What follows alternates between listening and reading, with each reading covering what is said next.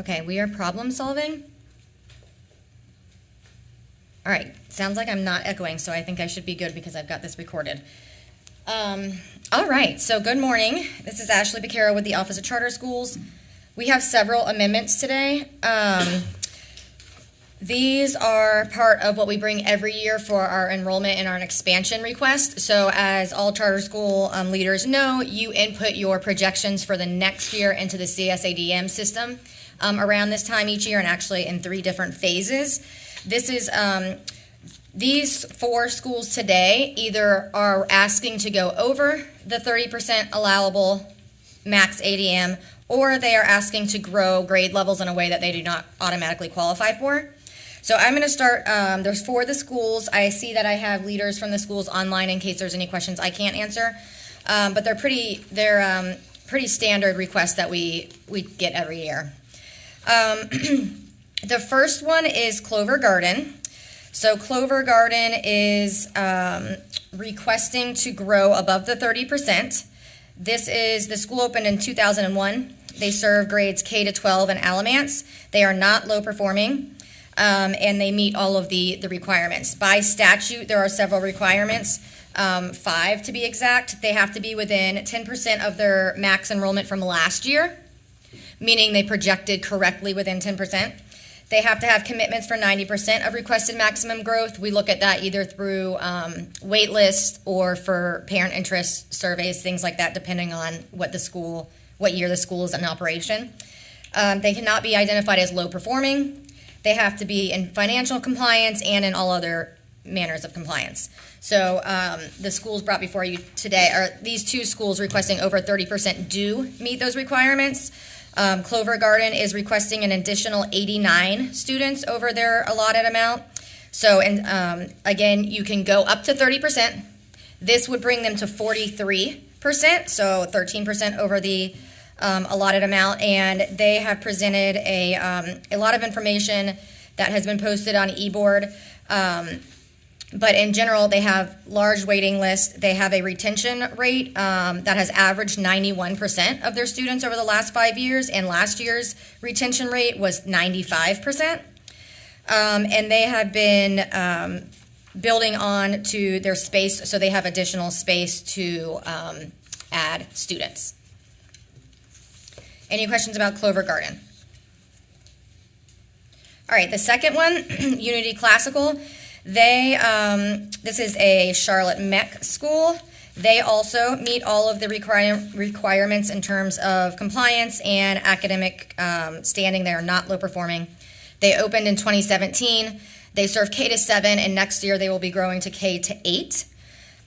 You have heard from them the last couple of years as they've been doing an expansion project, and last year you actually, you and the state board gave them permission to grow from 361 to 600 students, and there was some, I think, some speculation about whether that was, too much growth, if they would be able to hit that, and they actually welcomed 606 students this year, so they did meet that mark. They have met all the requirements.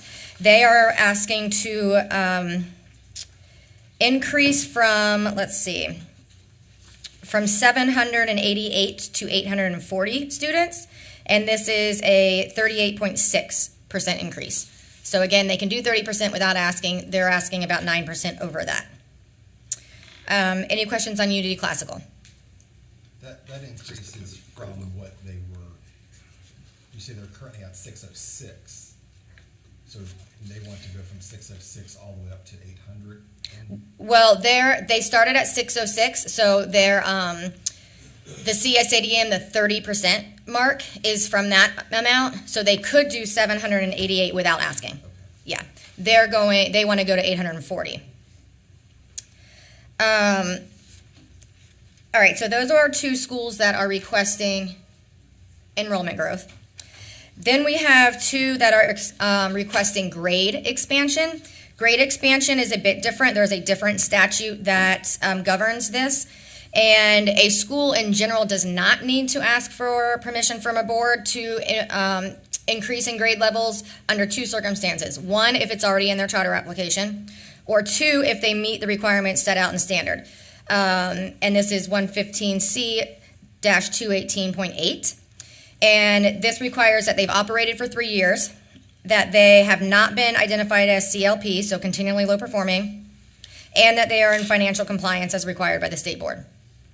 The first school that has requested to grow a grade level to 7th grade, they cannot automatically do it because they are on financial noncompliance.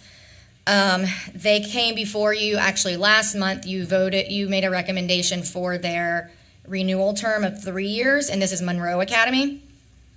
So they have provided documentation about the need. Obviously, they have K to 6th right now. So if they do not get approval to go to 7th grade, then those 6th graders would not have they would have to go to a different school.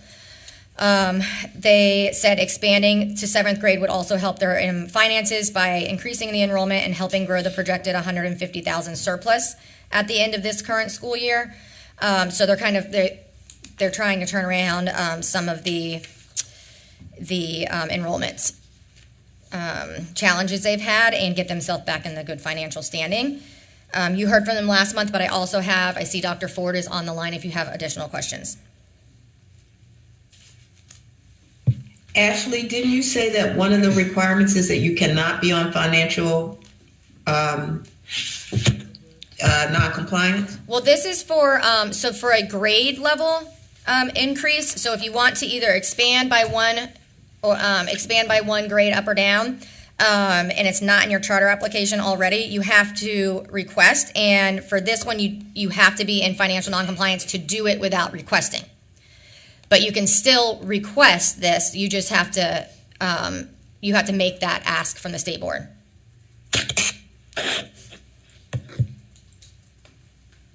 So in other words, this does not disqualify them, but they cannot do it automatically without going to the board. What's the nature of the financial noncompliance? It's mainly, let's see, it was last presentation, and it has to do, I think, with an ongoing concern in terms of their surplus and their projected surplus.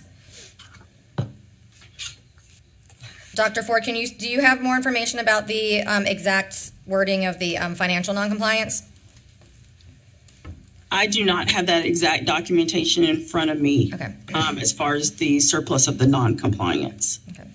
I know it has to, if I remember right, if my memory serves me correctly, it has to do, I believe, in the audit.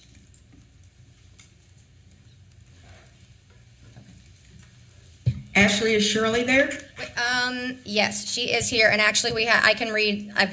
Jenna pulled up the letter.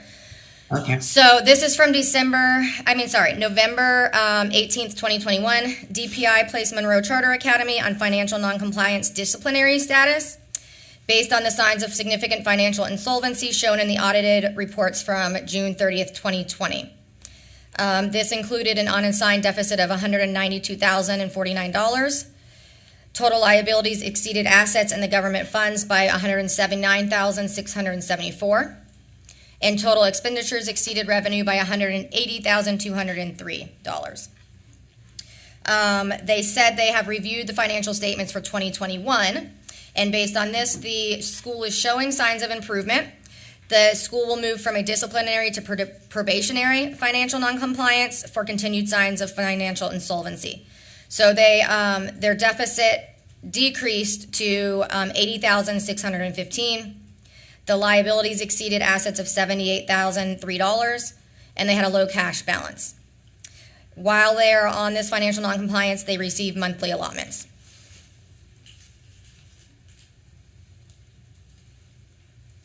Anything else you want to add? Oh, they are. Okay. What will you? Shirley McFadden's going to give you an update.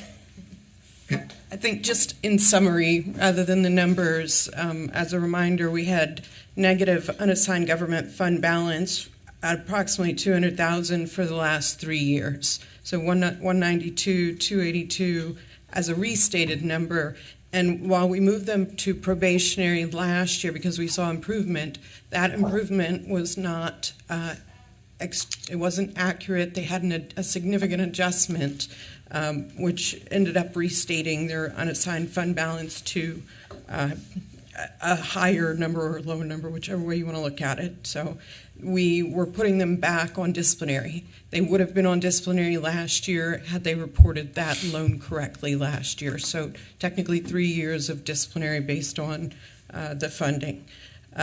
It was a note payable that wasn't recorded in the prior year, which reduced their general fund balance by about $201,000. They had long-term debt in the amount of $251,000.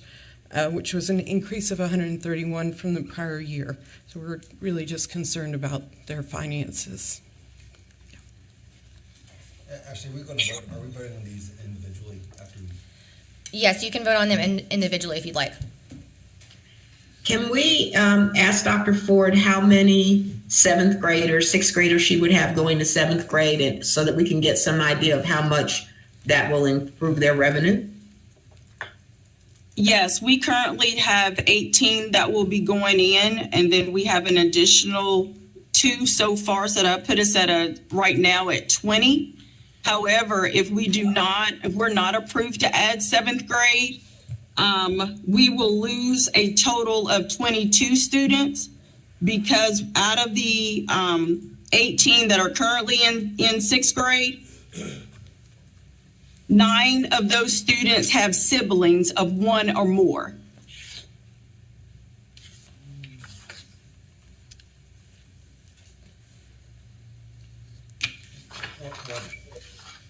I guess the question is, like the question I have on that though, if you don't go to 7th grade, obviously the 6th graders are leaving your school and going somewhere else. I mean, do you know for a fact that means the parents are going to unenroll the sibling who's in one of the other grades? I mean, that doesn't necessarily mean the sibling's leaving. I will say at least 50% will leave us. That was the contingent upon them coming to us even for the past for the past 2 years, is they wanted to keep the siblings together so that they wouldn't have to go to 2 separate schools. But if they go back to the district, wouldn't they still end up at 2 separate schools?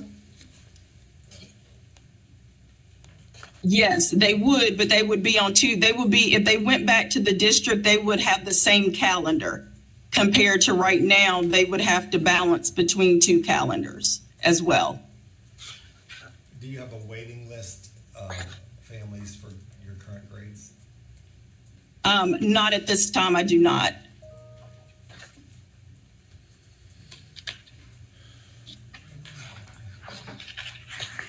Do we want to go to the next school and then maybe come back to these Sure. individually? I do have a question on that one, actually, if I may. What was our original charter for? Was it a K-8? Was it a K-5? I believe it, Dr. Ford, was it K-5, your original Yes, charter? our original was K-5. Yeah. Yes. What's the year of the charter? Let's see. They opened not that long ago. Our first year was 2019. Yeah. I guess one of the concerns I have is if we approve this and then they staff for it, but they don't max out their enrollment, they could end up in worse financial shape than they're in now. When they grew from K-5 to K-6, did that require them to come before us, or were they not on financial compliance then? Or did we actually give them the ability to go to 6th grade even though they were on financial compliance? I don't know. I'd have to look back at last year's amendments.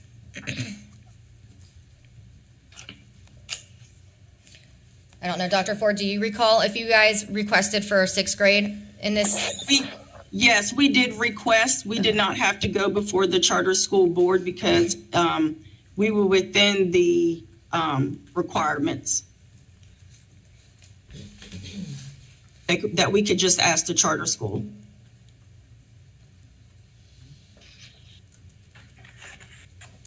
Ashley, this is Shelley Shope. Would you repeat? I think I've heard that they were in disciplinary action for the past 3 years. Is that correct? I think so. They were probationary last year, but it was because they showed signs of improvement. When the report was issued in FY22, there was a $200,000 adjustment. So if those numbers, if that loan had been accurately reflected last year, we would have had them in disciplinary for all 3 years. And that's all 3 years that they have been essentially open. With the exception of 2019, I don't have that data, but yes, the last 3 Thank you. years. Yeah, I guess, my struggle with this is. And I would say, oh, I'm sorry. Go ahead. You can go ahead, Dr. Ford. Yes, part of that deficit is a loan that is to Steve Hubrick under the contingents with him and Goodall Consultant and the board of building us a building. So at this time, that is why that amount is the way that it is. Between Goodall Consultant, Steve Hubrick, and the board, they are working out, setting up monthly payments to start paying that back. But that's where that comes from.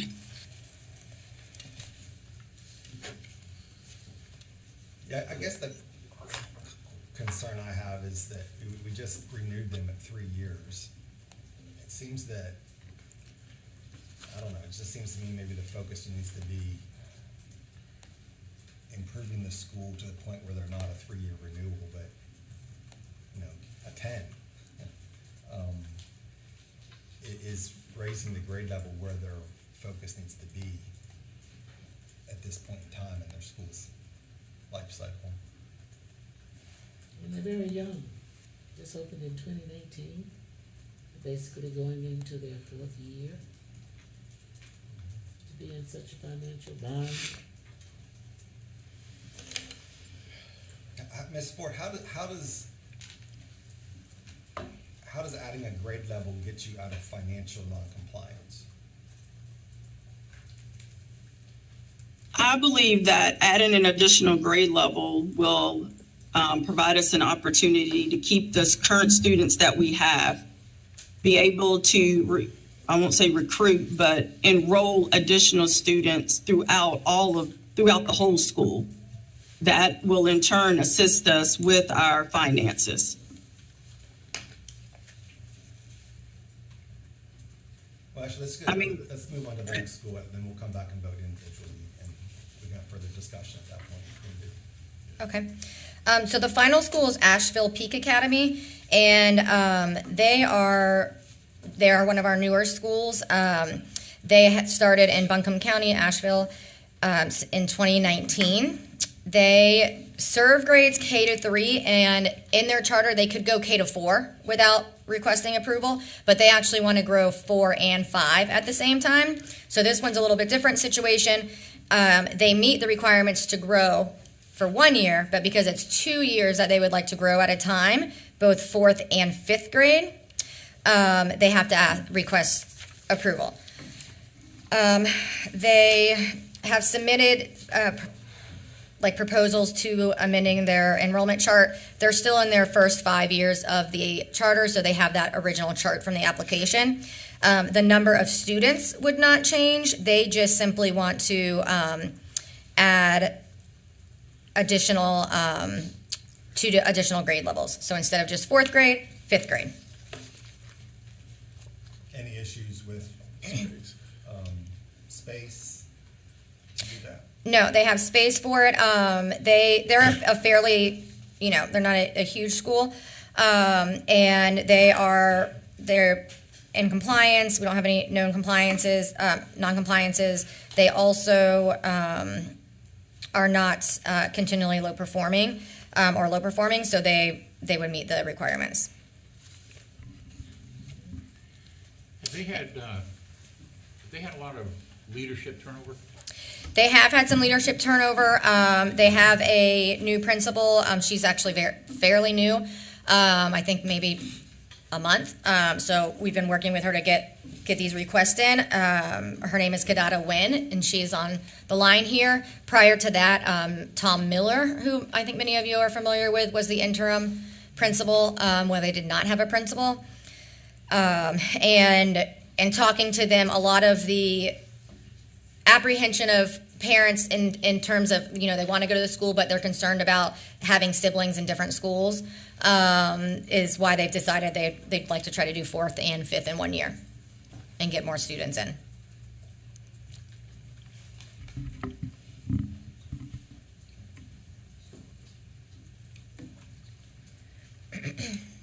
So Question?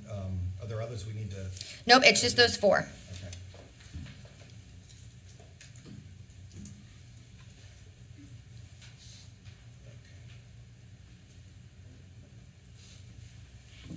So why don't we go back? It was the 2 that are requesting or 3, excuse me. 2, yep, Clover Garden and Unity Classical are both requesting over the 30%. Clover Garden is 43% and Unity Classical is about 39%. I move that we approve the amendments for Clover Garden and Unity requested, and for Unity School as requested. I second. Okay. Any discussion? Hearing none, should we do roll call vote? Sure. Todd Godby, Aye. Stephen Gay, Aye. Dr. Shoup, Aye. Dave Machado, Aye. John Eldridge, Aye. Bruce Friend, Ms. Parlay, Approved. Eric Sanchez, Cheryl Turner. Aye. Okay, passes. All right, the next 2 are the grade level expansion. So Monroe Academy, who's is requesting to expand by 1 grade to 7th, and Asheville Peak expanding 4th and 5th grade. Can we do these separately? Sure. Mm-hmm. Why don't we start with Monroe Academy?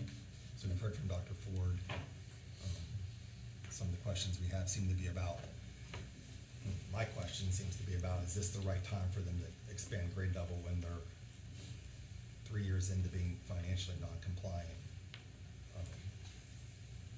That does give me pause, particularly given that they were just given a 3-year renewal as well. They work with a management company. Does the management company supply any support for them, financial support for them if they run into trouble? I don't know about that, Dr. Ford.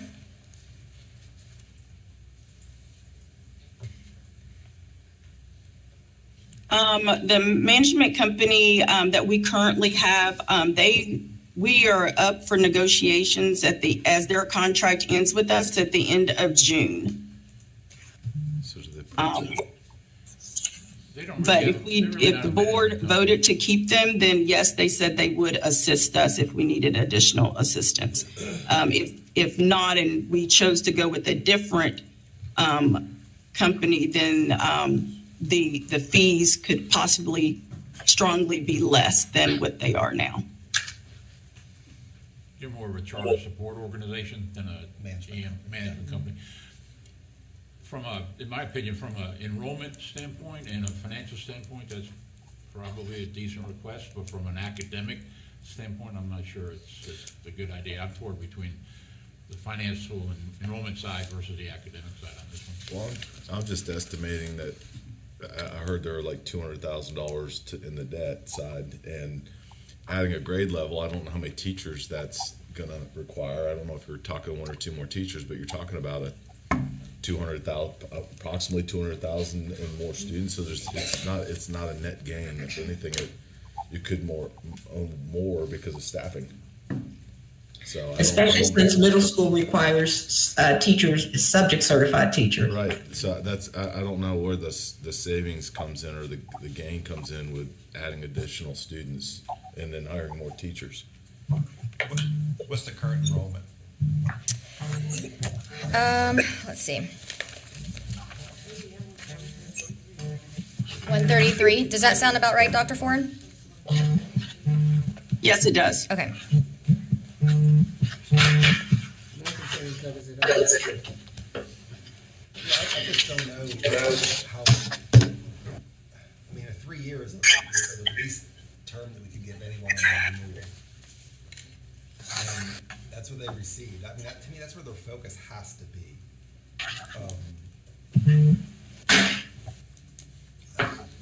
And let's be honest, that 3 year renewal starts like with what, this year's data? This Yeah. year's.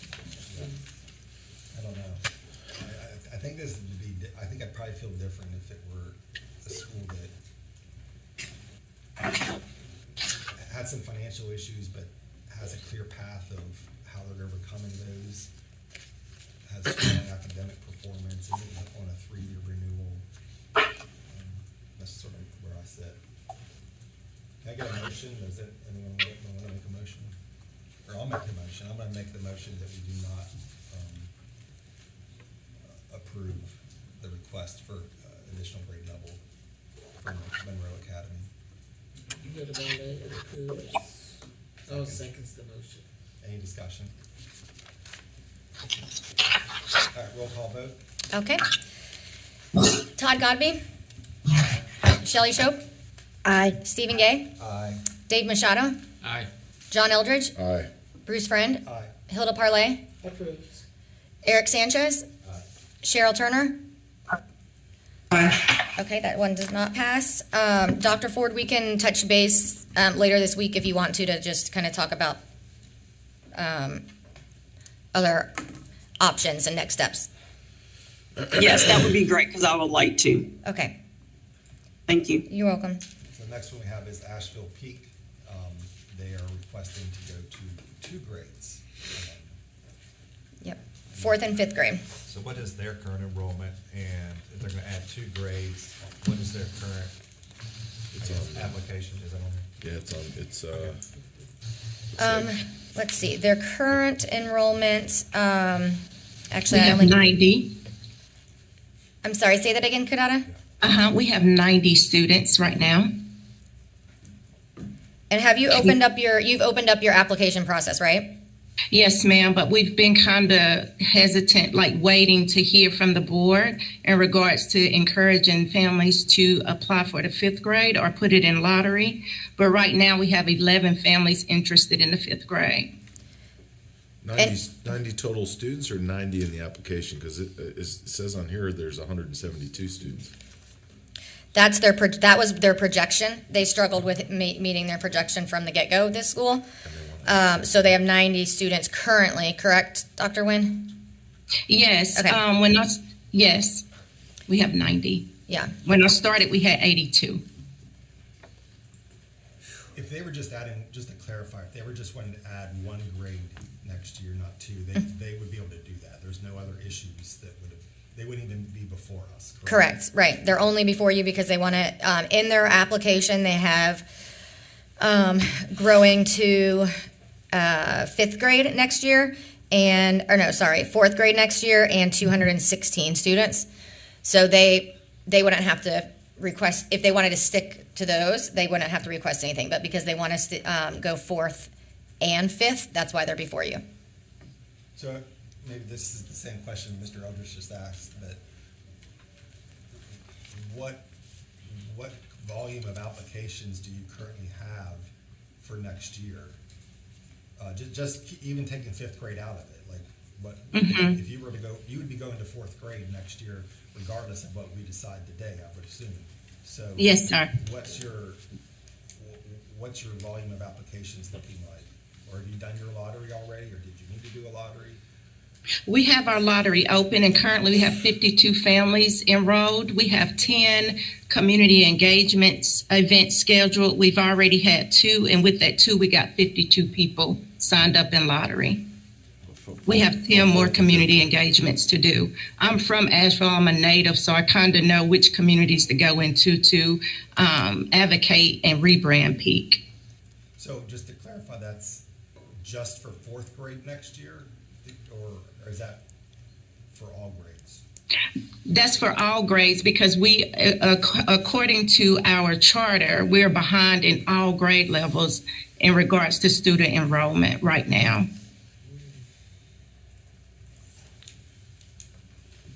What about your K-3 enrollment for next year? How does that look? It's looking good out of, I can tell you. So right now for kindergarten, we have 22 enrolled, in lottery.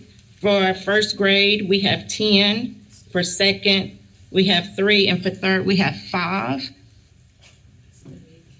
which will already put us almost at the mark we need, because we will be adding those grade levels will increase. Kindergartners will be our next year first graders, so we don't need as many. What about your facility? Is that adding the 4th and 5th grade, putting any extra financial constraints or space constraints? No, sir. Our original charter said that we would grow to 4th grade and have 216 students. So I'm not asking to go over that amount, because that's the amount that the capacity that the current building can hold. I'm just asking to stretch 1 grade level. So we're good in regards to space. So it's fewer students across more grades, basically. So we'll, instead of having 44, we'll have 36 in each classroom. Yes. Not many less, but less. Yes, sir. Each classroom, each class. You mean 36 in each grade level, correct? Yes, I'm sorry, in each grade level, 2 classes each. Yes. Thank you. Yes, sir.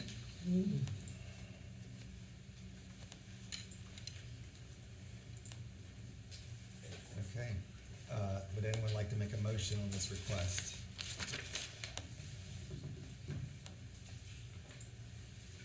I'll move that we approve the amendment request for Peak. Second. Any further discussion? Or any discussion? All right, hearing none, let's do a roll call vote. Ashley? All right, Cheryl Turner, Aye. Shelley Shope, Aye. Todd Godby, Aye. Stephen Gay, Aye. Dave Machado, Aye. John Eldridge, Aye. Bruce Friend, Aye. Hilda Parlay, Approved. Eric Sanchez. All right, that one passes.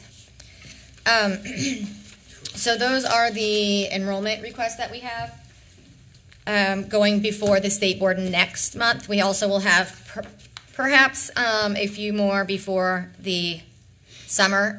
Sometimes schools bring them a little bit late. We also have 2 amendments that I'm not going to discuss fully right now, but I wanted to prep you.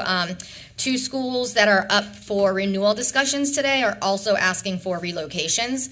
So I thought it made more sense, since you'll probably have questions regarding the renewals in general, for them to be able to speak to those relocation requests. One is Raleigh Oak Charter School, which last month we discussed, because they had a temporary relocation approved through our office, and now they are requesting their permanent location for a new facility in Raleigh. So those materials have been posted on eBoard. You've been sent those, and they will be able to speak to that and answer any questions you have during the renewal discussion. And then the other relocation is for IC Transform in Charlotte, and you've heard from them before when they came to do their presentation for renewals, but they are back so we can get their financial review by Ms. McFadden, and then also to answer any other further questions. And they are going to present us with an update on that relocation request and how because they have been looking for a permanent or another facility. So those will be up during the renewals. Any questions? So we just have to remember to vote on that Separately, yeah. I'll remind you, but yes, we'll do those separately. All right. Thank you, Ashley. Next up is the renewals financial review. Dr.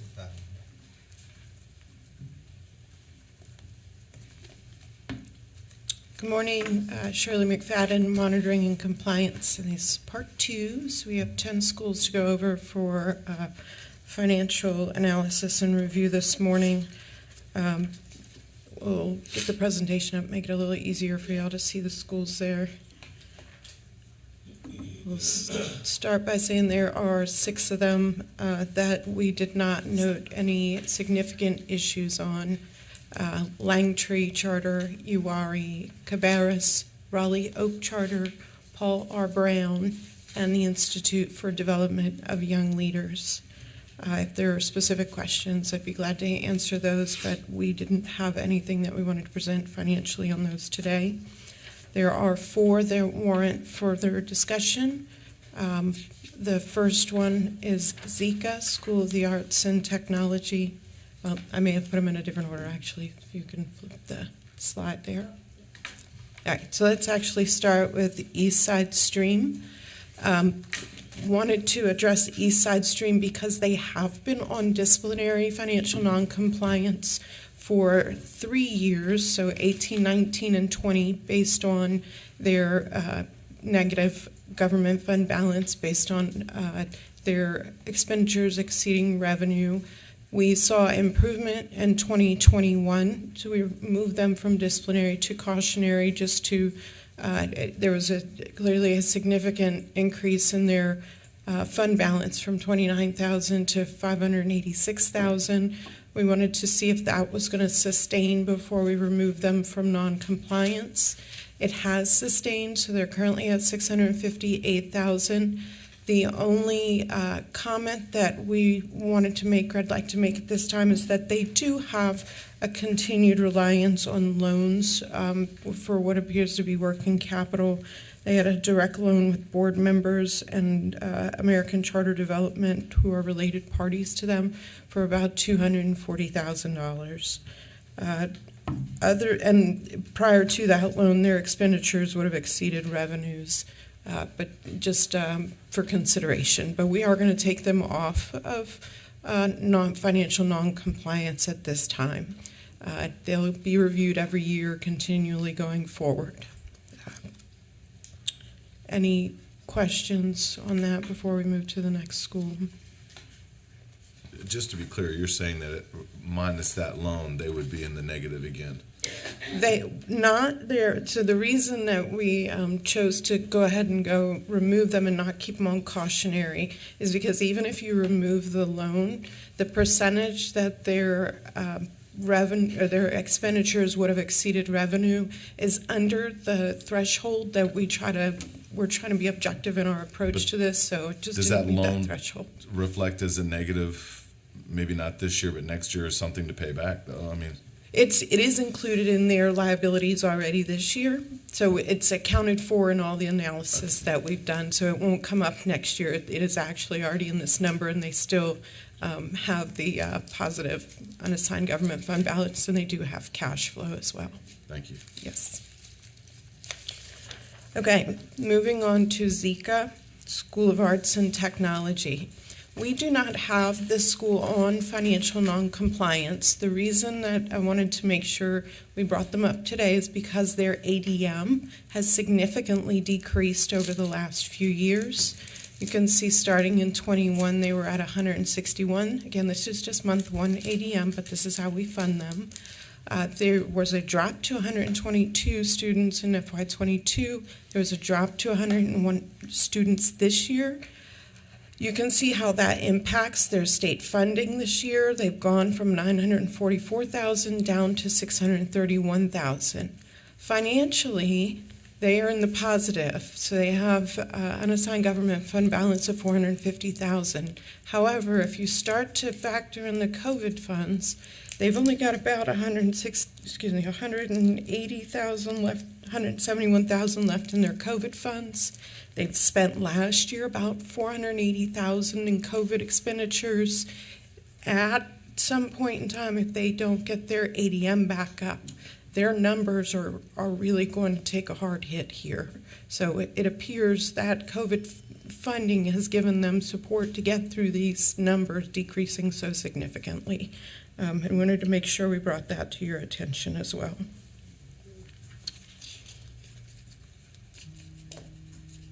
Any specific questions again before we move to the next school? Okay. Moving on to Invest Collegiate Transform. All right, so this one, this school had a slight decrease in their ADM, 10% this year. Prior to that, they were pretty consistent. Again, a slight decrease in their state fund allotments based on that decrease. More importantly to note is that they were disciplinary in FY20, probationary, and then moved back down to disciplinary based on the numbers. So what we saw was their unassigned government fund balance go from 237,000 negative up to 37,000, negative 37,000. So we saw improvement last year. This year they've gone back down. It says negative 359,000. That was based on a draft. It's still negative $352,000 for their unassigned government fund balance. Their expenditures far exceed their revenues at about $400,000 over their revenues that they're receiving. They had this includes a working capital loan, so they had to take a $280,000 working capital loan at the beginning of the year, which was not paid on, so $280,000 was still due at the end of the year. They have liabilities that are about $500,000. That includes that working capital loan. Just for context, there are about $700,000 in COVID funds that they used for expenditures last year and about $868,000 left available to them through 2024. So they'll, again, just going back on disciplinary, they continue to have financial concerns. Any specific questions on this school and their finances? There are student attendance issues that we want to address as well for this particular school, if there are no questions on the financials. I mean, I guess the question would be, I don't know if you can see this when you're doing the review, but what's causing such a... Well, see, we usually look for the big factors. Did you buy a new building? Was there something significant that's happened? If we can't see those things, that's why I'm bringing it to the table to you. I'm not sure what the spending is, how the spending is going for them to exceed their revenues by that much in 1 year. I can't speak to exactly where the funding is going. Can they? Somebody on the line for that? They will be, all of these schools these last four that Shirley is presenting are here today. We've asked them to come with their school admin and their boards because they have to receive a recommendation from you for renewal. So she's just focusing on the financial presentation from their end, and then Jenna will do our office's presentation, and then they will appear so you can ask questions. Yes. Going on to the student accounting issues and concerns we have, our teams did a site visit on the 24th of January. During that site visit, there were 48 out of 315 students that were not present. 20 out of those 48 students were not marked absent in Power School. So we didn't see them and they were not marked absent. There were 227 students that had 3 or more unexcused absences, 105 students that had 3 to 5 absences, 78 students with 6 to 9 unexcused absences, 44 with 10 or more, and that went up to, it went from 10 to 43 or 44 days absent. 14 of those 44 students had between 20 and 40 unexcused absences. There was no evidence of any truancy letters having been issued. There was no evidence of communication provided to us during the visit with the parents as required by general statute. In addition, 62 out of 315 cumulative folders that our team looked through weren't even there. They didn't have a cumulative folder, which includes identification information, grades, attendance information. They didn't have a folder on site for 62 students. And this is January. This is 2 weeks ago. Yes, sir. The report was issued to them on Friday. they would have received a copy of that. We do intend to go back out to the school again, but clearly significant issues that for us cause concern about the reliability of the ADM or attendance information that's in the system. Did you have a 20-day head count?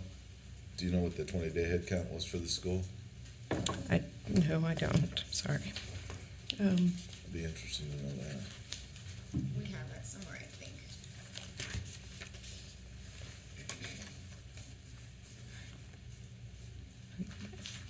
Ashley is looking for that now. Oh, no, I have last year, sorry. It was 334 last year. I'd have to look up in CSADM to find this current one. I only ask because I just would like to see the correlation between 253 actual student records and what the 20-day head count was. Because if you're saying there were 62 missing, that leaves 253 students that have student records at the school. Even those student records were, there were empty folders. There were folders that had one piece of paper. I would say the records didn't exactly include all the required information required by general statute. With 62 missing, we spent a lot of time just trying to find folders. And correct me if I'm wrong now, the way Power School works is as soon as a student transfers over, the electronic records are supposed to move with the student, correct? So is there any correlation between hard records and what was in Power School? These were students that were actually marked. Yeah, 315 were supposed to be in the school at that time. We ran the data the day before, and they were missing. Those students should definitely have had a cumulative folder. You're correct, the electronic would have transferred, but the paper should have also transferred if they moved, but these were not students that moved at all. These were students that should have been present at the school. Month 2 ADM was 329.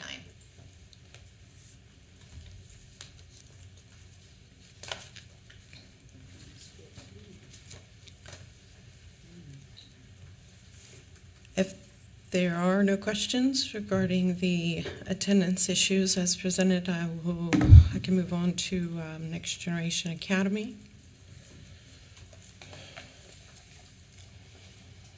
Okay, with Next Generation Academy, this school is on disciplinary, has been on disciplinary since 2020.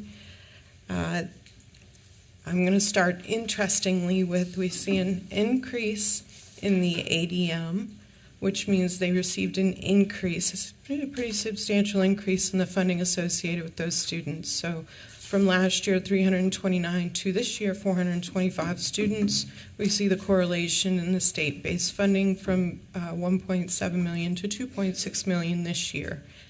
Having said that, well, in addition, based on their financial analysis, their long-term debt has dropped significantly. They went from $570,000 to $30,000. Their short-term debt, they paid off short-term debt this year, down to $15,000. They did pick up a settlement payable of $200,000 that they owed to their former leaseholder. And they also have a note payable of about $100,000. Having said that, that looks good until we get to the spending part. They continue to have negative unassigned government fund balance regardless of that increase. This past year was $302,000, year before that $324,000, and the year before that $165,000.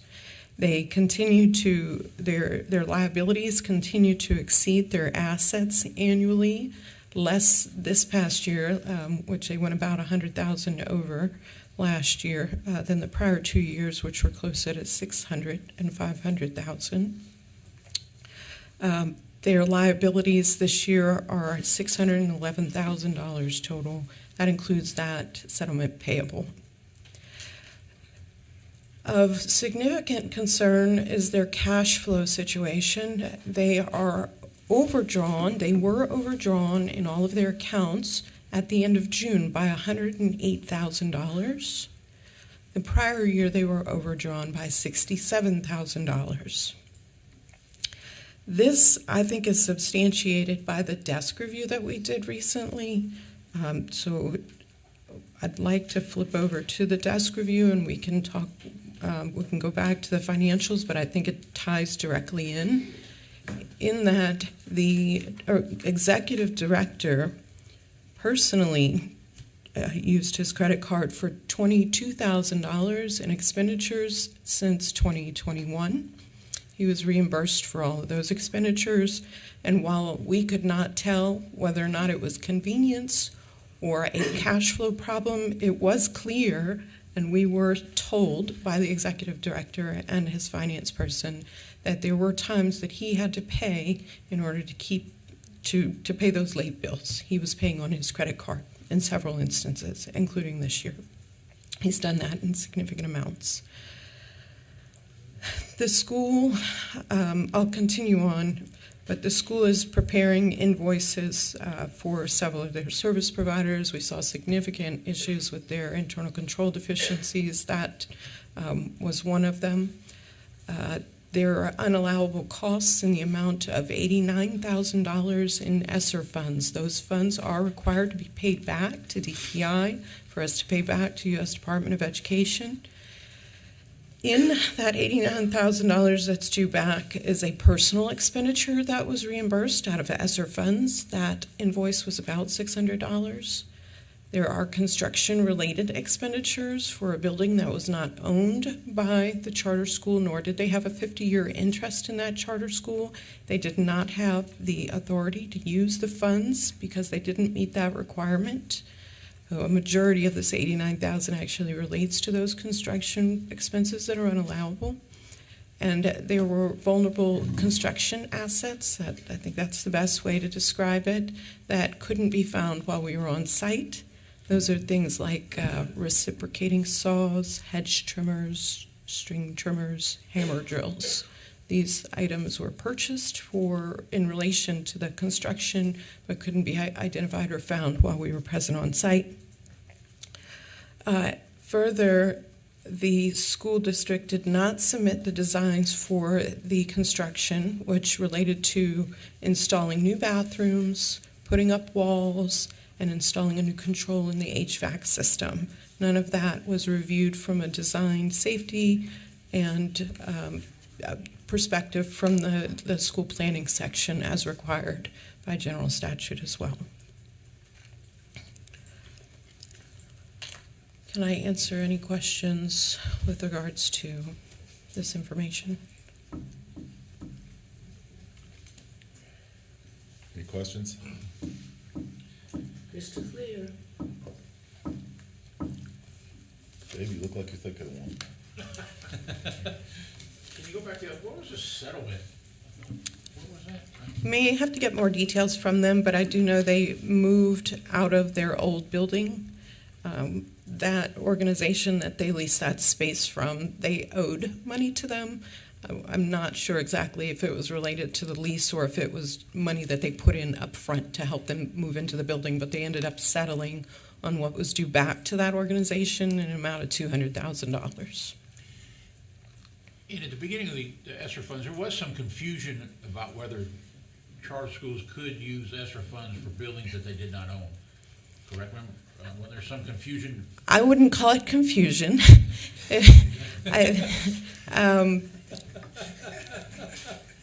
I think it was very clear that you had to have a 50-year interest or ownership in the building. When it came out might be of question, but I will say it is not going to override the fact that it's a law. It's been a law, and we're all required to have known it before we spent the money. And as soon as we knew, we started communicating that out to the charter community that you cannot spend these funds on capital projects unless you have the 50-year interest or own that property. Maybe there's a discussion and not confusion. There you go.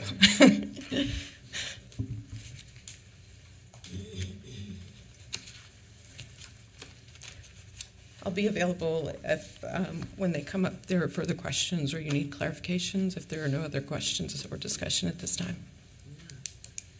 Thank you, ma'am. Thank you. Thank you. Ashley, what do you think about taking a break between now and, before we have discussions about renewals? You think 10 minutes?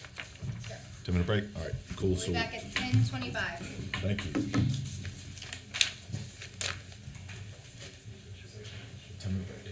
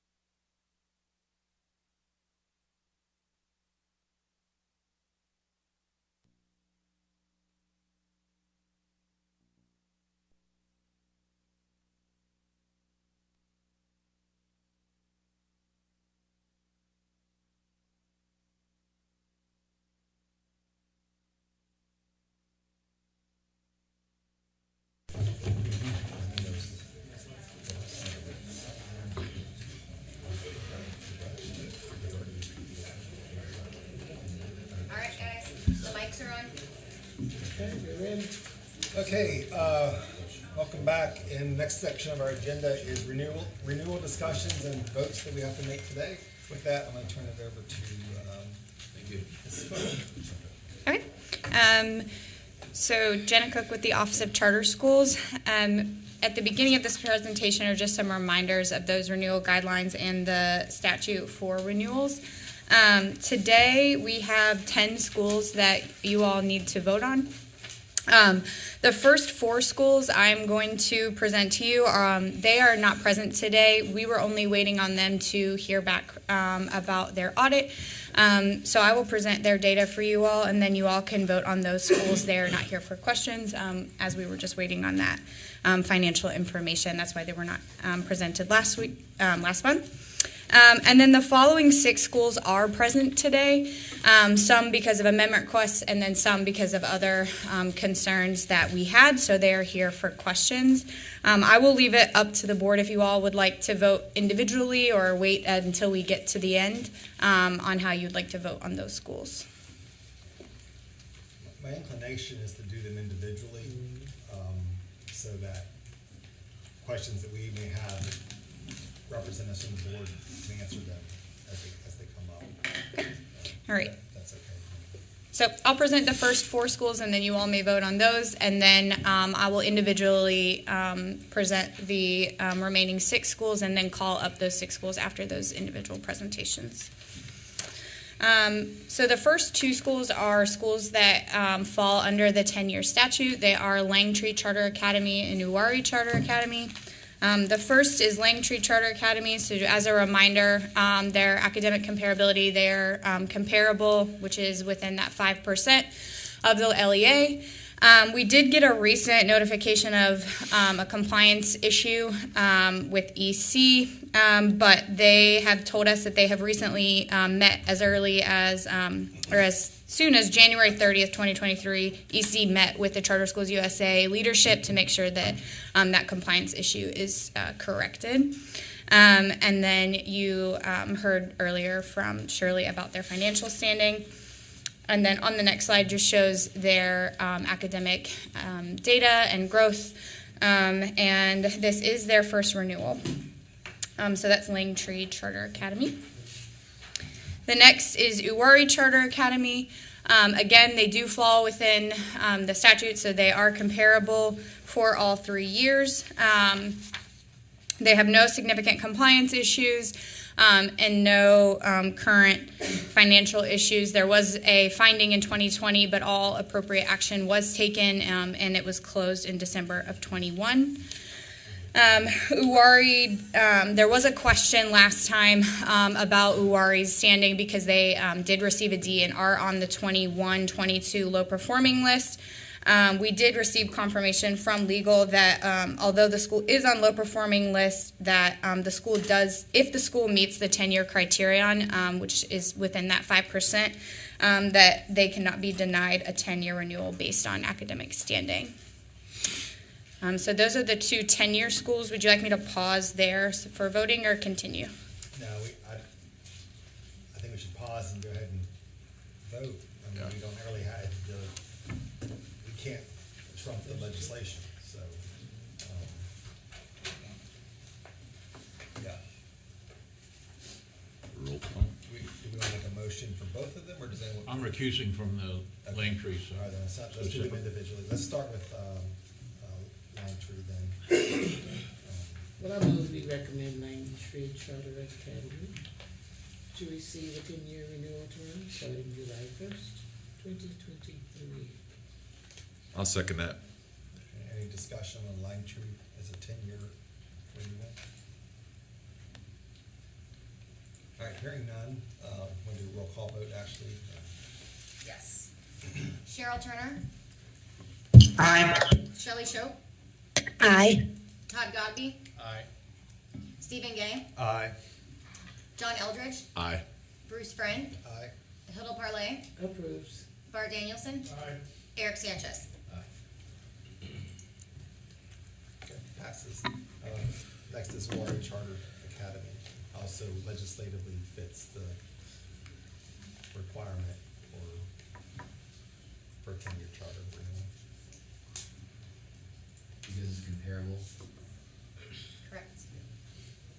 I'm sorry to belabor this point. Remind me what the definition of comparable is? It's within 5 percentage points of the LEA. Not for any specific subgroup, just 5%. Correct. And this means that. And that is I'm sorry, you just tried to explain it to me. That is legislatively defined, the comparable aspect? Or that's I believe that's in the, That's in the charter school policy. yeah. So for future years, that can be discussed. Correct. If the Not board with wanted this to one. do like a change in policy for the definition, because the statute never had a definition, the policy was created to address that issue. Seems to be that that's worth discussing in the future. Obviously not for this school. They would be under the definition. May I get a recommendation on rewiring?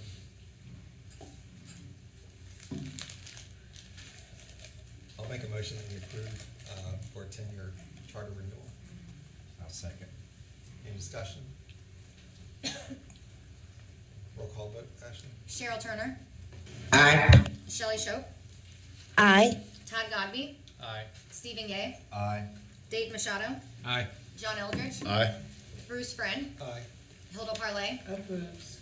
Bart Danielson, Aye. Eric Sanchez. Aye.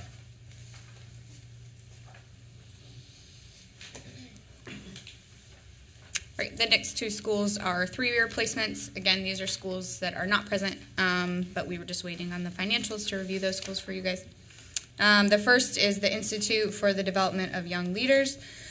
Academically, they are not comparable for any of the years that we are presenting on. In April of 2022, they were on governance noncompliance, but corrective action was taken in May of 22. That was due to the submission of their BTSP. Financial standing, in March of 22, they did have an audit finding, but they had corrective action taken, so that is cleared up. As far as their school performance, they have been at a D for all 3 years that we have comparative, so they are on the continuously low performing list. They did meet growth for all 3 years, and they have been operating for 10 years, so this is their first renewal. And then the next school is Cabarrus Charter Academy. Again, not comparable for any of the 3 years. They, in December of 22, they were notified of 12 findings in their ESSER monitoring review. And then as of January 31st, they still needed to submit documents for 4 different PRCs. So federal programs is still waiting on that documentation from them. They also had a similar issue as Langtree with the IDEA. And again, they have met with the Charter Schools USA leadership team to discuss those concerns. Financial standing, you heard from Shirley on earlier. And then for their school performance, they are on the continuously low performing list. They had a D in 22, a D in 19, and a C in 2018. Also, this is their first renewal, and they received their first charter 10 years ago.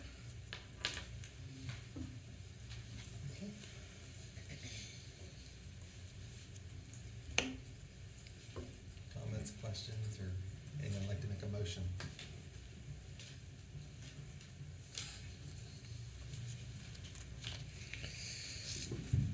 I'll be recusing from the Cabarrus Charter. We're on Institute for. Yeah, let's do IDYL first. I'll go ahead and make a motion that we approve for a 3-year renewal. Second. Any discussion? Hearing none, roll call vote. Okay. Cheryl Turner, Aye. Shelley Shope, Aye. Todd Godby, Aye. Stephen Gay, Aye. Dave Machado, Aye. John Eldridge, Aye. Bruce Friend, Aye. Hilda Parlay, Approves. Bart Danielson, Aye. Eric Sanchez. Aye. All right, that has been recommended for a 3-year. And then we have Cabarrus Charter with Mr. Machado refusing. I'll go ahead and make a recommendation that we accept the recommendation from staff for a 3-year renewal. Second. Any discussion? Roll call vote. Cheryl Turner, Aye. Shelley Shope, Aye. Todd Godby, Aye. Stephen Gay, Aye. John Eldridge, Aye. Bruce Friend, Aye. Hilda Parlay, Approves. Bart Danielson, Eric Sanchez.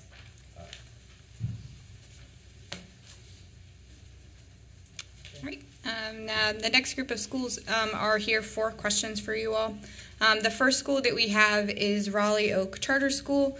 They were placed at a 3-year placement. So they only have academic data for 21-22 and 18-19, as they were not open in 17-18. So they were not comparable either of those years. They have no compliance issues, and school business presented earlier on any financials. Last year they were at a D, so they are on the 21-22 low performing list. They are at a C, or they were at a C in 2019. And then as a reminder, the school is also requesting a relocation, as Ashley presented on earlier, and they are prepared to answer any questions about that as well. So this is their first renewal. They received a 5-year initially, so I will ask that Raleigh Oak Charter School come before the board at this time. Good morning, y'all. Good morning. Good morning. I'm Roxanne Bellamy, chair of the school board for Raleigh Oak Charter, and behind me is my co-chair, Jeremy Altfetter, my secretary, former co-chair, Alicia Whitney, and our new executive director, who we didn't have when we presented in November, Miss Sarah Ross. We're just going to stay open for questions if y'all want to dig in, or I can do a 5-minute spiel to get you up to a little spiel. So we are currently in North Raleigh off Forum Drive in a building that used to house a number of charter schools. We're moving next year to a bigger building, twice as large, on Sumner Boulevard Street Drive, I'm not sure. It used to house Casa Esperanza, and they're moving out, so we're going to come in. It allows us to increase enrollment significantly, in addition to give every teacher a classroom. We have some teachers who operate on mobile carts right now. We rent mobile toilets so that we have enough toilets for our school. We're pretty stoked to have 2 bathrooms, and space for an administrative suite, a lunchroom, a media center, things like that. Our big hope is to only be in that building for a year and then move again to a permanent location. Our development partners have told us not to reveal that location, but the City of Raleigh application for a site review is all over online, so we went ahead and told our families anyway. But we're under due diligence on that land. It's not 100% final. It's in the 27610 zip code near Wake Med Hospital, which is a dream location for our school. Our original charter states that we want to be in Southeast Raleigh. It's one of the most diverse populations in the state, especially in the Raleigh area. It's got a heavy population of students from socially and economically disadvantaged backgrounds. We want to tap that. And so we're stoked on it. It also, I will say, borders a big section of Raleigh Parks and Rec land that we're excited about. So what we're asking for is really approval to move twice in 2 years. We realize that's stressful for our families. But to be honest, our preliminary polling data shows that they're pretty excited to come with us next year. We have about 90% of our families said that they either are definitely coming with us next year or are pretty likely to come with us. 74% said definitely. And for the move in 2 years to the potentially permanent location, right now it looks like about 75% of our population is considering coming with us, but it's a little early for them to tell. And they only got the news about the location 3 weeks ago, I think. So we're trying to stay attuned and prep. Questions? So the families are aware that you're very well aware that you're looking to have this double move. Yeah, and I'll say they've been aware of that for a year or so, but there was swirling anxiety, as you would expect, about where the permanent location was, because we were under advisement not to talk about that, and then found it pretty easily online about ourselves, and so came forward with it. And that seems to be, people seem to be excited about that. I still think maybe, especially in the flux of the pandemic, people are hesitant to commit to something that's 2 years away, right? Especially if you have a kindergartner right now, and 2 years is a long part of their life. We're trying to keep them as informed as possible, again, sometimes against advice from the experts, but also camping it in the language of like, this is 98% certain, we're not 100% certain, please bear with us if we end up having to change. Do you have any sense of, will it negatively impact your enrollment? Or maybe positively impact your enrollment, I should. We think, so we have a little data that says about 30%, maybe a little less, of our current families, and our current population is 290, right, are not super excited to come with us in 2 years. That's it. And that's all super preliminary data. It's unsophisticated. We didn't measure if some of those people are saying no because their children are going to graduate out of our grade levels. So small things like that.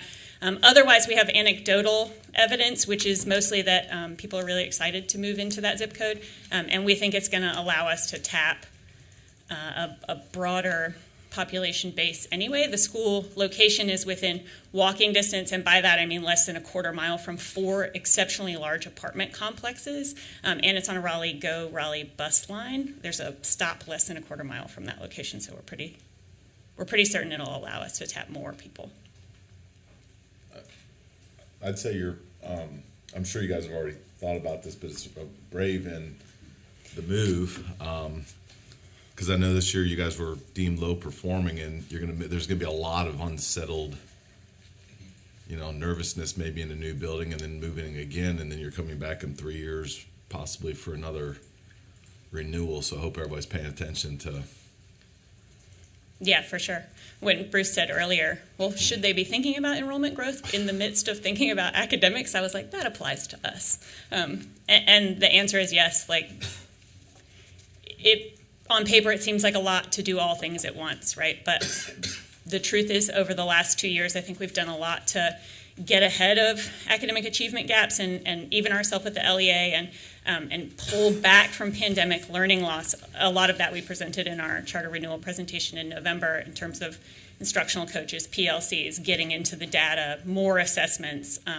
Public Waldorf doesn't naturally love assessments, and so we've seen a sea change in our community's acceptance of more assessments and more data so that we can do better on academics.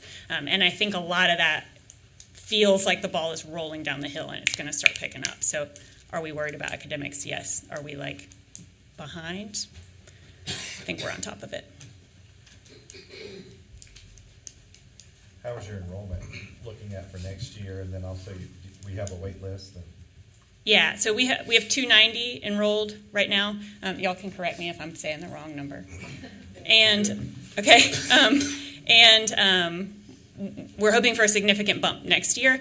The temporary location move seems stressful for parents, but it also allows us to increase to our big cap, which would be 700 students in 3 more years at the permanent location, and to sort of grow that enrollment over the course of 2-3 years instead of doing it all at once when we move to the permanent location.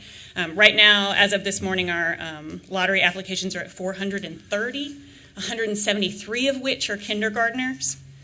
So obviously we can't fit 173, but we can almost fit all of the rest of those students. And we are pairing with 2 marketing firms to really dig into those geo-focused marketing on the Sumner location and the permanent location, and to really roll up talk about our school so that hopefully we're gaining some mind share, especially in the upper grades when kids don't move around as much, because we're ready to add some 8th grade, and right now we only have 10 applications in 8th grade, but we could fit a lot. But 430 is not bad.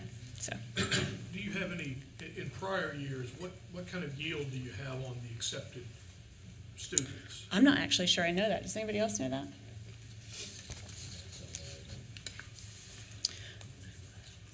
Yeah, Alicia? I'm not sure, so no, I would I'm sorry.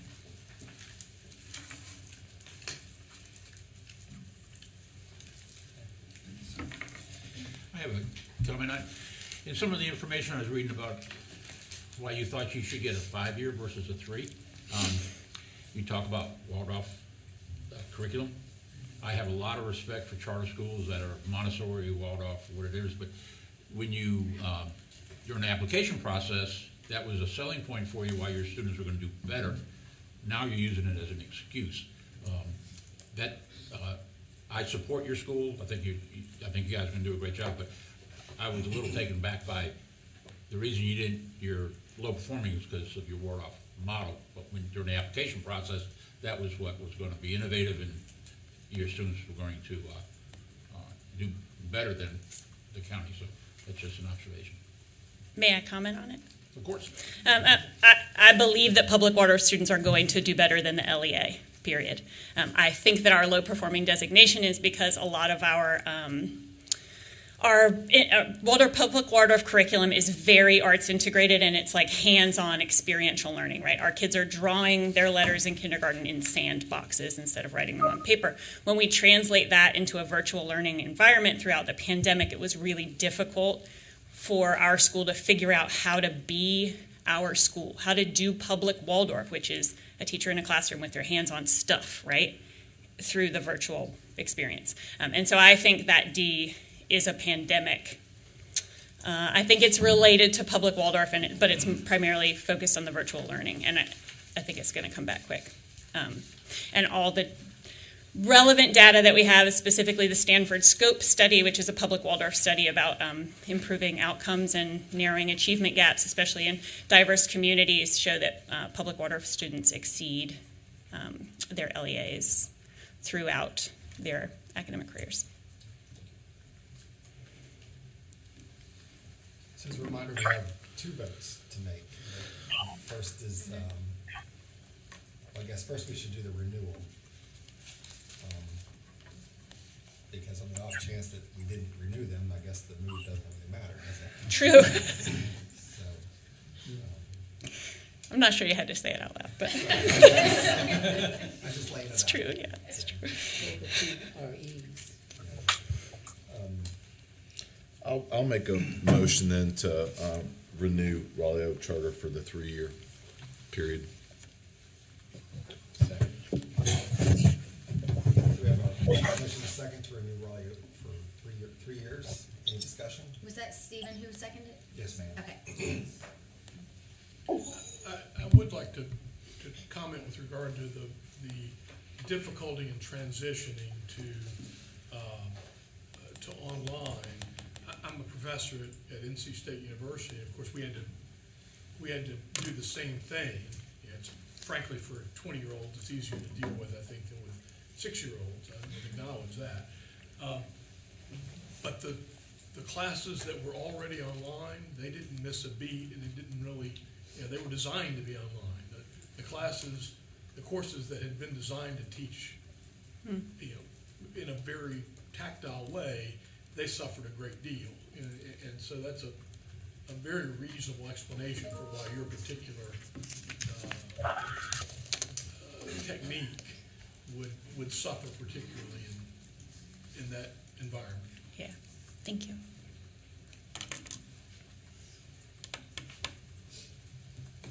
Any further discussion?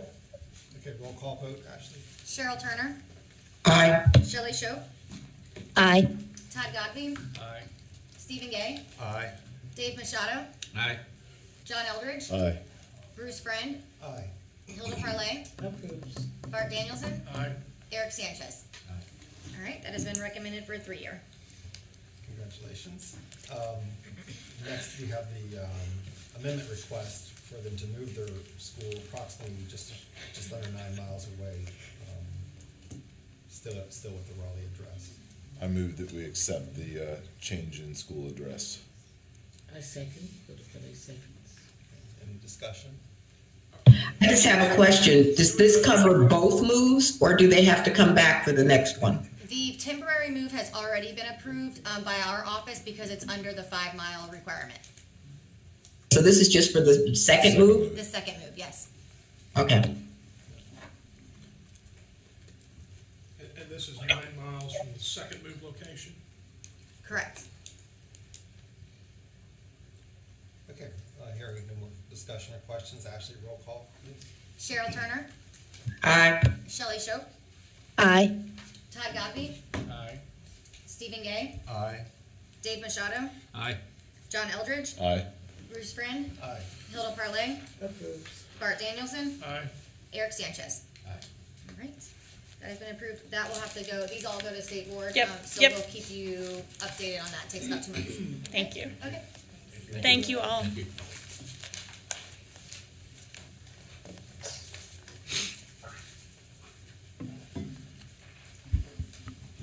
Okay, the next school that is here today for any questions is Paul R. Brown Leadership Academy. They did not meet the comparability. They were a school that was placed in the 3-year or non-renew category. And so because of that reason, myself and Todd Godby did a site visit to Paul R. Brown. So currently, Paul R. Brown has no compliance issues. We do not know of any issues with financial standing. Their school performance, so they have been at an F for the last 3 years. They are on the continuously low performing list. Last year, they did not meet growth. They met growth in 19 and did not meet in 2018. And then a couple of notes on the site visit. So Mr. Godby and I went there on December 15th. And some quick glows and grows, and then I would ask if Todd has anything to add. So some glows that we saw, that student culture at the school was very positive. Students were very respectful. Todd and I observed transitions, lunchtime, classrooms. And then additionally, something that was very notable was the wealth of community support that the school has. And so Todd and I were able to meet with board members as well as community members during that school visit. The major grow that we have is the school's need for a clear plan for academic growth and achievement. Todd, do you have anything to add? No, I agree completely. And I would agree in the discussions that we had that it appeared as if a couple of years ago there was a need for both addressing school culture and for addressing academics. And I think that they have done a very good job at addressing culture. I think that that has changed significantly. But it is time to address academics now that culture is better. So with that, Paul R. Brown is here today for any questions from the board, so I'll invite them up to speak with you all.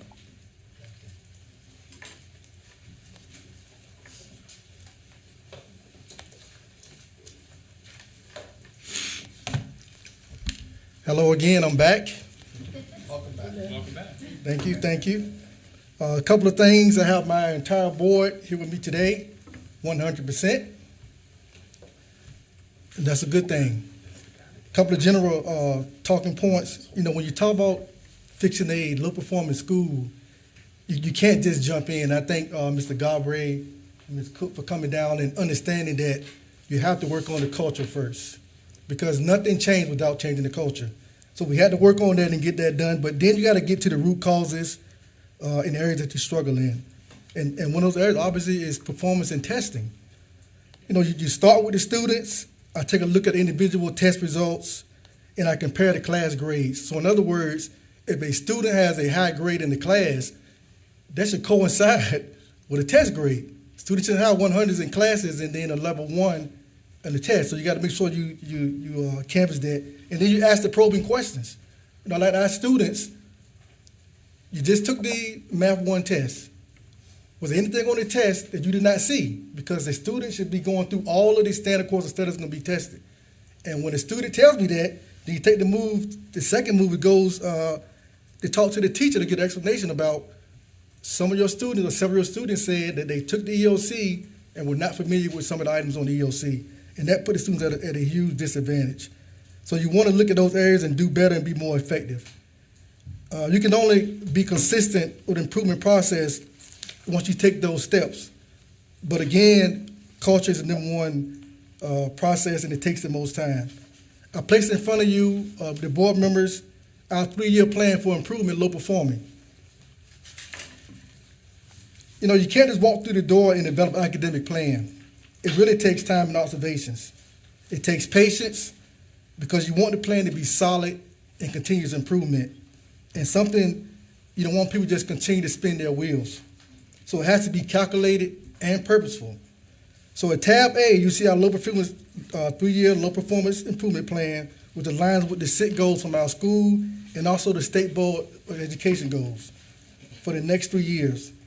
The plan will track our data as well as lay out any specific strategies to address and make sure we keep to improve. Our first goal, as I told you and spoke to you in November, is to increase our proficiency scores by 5% each school year.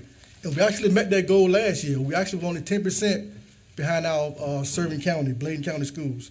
And that's particularly important because coming out of COVID, most school districts struggled and scores were bad. Ours actually increased coming out of COVID, so that's a great sign for improvement. And then our second goal was to increase our teacher and student attendance by 3%. We tracked that process last school year.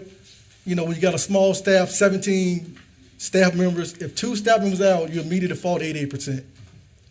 It also creates havoc in the building because you had to get coverage for those classes.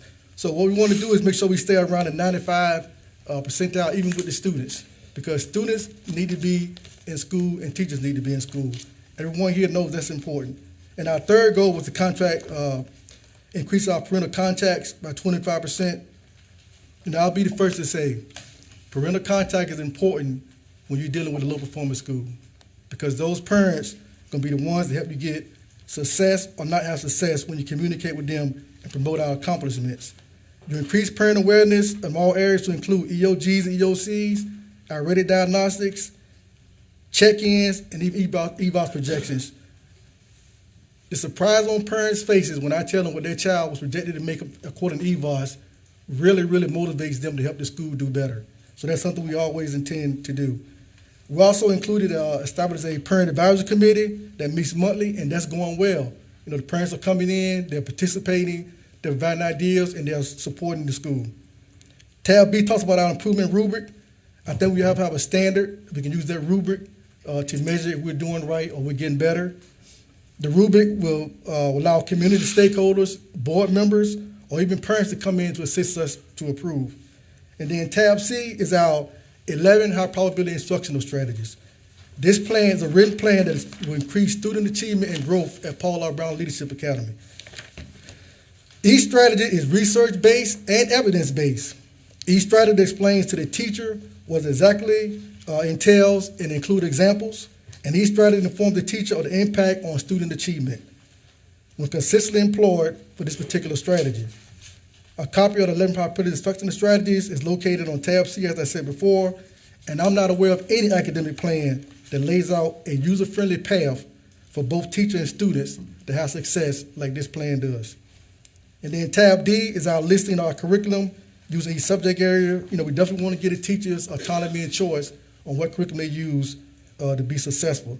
But we also want to ensure that that curriculum aligns with the North Carolina Standard Course of Study, because that's the only way you're going to get success on EOCs and EOGs. Today I have the board members. I have Dr. Purdy, who's the board chair, Ms. Minnie Price, the vice chair, Mr. Roland McCoy, board member, Ms. Joyce McLaughlin is a board member, Ms. Christina Lamb's a board member, Mr. Quentin Stew's a board member, Mr. Stan Johnson, the board member, and Mr. Walter Drummond's a board member. Those are all our board members from Paula Brown. I would also get a mic to Dr. Purdy if you want to say some words. President, members of the board, thank you all so much for allowing us to come and speak to you this morning. We realize the importance of Paul R. Brown, our success academically. We've talked about culture, but we have not forgotten about our academics. We know where we are, and we know what we need to focus on. Dr. Ray has given us our plan, the route ahead, and we are confident that this plan will be successful for us. We have had some changes as far as for superintendents, but Dr. Ray has come in and he's done some great things for our organization. And you all know that we've also had leaders building leaders that have come in and assisted us. And we also have Ed Direction, who's come here, and they've helped us, given us a lot of guidance and information to help us to be more successful. We would definitely appreciate the opportunity to continue on, and we definitely appreciate all the guidance that you all have given to us as well. So before I take questions, I'd like for Dr. Chico Caldwell to come forward. He was with the Ed Direction. We was on an IPG grant for 3 years, $1.5 million each year, or $500,000 for the 3 years. Well, thank you for the opportunity. I just want to talk about Ed Direction quickly.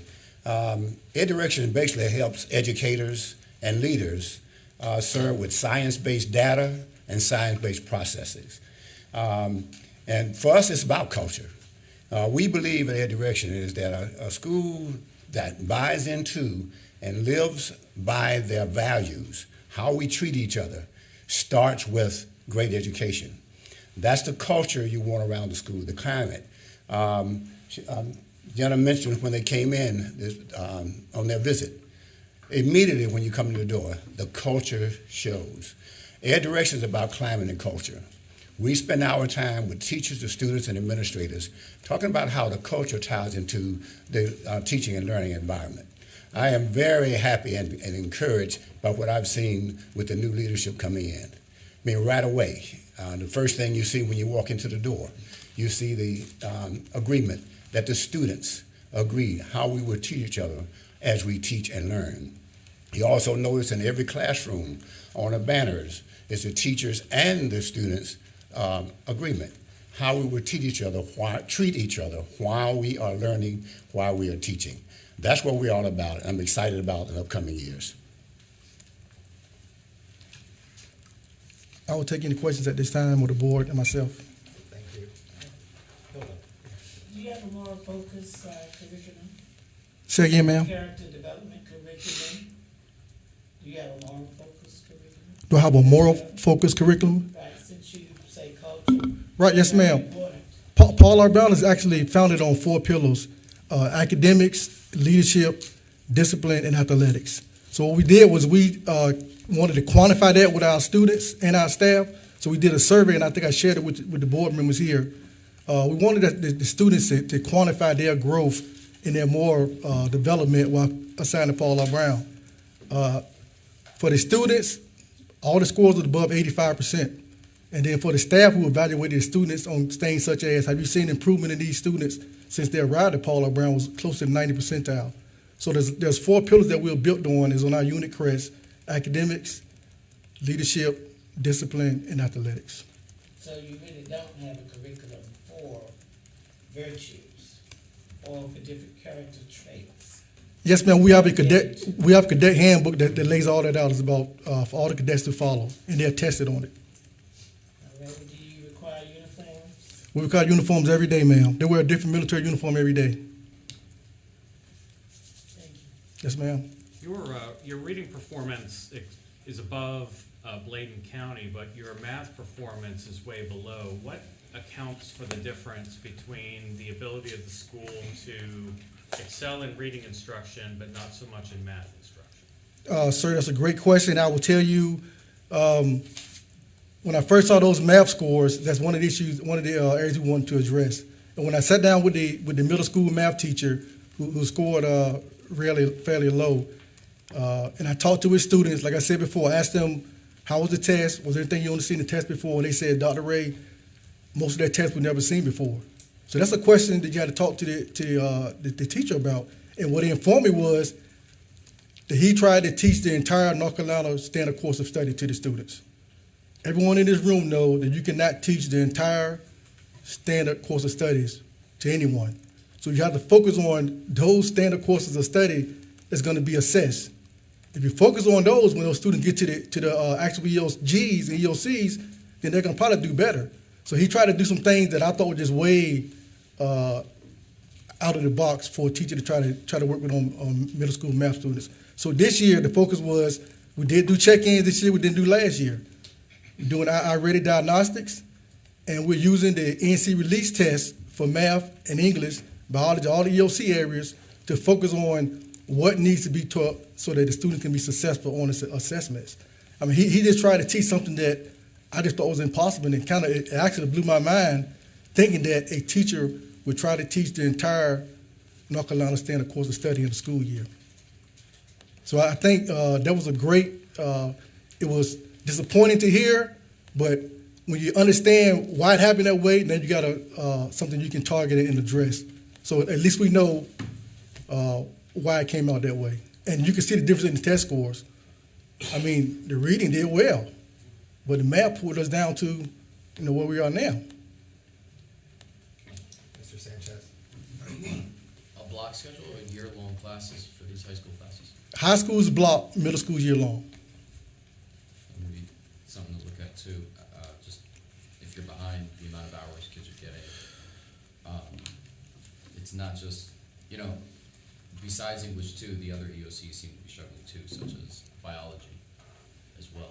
Yes, sir. Let me please address that. Last year we had no biology teacher. Say it again. Last year we had no biology teacher. Okay. When I arrived in January, there was no biology teacher.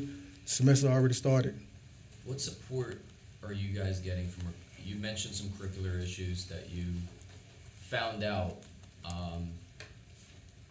pretty late in the game to ask kids after the test what they thought, and then found out that there was some alignment issues. What support, I heard some of the cultural support, what academic, straight up curriculum support are you guys getting? Well, Direction also provides academic support also.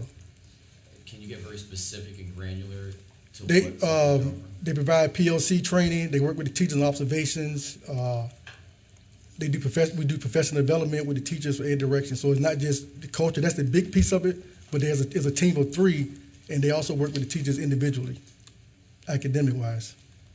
And specifically towards what kids are doing every day in the classroom? Yes, sir. Yes, sir. And what about data? What about? Sir, when I arrived in January, the first thing I did was looked at the data, EVOS data we was doing already, looked at the students' achievement, because we know we needed to close the achievement gap. That was a concern. We were not doing check-ins, so we really had nothing to go on as far as what we were struggling at. So you really didn't know until you got to the end.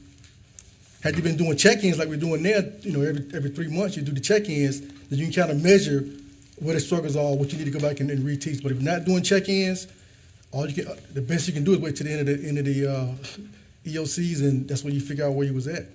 But we're doing check-ins now, so we review those check-ins with the teachers to know areas that we struggled in. We need to go back and do some reteaching to try to get those students caught up. Just a quick piece of advice I find a school that you believe is similar and that's excelling and doing well in the courses that you're struggling with, and attach yourself. Yes, sir. I came from a school that's similar that was struggling, that we took from a low performing to a 3 points from a B. Okay. Yes, sir. That should happen in the next 5 months, right? I wouldn't say 5 months, sir. It takes time. But it's going to happen. Yes, sir. Can I just add that we have a team to the microphone. Chico. Just want to add to the question. We have a team of qualified, between the 2 members of my team, Bertha comes with 48 years in school, actually a former principal of the year here in the North Carolina school system. And we have Jim, who's also on the principal and teaching side. My wife is a specialist in the classroom, so is Jim. So they're working directly with the teachers and students. My specialty is the leadership side. So we tie it all into the culture, but culture starts with how we treat each other, but they get special treatment each time we come in those areas that are identified by Dr. Ray as the weak areas. Thank you. Other questions or comments? Dr. Ray, I'll philosophically disagree that you can't teach the standard course of study in a year. It comes down to quality over quantity, so I agree on that part of it. So can you talk, what do you specifically do with your teachers? Because that's where it really comes down to, is what are the actual changes you're making with your teachers? Are they, you certify, what's your turnover? Because you're going to have to make that long-term thing. Are they vested? Are they buying in? Are they on the train to where you want to go? Sir, that's a great point, because me and Dr. Caldwell had a discussion, and we talked about, he asked me the question in one of our one-on-one leadership meetings, do you have the right people in the building? Do you have the people in the building you can be successful with? And I, in turn, asked the staff that. I asked the staff, do we have the right people on our team? And the staff was like, you know, when I first arrived, I think I told Mr. Garbe that we lost about 4 or 5 teachers. And sometimes, you know, that needs to happen. And he used the term addition by subtraction. And that's exactly what it was, because when you do that for a turnaround school, I don't know if you guys remember that back in the days, a couple of years ago, when you turn around the school, they wanted you to get rid of 50% of the staff immediately, because they knew that's the only way you're going to be able to do it. You can't keep the same folks in the building doing the same thing and expect something different. So, sir, I mean, you're exactly right. I think we got the right folks on the team. We're moving in the right direction, and I am very confident that we're going to see a turnaround at Paul R. Brown academically. Have you heard anything about tutoring sessions for after school or weekends for the kids, or did I miss that? Ma'am, we tutor, we call it commandant's time. That's a military term, 55 minutes every day after school. And they use iReady. The math teachers get to work with students more individualized for, you know, to ensure that those students that we identify from EVOS that is projected to get a level 3, that we get them across the line to get a level 3. And that takes, you know, pointed instruction toward those students. So yes, ma'am, we do tutor after school. And how's the attendance for those sessions? Ma'am, that's mandatory. The buses don't leave till 4 o'clock. Okay, lock them in.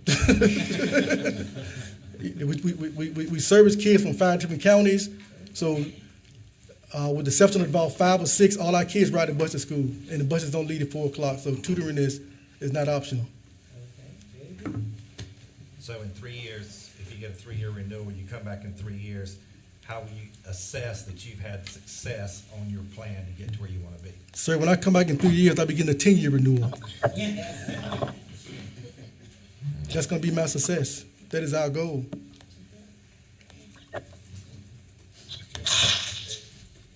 Yes, both times you've come back, I've been extremely impressed with you, extremely impressed with your board. Your school has been in existence for 10 years. Yes, sir. And you've been an F school all but 1. Why should this board feel like your students are better off in your school than they are in the county schools? Sir, we pull in students from 5 different counties, and I think what we offer is something different. We offer not only the discipline part of it for the parents, but you know, a lot of parents use our school for correction of their kids. But when our students be successful on the level of EOGs and EOCs, the parents put them back to their public school. But I think our kids are going to be successful because of the structure and now the true focus on academics. I'm not sure we ever had that at Paul R. Brown.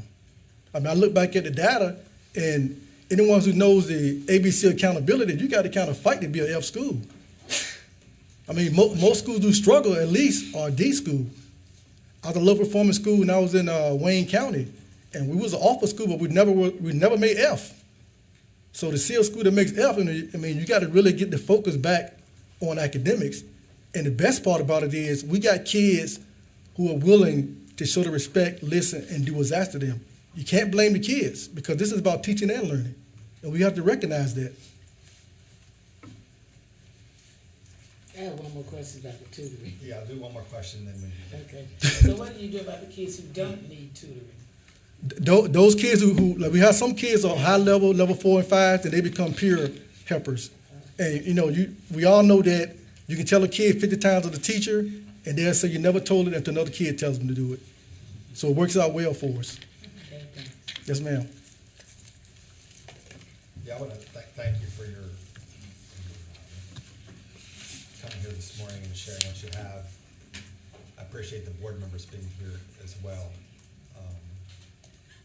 That shows a commitment in my mind as well, and understanding the seriousness of the situation that you're in. Just to follow up on Mr. Machado's question, you know, he asked what's comparing to the LEAs that your kids are coming from. You said we provide something different, and I do think you clearly demonstrate you're providing something different as it relates to like maybe the discipline program that you have or the culture that you've created. But the real something different has to be performance of these students. And we just can't continue to have being in the DNF category. So got your work cut out for you. Yes, sir. I guess one of the questions I have for the board is you're highly motivated, you're committed, you put a plan together, and you're gonna execute on it. What's the board committed to do to keep you in this place so that you are the person behind that podium 3 years from now, asking for a tenure? Like, how do you feel? I guess I'll ask you, how do you feel about the board's commitment to you? Well, sir, when I was here in November, one of the gentlemen on this side, it might have been Mr. Danielson, said to me, you need to go back to your board and have a serious, heart-to-heart conversation with them about support. And we did that. I always say it was difficult, but necessary. I know the board wasn't happy about it, but I wasn't happy neither. So we had to get that conversation out of the way so we can move forward. Because when the school moves forward and the students move forward and the board stays behind, that can be a challenge. We need the board to be out front. And that's what I wanted to explain to them, and that's what needed to happen. After that conversation, I think we're moving in the right direction. I think the board is behind me, as you can see today, because I didn't expect 100% of the board to be present, but they are. And I know they support me now, not only with their words, but with their actions. And that's what it's going to take. That's what it's going to take. Okay, thank you. Yes, sir. Would anyone like to make a motion on Par on Brown Leadership Academy?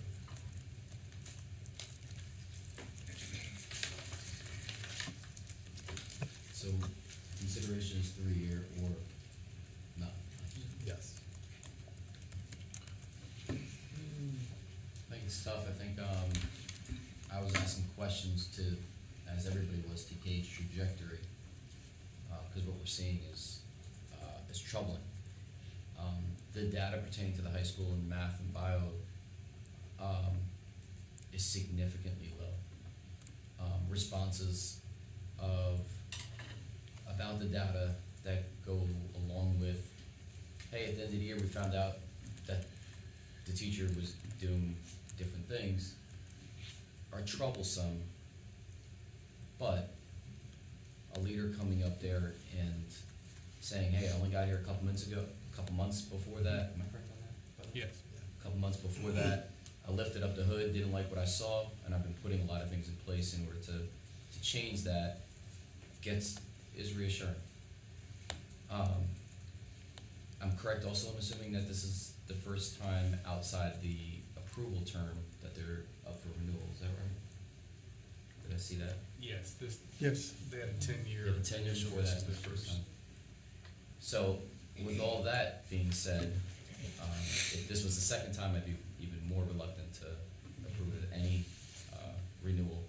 But since it is the first, I would make a motion that Paul Brown Leadership Academy be given a 3-year.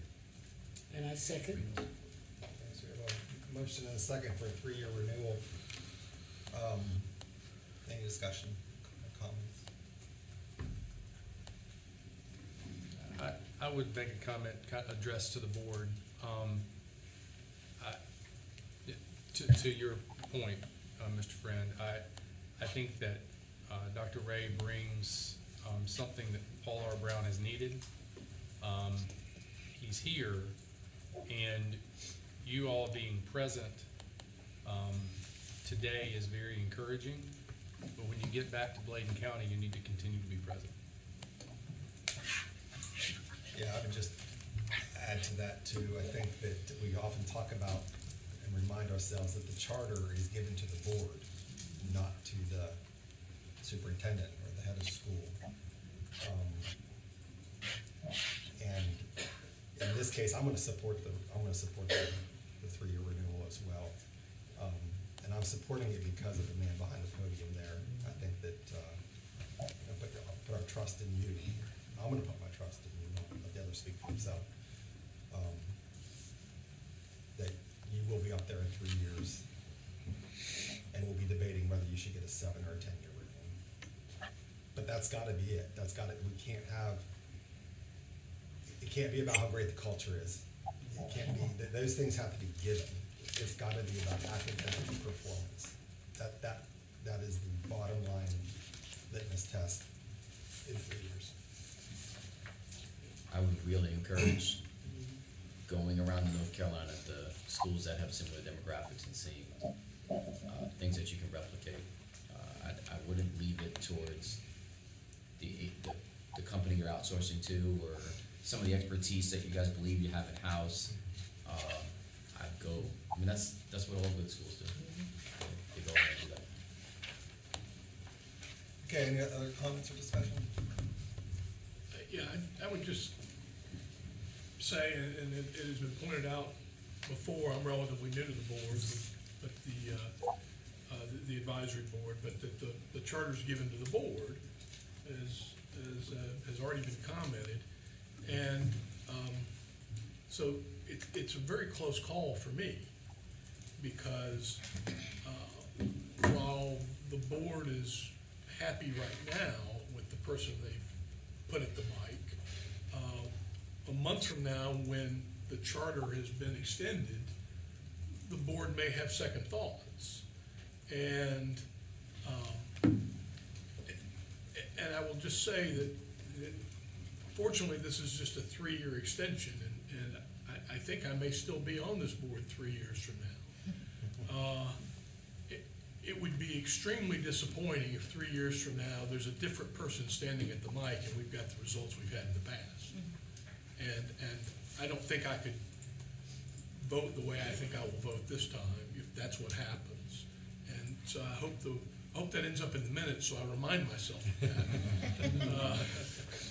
But I hope the board, that's delivered to the board, really. That's my only comment.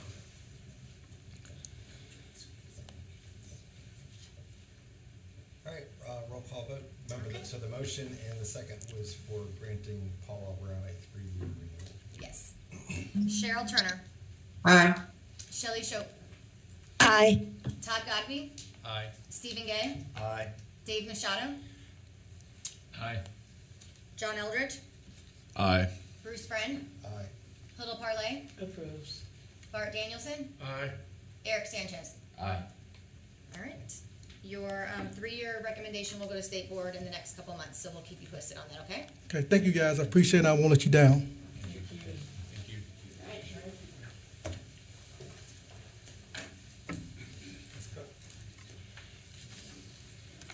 All right. The next school that's here today is ZECA, School of Arts and Technology. They were also placed at the 3-year or non-renewal. They were not comparable in any of the years that we compared them to. No known compliance issues, and then you did see a presentation from school business earlier, not noting any major financial concerns other than their decreasing ADM. As far as their school performance, they have been at an F for all years that we are presenting to you. They did not meet growth in 22. They met growth in 19 and met growth in 2018. This school as well is up for, their first charter agreement was for 10 years, but this is their first renewal. Additionally, because they were placed at that 3-year or non-renew, we made a site visit. Myself and Mr. Friend went to ZECA on January 4th. Some overall summary would be that being in the school was a safe and positive environment for students. And students had many resources to help them socially and emotionally. The school, you could tell, had thought a lot about social and emotional support for students. And then I would say grows would be, additionally, the school academic achievement has been historically low for their 10-year charter agreement. And then also it's been a reoccurring urge to the board to make sure that their meeting minutes were posted, and we've still seen some issues with getting all of those minutes posted to their website. And so with that, I will invite ZECA up to for any questions from the board.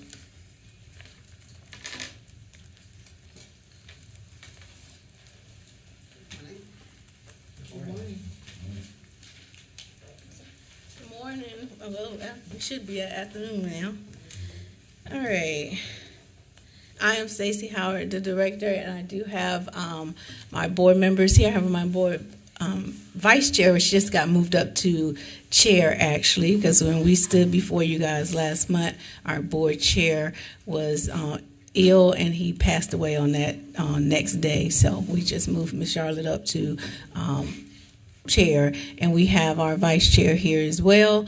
And then I have my finance director and my culture consultant. So the last time, I was here, we talked a lot about the type of student that we served, and we talked about the services that we had to put in place to help our teachers to understand the type of students that we serve. We talked a lot about the social and emotional piece, the high rate of exceptionalities, both documented and undocumented, meaning those who have social issues but don't qualify for IEP services and that type of thing. So as you saw on the visit, you can see evidence of all of that. So today I'm just going to very briefly share the academic components. We do have a lot of academic things in place. When I told you about our partnership with Solutions Tree, who comes in and provide the pedagogy training and math for our teachers, and we have Good Seed, who also comes in and do all of the cultural responsive teaching for our teachers so that they can continue with the curriculum units that we have. And we talked briefly about how our teachers went through that process of the curriculum mapping, where we created a specialized curriculum where teachers had the opportunity to really get an understanding of the standards and objectives that were like non-negotiable, that need to be taught and tested, and we connected the social justice standards to it and our art standards and all that good stuff. So right now today, when you look at our trends with our already diagnostics data, you'll see that when we took the diagnostic one at the beginning of the year, 13% of the students at the beginning of the year tested 3 years behind. We just recently took diagnostic 2 just last week, and that number has decreased to 11%. And 29% tested 2 years behind. That has decreased it to 22%. And I'm sorry, I didn't have my reading glasses. I can't halfway see. But 48% of them tested 1 year behind, and that has increased to 51%, showing that some of those students who were 3 or more years behind have moved from D1 to D2 time testing. And then we had 6% that tested on grade level. That has increased to 8%.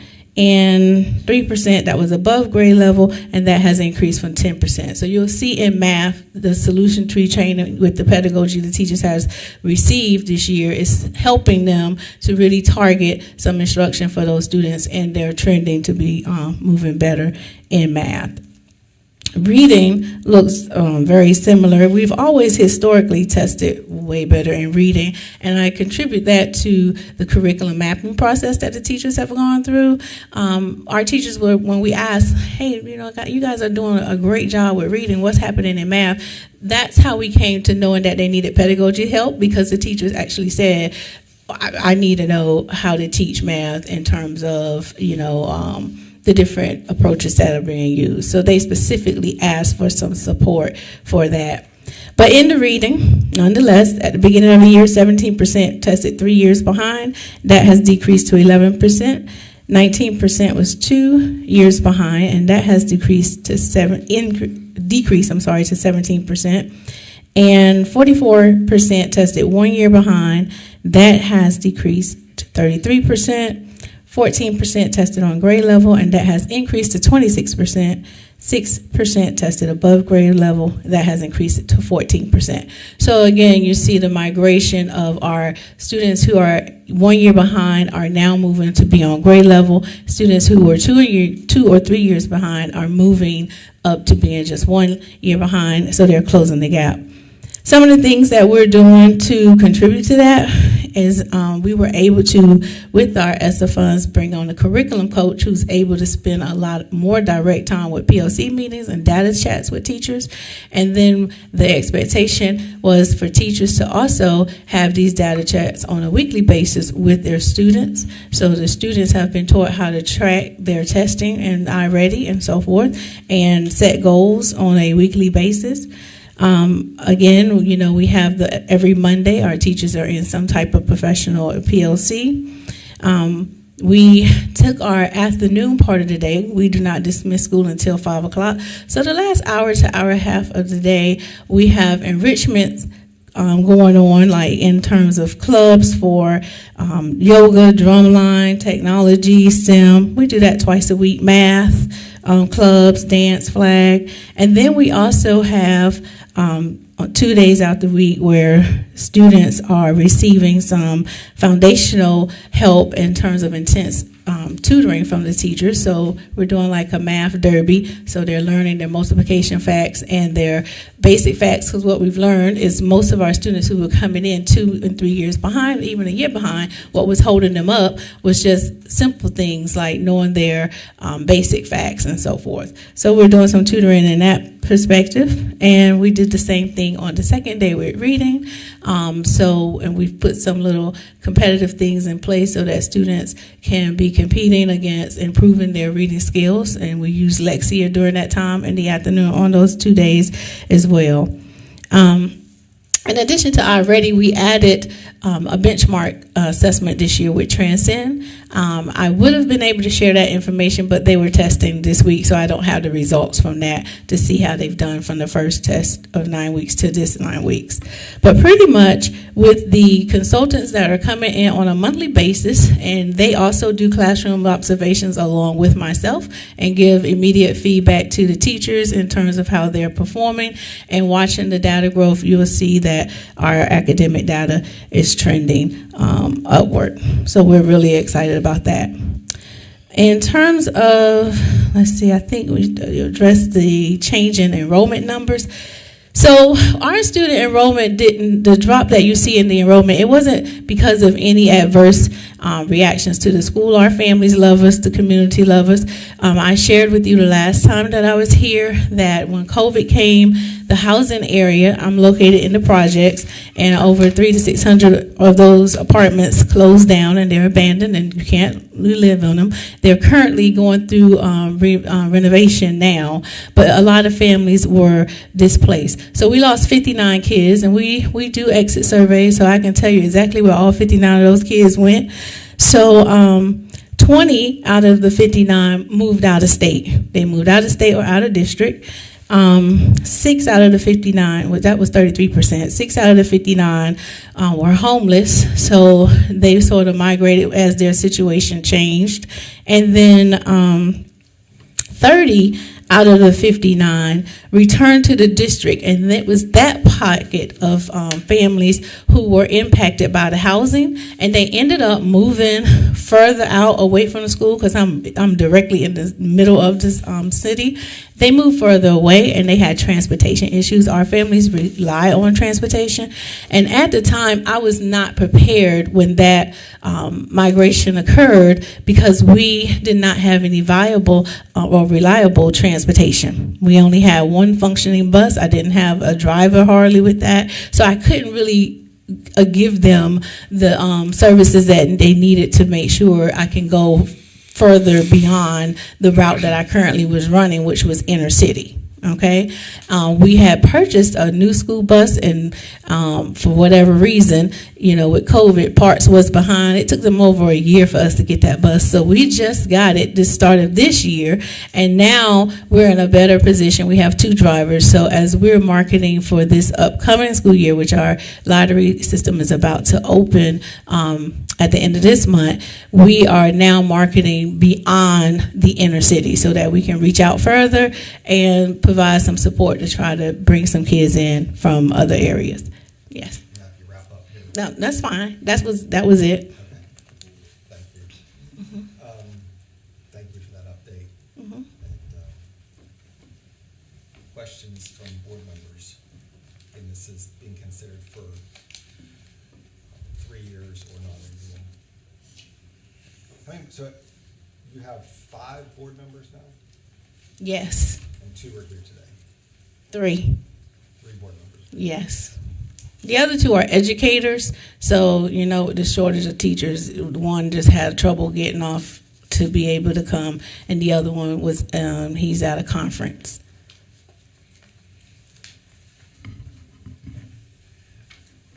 How many teachers do you guys have? 9. And how many of them are certified teachers? All but 1. And they all have a license, like in terms of they're going through teachers for tomorrow so that they can get licensed. So, What was the answer to that? How many certified? She said all but 1. All but 1? 9 teachers, all but 1 certified. and that one is, which means 8 are, 1 is not. That was yes. So what's the license that they're going for? They already have a teaching license. No, they would have a teaching degree. They would have done the student teaching part, but maybe just couldn't pass the testing, the praxis. So they're in Teachers for Tomorrow so that they can do whatever module courses they have to and then take the praxis and they'll be licensed. And we also put in for an emergency license, but DPI is behind on that, so we haven't gotten that yet. So not degree, but licensed teachers. So that have a cleared license, past praxis, or whatever. Of those 9, how many are fully licensed to teach? All but 1. Okay. Just 1? Just Yes. 1? 8 or 1? 8. 8 are licensed. Thank you. I'm going to ask you the same question I asked the people before us. This is your first renewal. You've been in business 10 years. You've been an F the entire time you've been a charter school. Why should this board recommend for you to stay open? Why are the students in your school better off at ZECA than they would be at the district school? I'm going to bring my culture consultant up for that because we also partner with Equities Group that came in to help us understand our data, and they really gave us a clear picture of the impact based off of the students that we serve. Testing wise, they're not there, but the impact that we make on those families who have those needs, those high needs, trauma needs, has been phenomenal. But I'm going to let him add to that just a little bit. Can you please restate the question just to make sure I answered the right way? The fact that you've been in your charters, you've been in business for 10 years, you've been an F school the entire time you've been in existence, why are the students better off at ZECA than they would be back at the district school? So if you look at the percentage of students that come to the school, not just Title I students, but the percentage of people that are in poverty, they enter the school so far behind. So we don't look at growth. We're looking at an F. So that's what you're weighing the whole situation on. But if we look at the growth throughout the years, we've met growth substantially, even proven right now. So we catch these students up socially, emotionally, so they can get to the educational acumen. The vast majority of schools that they come from, we have kids that's been kicked out of schools, expelled out of the county, but they're coming, thriving, and functioning, learning here because the problem wasn't academically first. It was social and emotional. So when they have these situations and circumstances that happen and transpire in households, they can't get to the learning and education when they come to the school, and you have to wonder why they smell very different. When they have broken homes, and we have to go into these situations culturally understanding first so they can see the benefit of themselves in education. So if we look at how they enter the school, what's their actual letter grade when they enter the school, how far behind they are when they enter the school, it's almost an impossibility to start a person that's 3 years behind to get them above and beyond. So as you see, we look at the growth, and that's how we start quantifying the impact on these students academically. So the reason and rationale they're better off at ZECA School of Arts and Technology is because we have an acumen that the rest of these schools don't have. So much so that they're calling us the alternative to the alternative school. Because a lot of these kids are not just coming because their parents decided to come. It's the other schools saying you might be better off at ZECA School of Arts and Technology. So if you look at our numbers, not just Title I, if you look at the numbers in poverty, as told by the statisticians, this school, if it was a regular school, the federal government would come in and shut the school down because it looked like we'd be spiking our numbers. We have more students, over 50% of our students in poverty. And that's one of the things you have to tackle before you can tackle education. So the reason and rationale that they're better, we have those things in place that's improving them and growing those students on a daily basis. And that's how they get back to education. They told us the only other place they've seen numbers like ours was in prison. Was in prisons. Well, I respect that answer, and I appreciate what you're doing. Are you saying that you have a lot of students at your school that have been expelled from the district? They're on their way to go to the alternative school. They've been suspended. They'll come over and say, I've been suspended for 10 days, and their parents are running. Yeah, we have a lot of trauma situations. Because you're a K-8 school, so a lot of those students are too young to be expelled. So Our middle school program and the elementary ones get a lot of high suspensions. And again, I respect your mission and what you're trying to do. But go back to when you came before this group for your application, you weren't using your demographics as an excuse. You said you were going to take that same demographics and do a great job. We did, and the expectation. We also said we were going to implement the arts, and we do all those things. The things that we didn't anticipate, though, is that we was going to become that place where that's only the kid we get. We don't have the balance. You know, you look at our classroom of, let's say, 16 kids. 8 to 10 of them can have those high trauma issues, and we don't have, a lot of balance to balance that out. In the traditional classrooms and schools, you might have 3 to 4 kids that's like that in one setting. So we had to really go in and do some intense training, because now you're putting teachers in a high trauma situation where they're dealing with majority of their class is fitting this description, and that raises their stress levels. I ran into having to put in a wellness thing for teachers, because it was like, they were falling out and not really knowing what to do. So we had to do a lot of front end work. It's settled now, it's better, and we have systems in place that we've had to learn when we brought in Dr. Jesse Jackson, a psychologist, to help us with all that, and it's in a good space now. So now we're turning our attention to, okay, now here's the academic piece. We got to look directly one student at a time and figure out what does that student need to help them to grow. And so that's where we are now. Can I address using it as an excuse? So when you look at the schools that you're being weighted against, right? So if I have 10 kids in a classroom and I'm weighted against a school who has 100 kids in a 6th grade setting, we have grades. So it's not an excuse. Let's utilize the perfect science of math, right?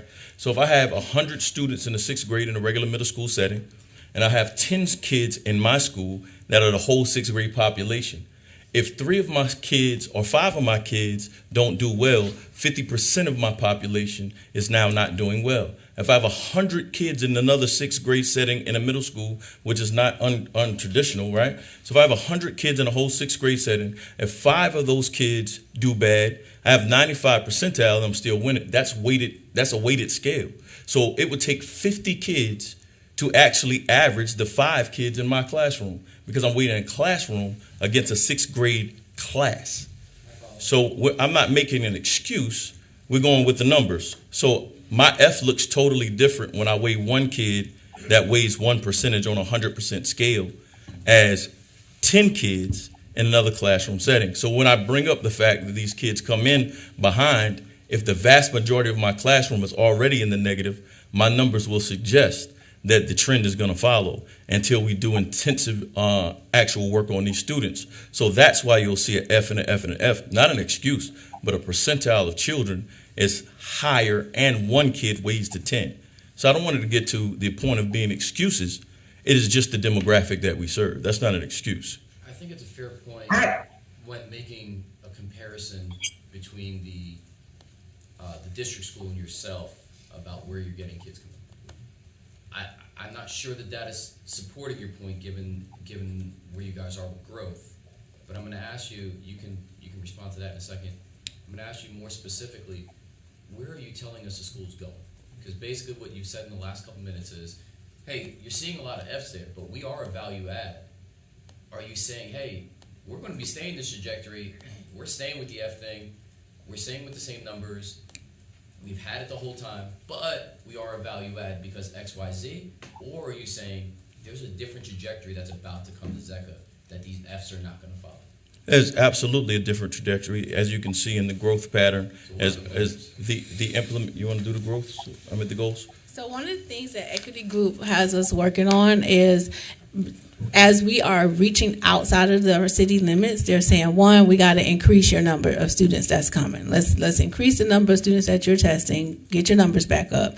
And then they're also suggesting that as we're marketing, we're having the conversations with our families so that they can bring, we have, yeah. Just because of time, again, I think Mr. Machado's question was pertaining to the fact that the Fs have been throughout, right? I looked up every number, 29, 32, 33, 36, 37, 37, all Fs. Mm-hmm. Can I say something? What's next? And then shows up. Just get to the brass tacks of data. What's next? Are you going to be a D? Are you striving for? No, our reading scores, if our total was an F, but if you look at our reading scores or break it down separately, our reading scores were Fs and it went up to a D, and we were right at the cuff of getting reading to a C. Our math scores were trending backwards, which it was a weaker F, is why we brought in Solutions Tree, because we understood that it was a pedagogy thing, a teacher understanding of how to teach math. So we're now putting emphasis in math to try to get that to trend upwards. Our overall grade was an F. So when you break it and look at our reading and math, we trend pretty strong in reading, and we should be hitting that C mark. And our F in math, we're working to do the same thing in terms of moving that trajectory forward with the training that the teachers are getting, and also the marketing with our parents to bring it in a more diverse group of people that we serve as well. Cheryl. Bruce, can I say something? Yep, Cheryl, you have the floor. Go ahead. Cheryl. Bruce? Yes, can you not hear us? Can you see us? Cheryl, can you hear us? You're on mute, Cheryl, if you're trying to talk. I guess my concern with this is that at some point there has to be a shift to academics.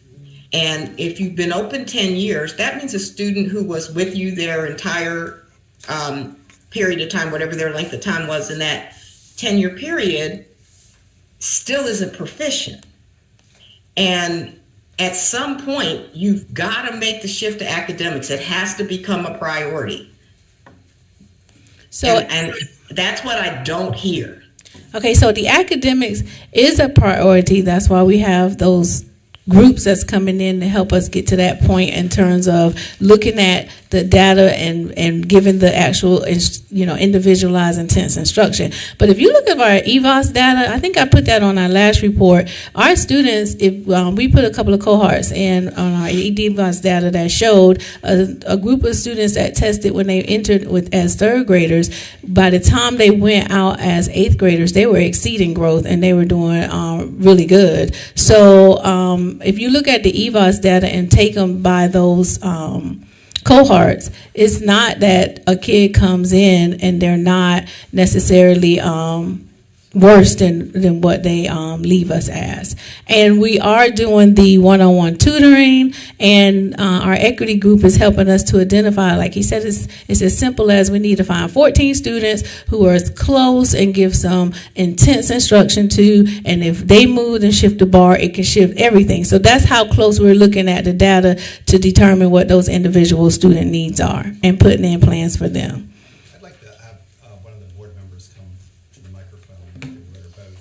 While they're coming, to me, seemingly this boils down to the quality of the instructor. Yeah, so that's my question to board members. You've never been anything but an F school. What what is the confidence level you have? What are you seeing as a board member that should give us the confidence that you've got the leadership and the teachers in place to can turn this ship around? So thank you for your question. My confidence level is in the founder and CEO, Stacey Owens Howard, but also the staff and the leadership. Also, our board members, we are very active. We get a lot of information regarding of course, the academics. That is a huge concern, but nonetheless, I am confident that moving forward with a renewal that we are seeking from this board, that we will be able to turn it around, that participating in some of our recruitment activities, which I did one on Saturday, and the weather was 30 degrees, it was outside, in recruiting children who need the service. And as we've said over and over, I know that ZECA is a safe space. I know that children are safe when they are with us and that they have the opportunity and the ability to learn, because some of the arts and technology that is presented to them, I'm seeing some self-efficacy and some self-esteem in children that's growing. And to the point of recruiting, I talked to about 50 or so families who are currently in our public school system who said that they need the opportunity to be at ZECA because their children are not getting what they need. And these are families who also were in poverty because, of course, we were collaborating with a local organization and providing meals. Not only that, the support in the community with our board, with that assistance in recruiting, and bringing in other experts who are able to help us to raise our academics. I'm very confident in the leadership and our ability to make this happen. Can I add one thing? Because you said something that was very profound that we had to learn the hard way. Because you're right. It's all about having the high quality teacher that can handle the population that we serve. And I said I had 9 teachers. So losing one teacher is very challenging, right? But now what I have to tell people when they come in to assist with us is this is what we're facing. This is what we're going to do. And as we're providing those services, I have to make quick calls in terms of if I have someone that's in place that's not buying in, that's not willing to do the things, that's not, their data is not tracking, we give you the support you need, but I don't have years to give you support. It's like you really have to come in and embrace all this training and professional development that we're pouring into those individuals, and we are giving you feedback teacher-wise, and we're looking at your growth and we're looking at your buy-in. And then we'll also make tough decisions if we find ourselves in a position where we have the person that is not presenting themselves as the match for this population or for this class, and we'll make that transition as well. So it's a lot of monitoring that we have to do with that. Is that a point made during the interview? Yes. After they're hired, and then you tell them they should stay? No, ma'am. We had to change our whole interview procedures at front, because what we were finding is that people were coming in, and you always get a lot of people that say, yeah, I want to help this population at risk, whatever, and then they get in and they're not ready. So no, in the front end, we're laying our cards out on the table. This is what we have. This is what we're serving, and this is what the expectation is. We do that on the front end. Yes. Do you have subcommittees where you're meeting outside of your regular board meetings? Yes, we do have subcommittees. We do have subcommittees, and one is program development.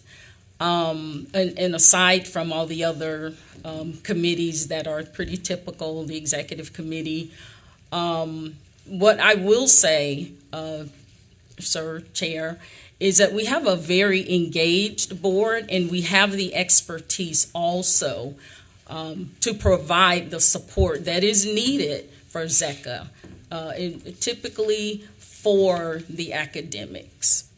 I'm going to wrap up this section. One more, and then do you have more males than females? Males. Which grade? All of them. Across the board, mm-hmm.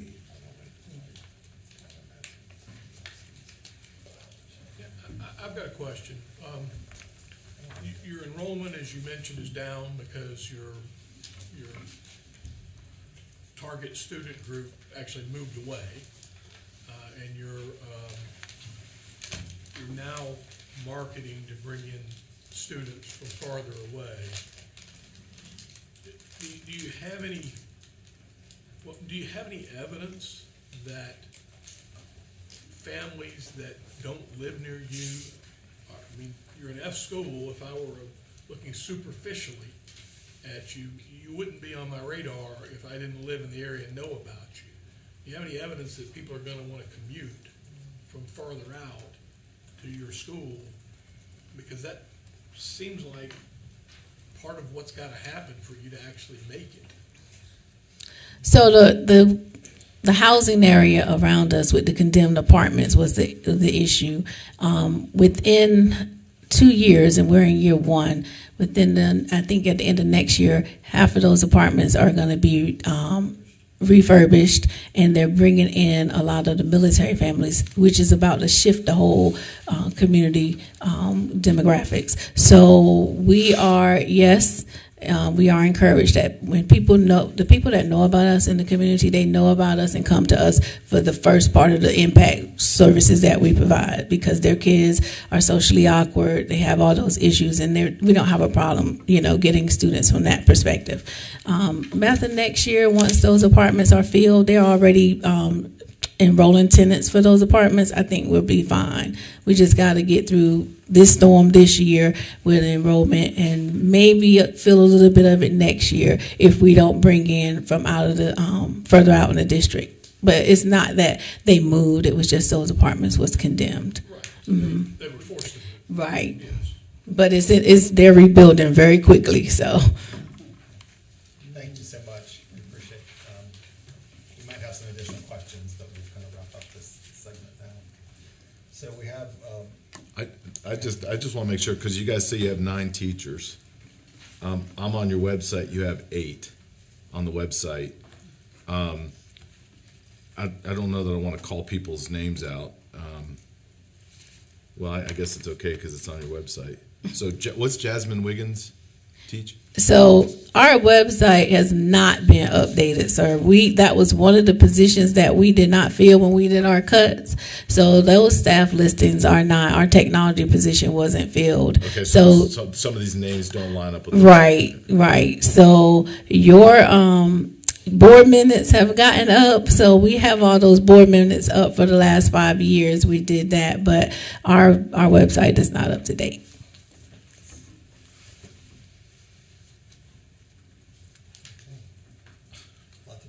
Here. Would anyone like to make a motion?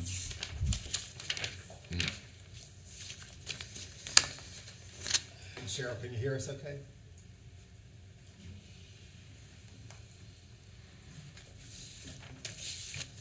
She's muted. Cheryl, are you muted?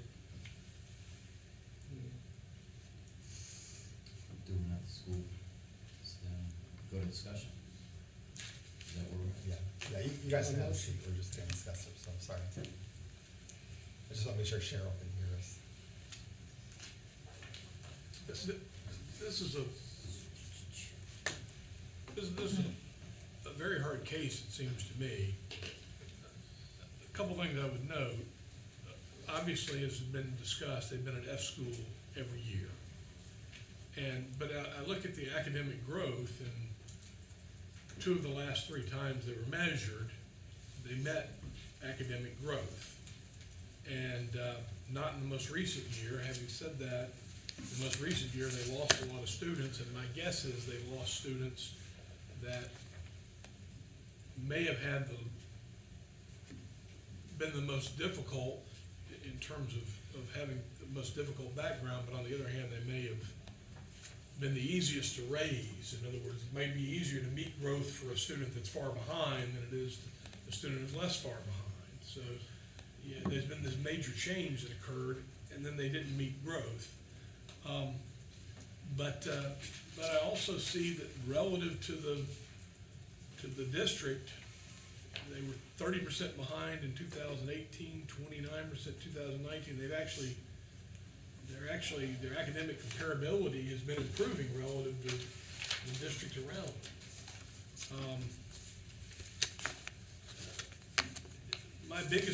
One of my big concerns is they won't be able to right the ship on enrollment. And I don't know exactly how to think about that because I've never been sitting here when that was an issue. And so I'm looking for a little guidance from somebody else who's been here before and has seen that kind of enrollment issue and whether it can be righted or whether we have a history of schools that do fix that problem or whether it tends to just be a downward spiral from there.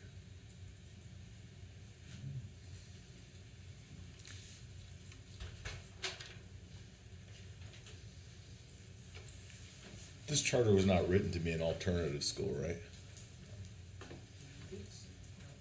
No, it was not.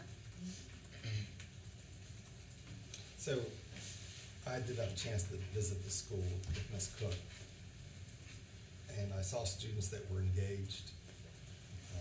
Made a point of talking to many of them, just sort of pulling them aside. And, how do you like coming here? I never had a student that said anything but negative about their experience in the few that I spoke to. Positive interactions with the staff. So walked away feeling good about that. I'm glad I made that site visit. Because I would say if I didn't, I could appreciate that if you haven't been there, you're just looking at the data. It just doesn't look good. Not only does it not look good, it's not good. Let's just be honest.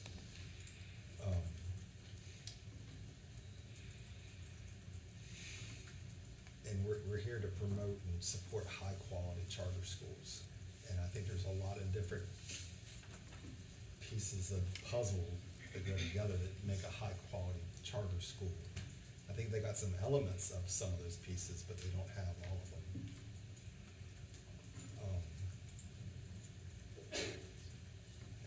10 years, same leadership. There's been no change in the academic performance of these kids.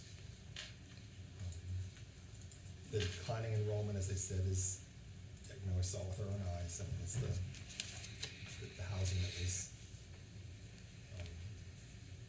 closed. But you ask a good question. If you're a decade in the making of a F school, man, that's a hell of a marketing thing to overcome. To generate new students.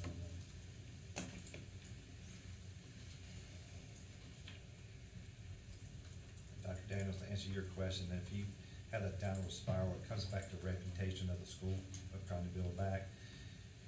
Word of mouth from parents to build that back, it's tough once you start using that. And you see, you let charter schools across the state have those ups and downs, but once you hit that downward spiral, it's really hard to bounce that back because it all comes back to reputation. It's like what Bruce is saying, it's really hard to have that. How do you market an F school? The difficulty in my mind is thinking as an advisory board to the State Board of Education and making recommendations to them about what we do in support of the charter schools that we have, the weight of making sure that we're setting up applications that we're confident in, because that builds on the reputation of every other school that's in the state. That's a serious thing to consider when we're having comment. And this is only my second run through renewals. And so I don't have this, I'm not experienced in this matter either, but I do feel the weight of not only what's good for the students that are in that area, but also for how the state looks at what we do to promote high functioning charter schools and what happens when they're not. I mean, I think that's a weight on my mind right now. So, yeah, I have not decided where to go. I think the the question David Machado asked regarding the history of Fs, and the subsequent answers regarding, I guess when he used the choice of words of making excuses, I found to be a little bit troubling. I found to be, it wasn't optimistic, right? I think what their group, what you want a group to do in front of us is inspire us. To say like, yo, a better future's coming. And it was like, well, a better future's coming if we can enroll some kids that are not as tough as the ones we have. That's like, that was my takeaway. I don't know if anybody has like, so I was like, man, that's really what the basis of staying open is. I thought the data point that the leader made about reading was accurate and true. They have met growth 2 out of the last 3, I think it was 2 out of the last 3 years. 2 of the last 3 years, and they were 4 points from it this year. What kind of conversation would we be having right now if they got those 4 points and they had 3 years of met growth? So, you know, I just didn't think the presentation invoked a lot of inspiration. I didn't leave like, oh, they got their, they really got some, you know, full head of steam behind them and they're gonna do some big things. And that's what I kind of needed to tip the scale to being more supportive. And in comparison to the last group, who I thought had a plan, a new leader, a new vision, and a way to go, it didn't feel like that here. And I felt as though they would start to do better if they got a 3-year renewal. So I'm thinking, well, what's still happening, or what has happened before? And that the renewal would be the catalyst to doing better.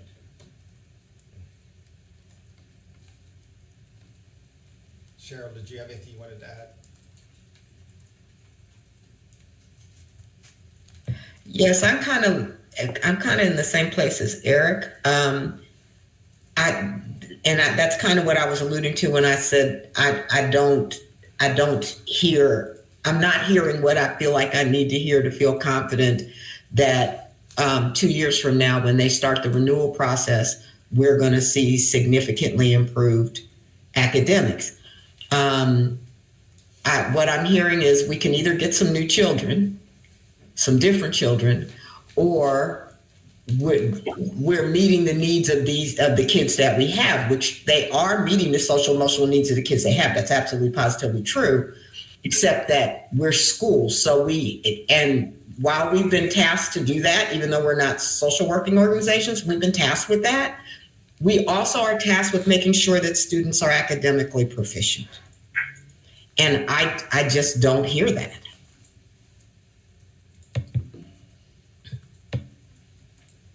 Would anyone like to make a motion?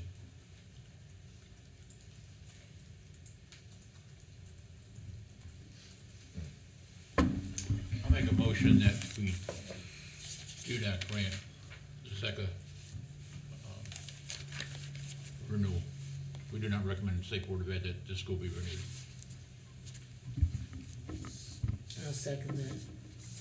Okay, we have a motion and a second. Any discussion? I mean, you were there, and you kind of like started alluding to the fact that you might be supportive. I'm just wondering if there's anything else that you would say. If I had not made that visit based upon today's questions and answers, I would have made the motion that Mr. Machado just made.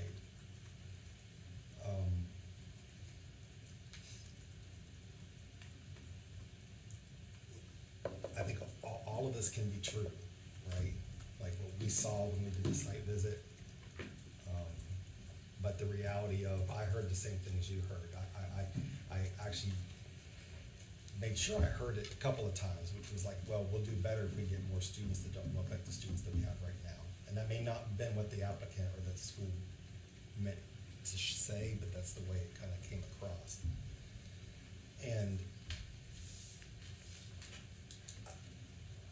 I just don't, compare it to the applicant that we just had, or the school we just had, not applicant, excuse me. A plan that they're going to execute, I didn't hear that. And so I'm really struggling with this. And I think that Like, we challenged this last school, don't come back here in 3 years and be low performing. And I almost feel like that's what I want to say to this school as well. Don't. Turn the charter in. Don't even ask for another 3 years. And if this school and previous school and the ones we're going to talk about this afternoon come back in 3 years and they're still F schools, then this sets us back in our state. It just does. We can't continue to support low-performing charter schools and call them quality. If we're going to continue to support low-performing schools, isn't that what some of the districts are? That's why we're here, because we have what we believe in. That's kind of where that's why I brought up about, the gravity of making a recommendation. And in this case, the school system well outperforms this school, which is different than the school prior to this. And then the others, if we're talking about a decrease in enrollment, we're going to do a marketing program, and the website still has people that don't even work there. It doesn't give a good picture to me if I'm looking at that's a school I want to go to, and I went to the website and it's not even current information. Not much is being put into the marketing side of making sure that the school is sellable. So I think, again, I don't question the heart, I don't question what they want to do, but I just don't see the result, and I don't see follow through. So. Can I address that marketing thing? No, this is our time to discuss right now. This school got a 10-year renewal at its inception, which obviously now they get 5 years when they started. So if the school were to get a 5-year like they are now, this would be either the second or possibly the third time they would have come in front of us. And with this data, I don't know if we would have given a school like this another chance.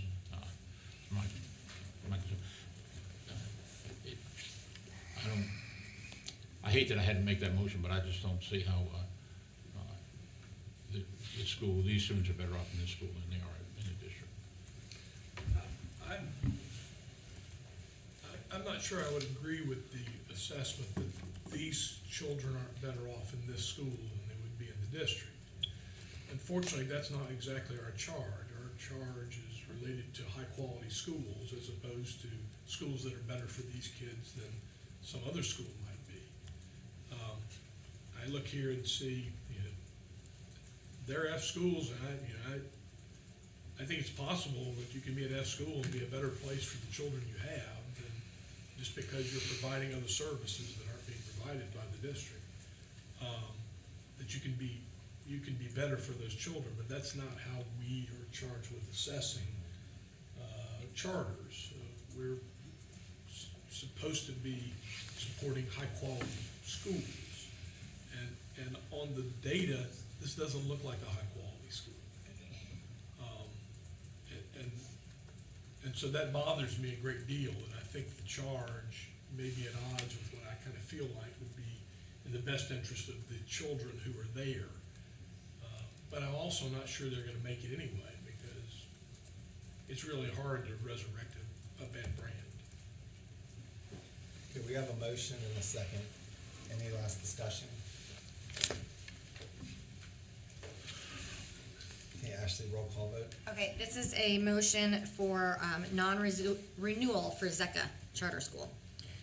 Cheryl Turner? Aye. Shelley Shope? Aye. Todd Godby? Nay. Stephen Gay? Aye. Dave Machado? Aye. John Eldridge? Aye. Bruce Friend? Nay. Hilda Parlay? Aye. Bart Danielson?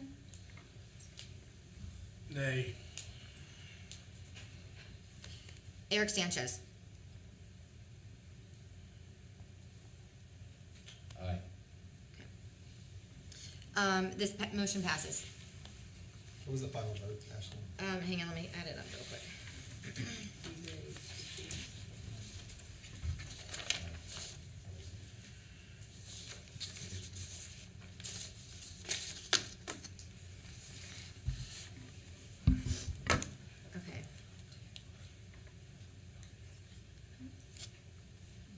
7 to 3.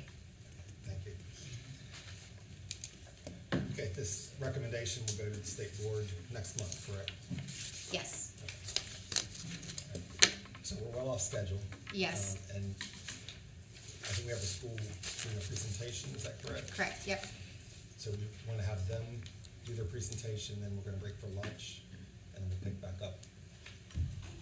Yeah, I think that makes the most sense. So we'll have the Northeast Academy of Aerospace is here to do a presentation. So we will have them come up, and then that means Eastside Stream Academy and Invest Collegiate Transform. We will, you guys will come back after lunch, so you'll have time if you want to go out and get lunch. We will resume after the school presentation, and after lunch would be, let's see, maybe around 2. I think that makes sense.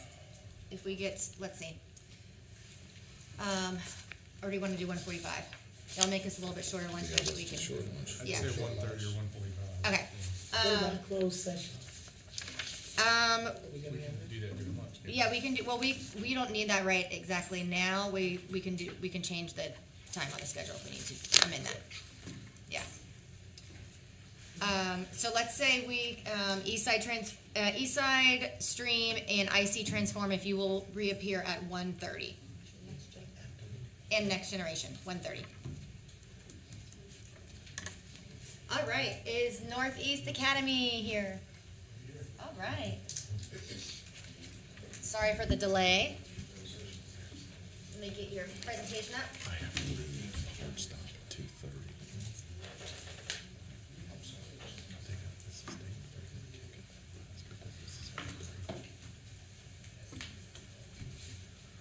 Good afternoon. I'm Andrew Harris. I'm Chief Executive Officer of Northeast Academy for Aerospace and Advanced Technologies, and I can tell you it's great to be here, and we are truly a neat school. So I have with me today some of our students, Miss Leah Mundy, Miss Gabrielle Hoskins, Miss Annie Manovich, who are going to do some fun stuff with you today, hands-on activity. It'll be a lot of fun. Also joining me today are Miss Shannon Donahue, our high school math instructional coach, Miss Karen Williams, who is our Director of Testing and Data Services, and Miss Lindsay Cahoon, who is our professional coach.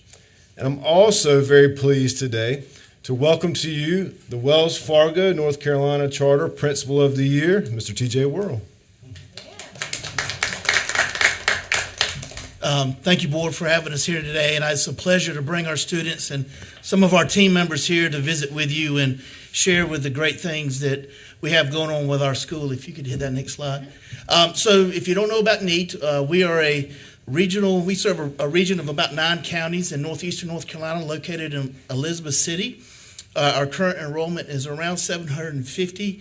We have a team of instructional coaches, around 41. And we really pride ourselves on engaging students through inquiry, through STEM, problem-based learning. We also provide our students with ongoing feedback through standards-based mastery. It's just a great place for our students. We do partner with Elizabeth City State University and the College of the Albemarle, our local higher education institutions, to provide advanced learning opportunities for all our students. And we focus on 4 different pathways, that being obviously aerospace, as our name calls, health sciences, computer science, and advanced manufacturing is our most recent addition for our pathways. We are proud of the business partners we have. We do have a very large business alliance that help inform our coaches when they're planning lessons and working through developing problem-based learning opportunities. The heat map here kind of shows where we draw our students from. We don't currently have any students in Dare County, but we have in the past, so we go as far as the Atlantic Ocean and as far west as Bertie County. So I will turn it over to our professional coach who works with our coaches every day with the data and the learning that our students are doing, Lindsay Cahoon. Good afternoon. At NEAT, we focus on a lot of instructional initiatives throughout the school year, and they all tie together. So this year, grades 5 through 8 are standards-based mastery. They don't get your traditional grades A, B, C, D. They get scored and show mastery through all the standards through the North Carolina Standard Course of Study. And so their reports show where their strengths and weaknesses are and what they need to work on and what they're really good at. Our high school is a collaboration of standards-based learning and traditional grading, and we are moving towards more standards-based grading at the high school level. Our students at NEAT have a unique situation where grades 5 through 8, they take a design thinking class, and that's one of their core classes, and they learn how to go through the design process and all the steps that are involved in that, and then that transfers into their electives and their high school courses when they get grades 9 through 12. Project and problem-based learning, this is a huge part for NEAT. We just finished J-term in the high school, and we had 14 courses that ran for 3 weeks that were all PBLs. They related not only to the world of work, but also to our community and problems that we needed to solve within our community. So we're very proud of that, and the middle grades as well focuses on PBLs. We do a lot of learning through STEM, and you're going to see that today from our kids, through graphing calculators, robots, drones, spheros. In our hallways, you see a lot of equipment happening every day. It gets a little scary sometimes when you come around the corner. And then our newest initiative is the student data protocols and the 3D process. So our students are learning to set goals for themselves. And so every 2 weeks, they come back to their goal through a 6-week period, and they are reflecting and trying to better either their standard-based mastery or their mindset in a certain class. So those are our top 5 initiatives for this school year that go hand in hand. So I'm going to turn it over now to one of our seniors, Gabby. So 34% of women in the United States in 2019 were employed in STEM careers, and about 15.1% women of color had got STEM degrees. So as Dr. Harris said, hello everyone, my name is Gabrielle Hoskins, and because of NEAT, I'm very proud to say that I'll be joining the 34% and 15.1% interested in STEM career fields. So I'm a senior here at NEAT, but I started here in 7th grade. I was very hesitant about STEM.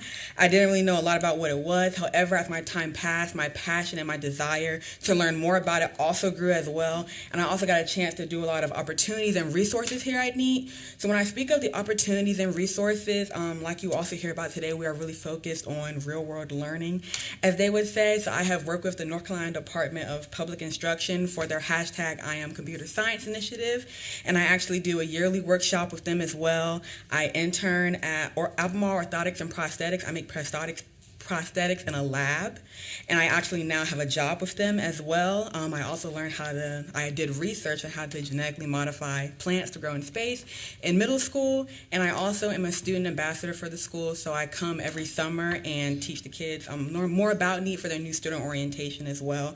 So because of this connection that I made with our former STEM director, Dr. Tanya Little, that's really why I got so interested in STEM and making sure that I can be an inspiration to girls who want to go into the STEM career field as well. I think it's very important to be able to see yourself in the career you want to go into, and that's why I like to be that person that girls can see.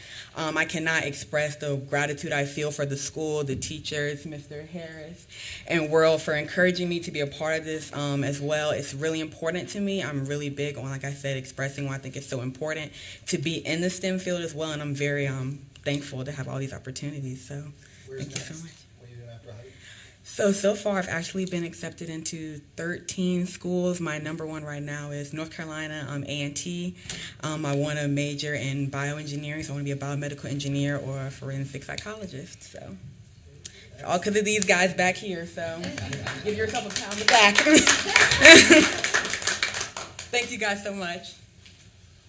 I don't know too many adults that have come to that mic that confident. Yeah, right. Smoothly done.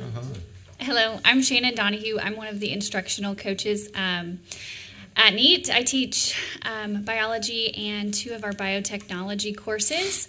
You're going to see a project in just a few minutes from some of our biotechnology 2 students. This course it's part of our career pathway mentioned earlier for health sciences. Its focus is on laboratory and research techniques to introduce students to biotech careers. What my students were tasked with in the project that they're going to show is developing a responsive heart model. They had an introduction to this project through a case study context to provide that real world of work scenario. They learned about anatomy. They learned introduction Python coding from like zero, which was really fun. Their calculators have a computer algebra system, so that's what they were coding on, and we'll show you today. Data analysis, and then different diagnostic tools that related to the careers. We were looking at EKGs, pulse oximeters, heart rate monitoring, complete blood counts, and so much more. So I'm going to invite my students up now. If that's okay, they would like to kind of show you their heart models. They'll run the code, and then there is an interactive portion if you'd like to participate. They'll show you how you can interact with the heart model. So I'll let them kind of walk around and show that to you.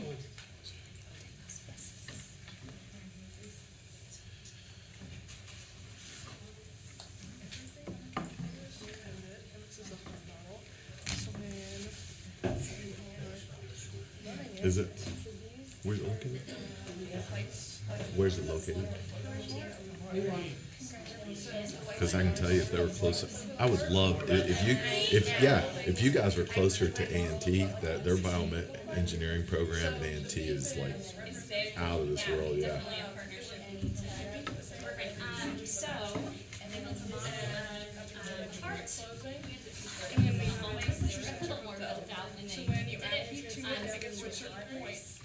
It's like if you're exercising or your heart rate is too cold, and you should be able the actual I see them working. it starts to beat faster, the lights go faster. Just like hold on to the temperature sensor when you like to do that. You should hear the beeping interface and see. So the blood in the heart normally goes like this kind of? Yep.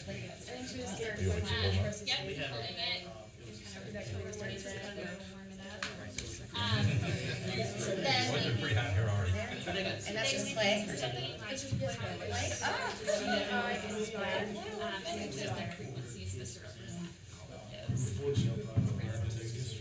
I know. My daughter. Very cool. This is all their Very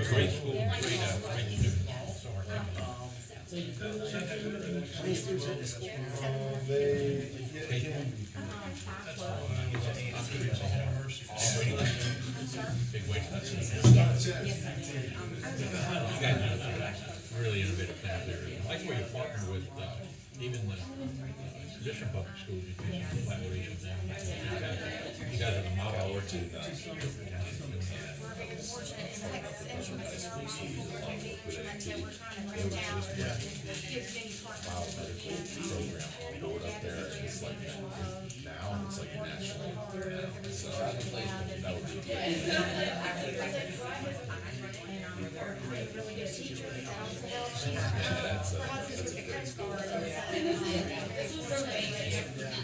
have a good reputation within customer families, they want to market on those ratings, but attract high quality teachers.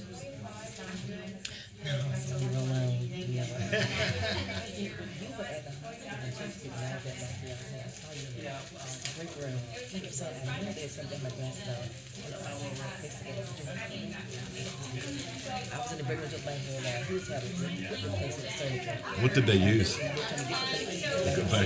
Background language. Everything went well though. Python? Fantastic.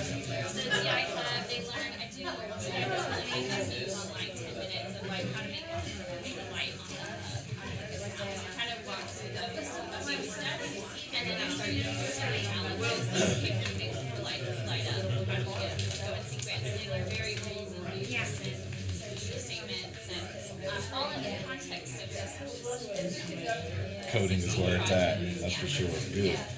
Good for you guys. Thank you for sharing that.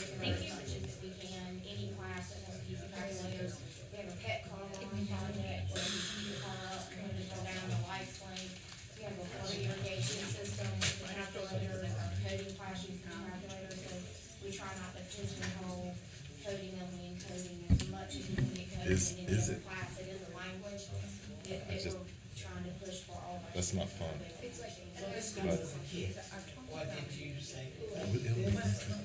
Sometimes it sends you a kit, sometimes you just make calculators and you put pieces together and make your own project, so we're able to do it. These calculators also have different simulations for different situations. For example, if you're teaching exponential functions in a math class, it will go through like a zombie apocalypse. It will show you the I hate it, I almost feel like that. There's no way around that. What I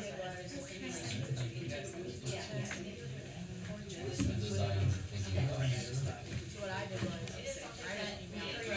created themselves, so each grade level is a little bit different. And typically our fifth grade students are learning about the neat way and how we do things. And so their PBLs are designed around learning what NEAT is and how we work at our school. Sixth grade is more art-based, and so they do a lot of art PBLs that are involved in there that reach out to the community. Seventh grade is more 3D modeling, and so they do a lot of 3D designs. So they read, and so then eighth grade gets you more into the tech and like they're flying drones, they're flying robots. They are doing circuits right now in design thinking in eighth grade. But I just talked with members. We have an FRCT and an FLL. That's where my research project, a lot of my concerns, the other project, the research part.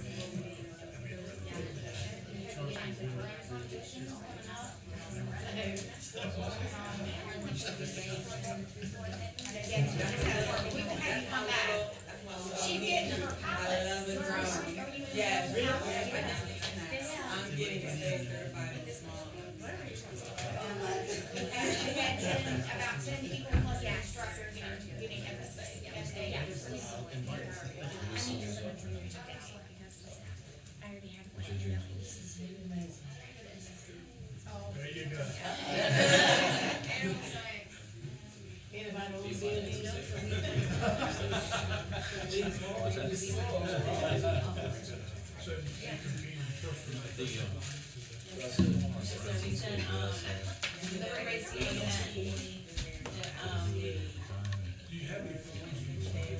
This guy was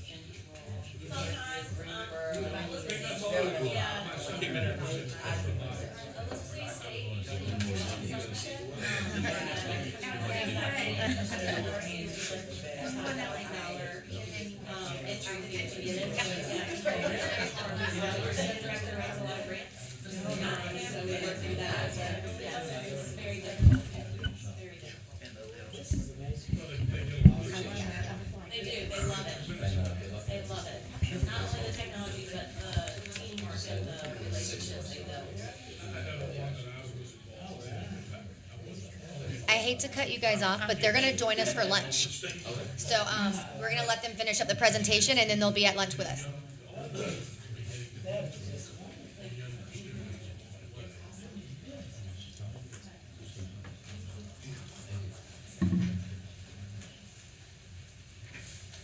Way to go.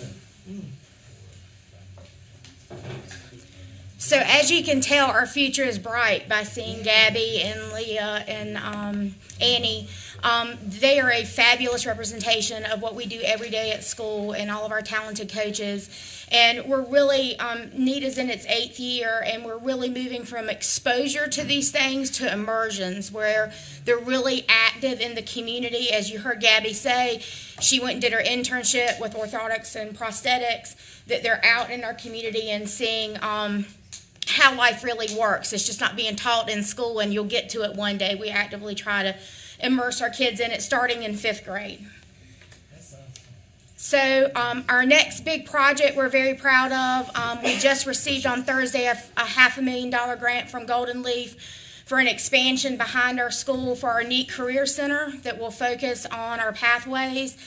We really found that the kids took to the pathways so fast that we have to catch up with them to the type of equipment and experiences they need to be immersed in. CNC machines, water jets, laser jets, being able to fly drones inside, because we are close to the Coast Guard base. We're not allowed to fly drones outside. So, we have to be able to make sure that we're able to give those kids real world experiences. So what you see in front of you is our plans for our new facility. You can see our partners with Vector, CSP, Elizabeth City Airport, Elizabeth City State, the Coast Guard, and COA. We're very proud. Golden Leaf always has kind of a tight timeline, and we got our grant to go to stage 2 right before Christmas. And we were able to garner 11 letters of support from our local businesses and communities to support behind what NEAT is going to start with their career center. So that speaks volumes, we think, to our community engagement and how much that we are making active effort in the Northeast for our kids. They're looking toward us to help have some of our kids be their workers on their next front and help their companies expand and increase their learning for their workers. So looking ahead, we have some initiatives. We're working on a portrait of a graduate, much to model what the state has sent out. NEAT is very unique, and because we're so community-centered, our portrait of a graduate will speak to NEAT's authenticity and mission and vision. As Lindsay said, we are expanding our standards-based mastery and competency-based education. We really think it speaks to the whole child. It's very equitable, and that it's going to meet the needs of our kids. And then we're also working to increase our certifications. As you heard Gabby say, she's going to be a drone pilot, certified FAA drone pilot. And we're working on expanding our work-based learning. I think, do we have 80 interns? Or working on 80 interns for a school of 750. 80 is a lot. And we have them all out. We have 2 intern galas a year. So we're very excited about our future. We have to come back and show you another round at some point. And I don't know if Dr. Harris wants to. We appreciate your time. Thank you so much for having us today, and look forward to continuing the conversation. Thank you. Thank you, that's great. All right, those listening online, we plan on resuming at 1:30. Great, let me hit the mics. Is lunch here? And lunch is here, everybody. Yes.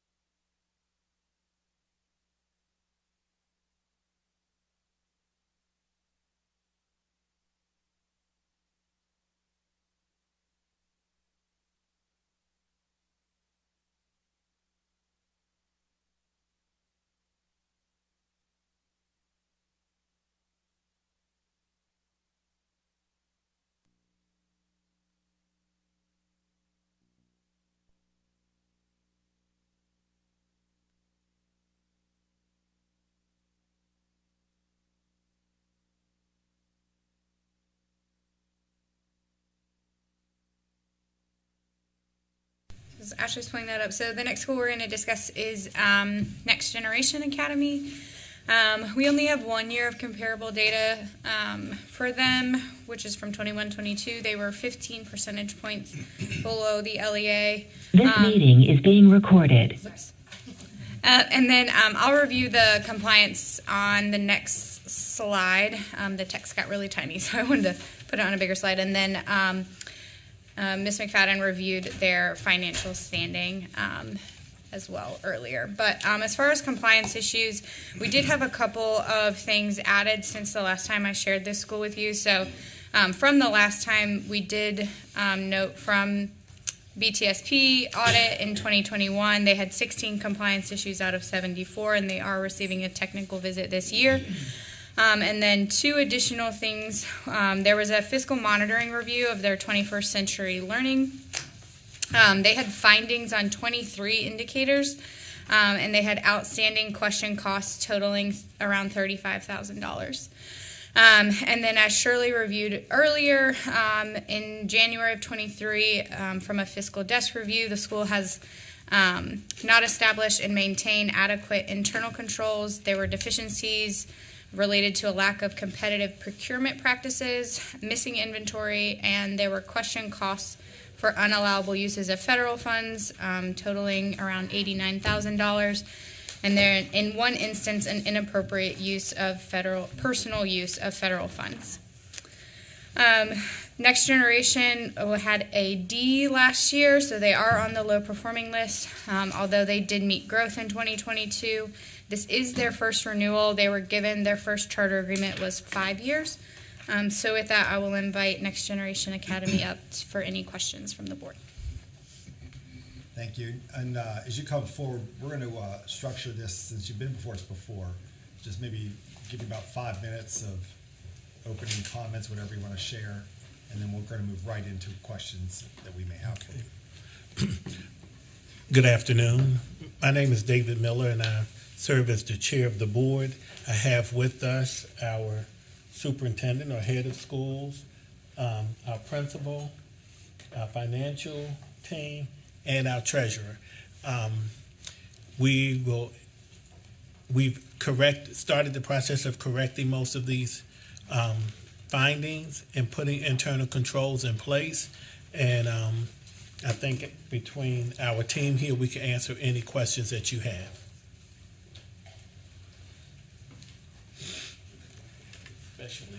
Especially the treasurer. Need to bring him up and answer all the financial questions. Good afternoon, you all. My name is Brian Moore. I'm the board treasurer. I just wanted to take a quick moment to tell the story of Next Generation from a financial standpoint. When we were first given our charter, we did not hit our intended ADM. And so from the beginning, we were committed to starting the school and not turning away all the teachers that we had hired, and we had the momentum in the community, and so we ended up having a deficit. And so we have been getting out of that deficit over the course of a few years. What I will highlight is that in the last financial statements that you all saw, you can see that our negative fund balance went from about $689,000 to $108,000 in the course of 1 year. That was as a result of us paying off about $500,000 worth of loans and having a positive outcome from this last current year. What I will also share with you is that currently we just had a board meeting in January where we went over the first 6 months of this current fiscal year, and we were able to reduce our expenditures on our budget by about $500,000. And so what you will see, which is not in front of you today, but next year's outcome from a financial standpoint should be able to completely eradicate that negative fund balance that you see on our balance sheet today. Thank you. Okay, board members, what questions do we have for the head of school and the board?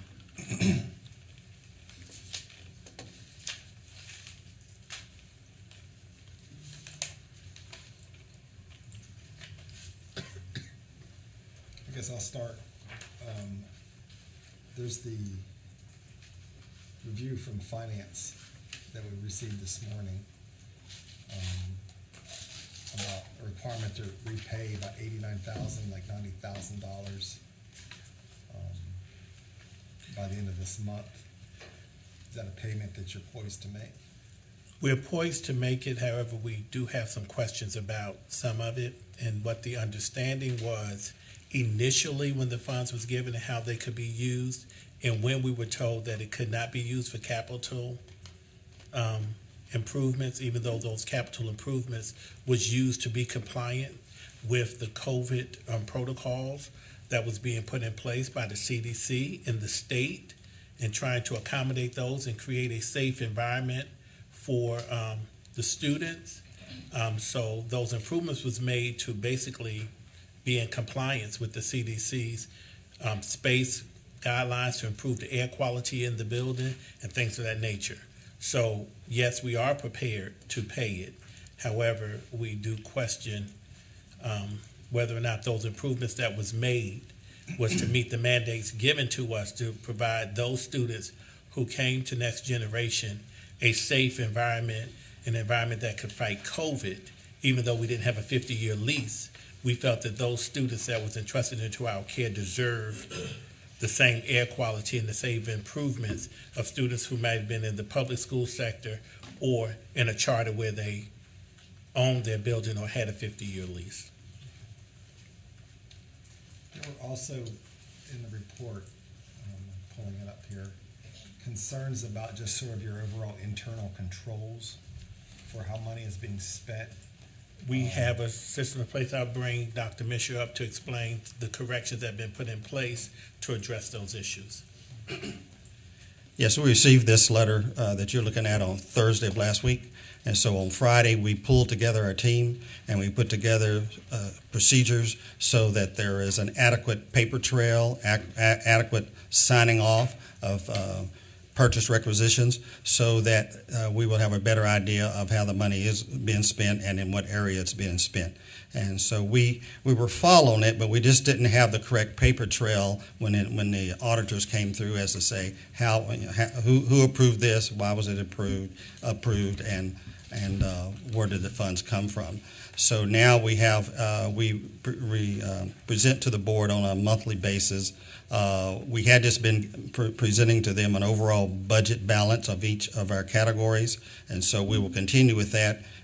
For instance, 181, X number of dollars has been spent, and we have a 181 category, and this is what it's all been spent on, and this is how much we have left, and we just have just formalized that entire process that we'll have available to present back to Shirley McFadden's office next week, and that's based on us receiving it last Thursday. Do you do your own financing in-house, or do you have third parties? We have Aprio is our third-party vendor, which is back there, and so they. How long have you had them? Since the beginning. Since the beginning? Yes. And they didn't help you establish procedures and controls from the beginning? You just now putting those into effect last week? We're formalizing them, and I think so that there can be more transparency as to what we're doing. And so we did have it in place. We do have it in place where that either it's signed off and then it's sent to Aprio, and then they go through and make sure that it's all aligned. And so those are the procedures that we had in place. But I think most of the procedures were on the front end, as if I were to approve something, is there a paper trail that goes from me to the treasurer or from the principal to the treasurer, and what category is it coming from? And so I think those are the main areas at which we are putting in place. Who signs your checks? I do. I do, or the principal does. And who approves your invoices that come through? Okay, either myself or the principal. So you're approving invoices and signing checks at the same time? Yes, and we felt there was so we've are changing those processes. And your accounting firm nor your auditor has ever brought that to your attention, that that's not a best practice? It hadn't been up until this point.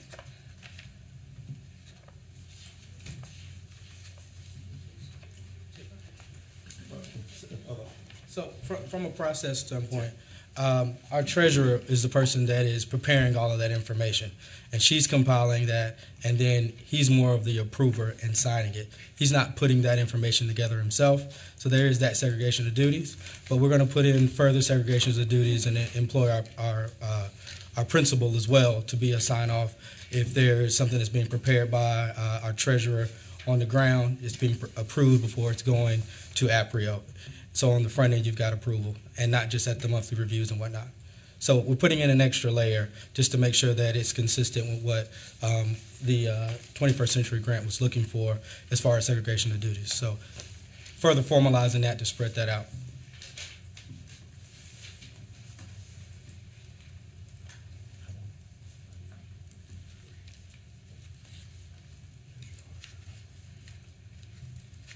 Who does your audit? Who's your audit company? Petway Mills.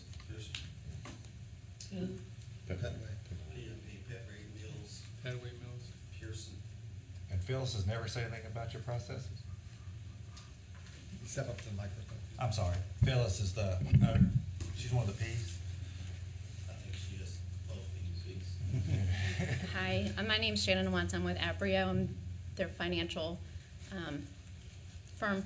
No, Phyllis Pearson has not mentioned anything about their internal segregation of duties. When it gets to us, it's already signed off on. So like the treasurer puts it together, gets the approval, and then she submits it to us. So if there's any kind of, like if Dr. Misher has an invoice, I would believe that he's not approving his own invoice. Somebody else on the team is approving his invoice. So there is that, but there does need to be brought to light all of this. There needs to be more internal controls, separating more, and we have gone over that and given them advice as to what to do going forward. Again, you've just given this advice the last week or two? There was no findings as to this was a problem in the last 4 years. I don't want to just keep talking about this, but would your company not know that the superintendent is approving invoices and the superintendent is also signing invoices? Your scope of work wouldn't have made you aware of that? When they get in, no, we get the whole kit and caboodle after it's been assigned and approved with a signature on it. Which we get from the treasurer. We don't get that directly from Dr. Misher. So there is a separation of duties. Now, when the invoices come in, like I said, the treasurer does everything, and she sends it to him to sign off on.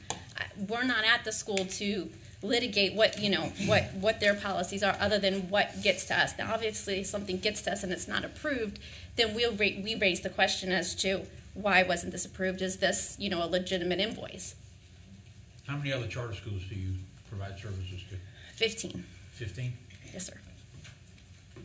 How long have you been in business? APRIO has been in business for 70 years. We just had our 70th anniversary. At what now?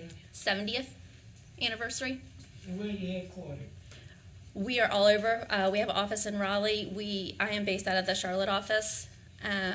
Where the firm itself is a international, nationwide firm.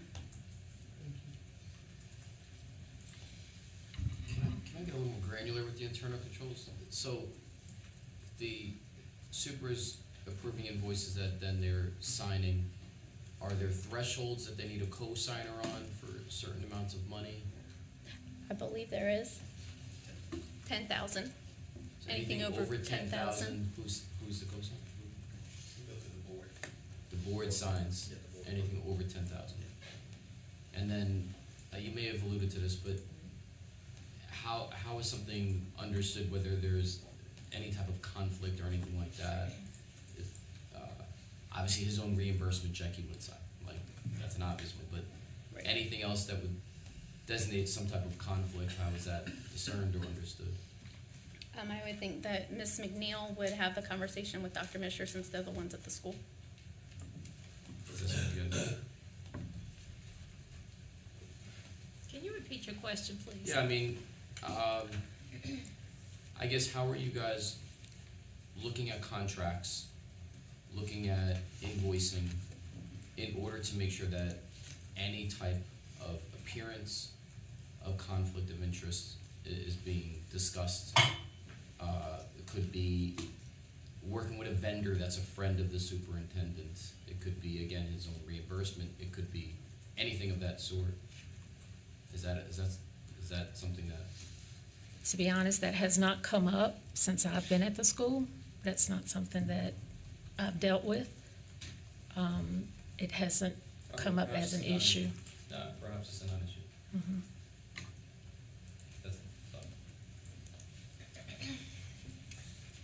It was mentioned this morning, or it's in the report, about over $22,000 being spent at places like Lowe's, Home Depot, Harbor Freight. What was that expense? What were those expenses for? What was that? Those were expenses that I incurred, and many times it wasn't all at Home Depot. We were doing a lot of construction as far as putting up sheetrock and doing various things. The local custodial staff was doing it to cut down on cost. Most of that $22,000 just came from maybe an outstanding bill that we had to pay, or an electric bill or a vendor, and I took it upon myself at that time to pay the bill because I didn't want the lights turned off or the water turned off, and so that's why it got so high at $22,000. And then the other times we did have some cash flow problems. This was all prior to this year, and so now that we're over that hurdle of cash flow problems, we're not having to do the reimbursement. So that's how that was handled, and why. So were any of these capital items, tangible items that you'd be able to, you said sheetrock, okay, there's the wall, but were there other items that you purchased that you could actually show that? Because I think we heard this morning that some of the stuff was on the counter. Oh, those items. Oh, yeah. One was a hammer drill that we had to use because we were tearing up a floor in one of the bathrooms. Another one was a circular saw she mentioned, but that was a rented tool that we needed to saw up the floor. We first tried to saw it out, but it didn't work. And the other ones are a couple of items that when they came, our head custodian wasn't there, and we just couldn't locate where they were, and so. And I think three of those they couldn't locate where they were, but they are there. Mm-hmm. Those are, and the rest of the things was really the items for the repairs. Are you a recipient of the NC Access Grant? Yes. Do you know how much were you awarded, and do you know how much you spent so far? Yeah, we're in our third year, $300,000. So we're down to our third year of that, and we've used all of that for what we call academic coaches, which are really high-priced tutors, retired teachers who come in and do the tutoring for all that. That's where, with the exception of our first year, where some of it was used for materials, for the last 2 years, we've only spent it on personnel.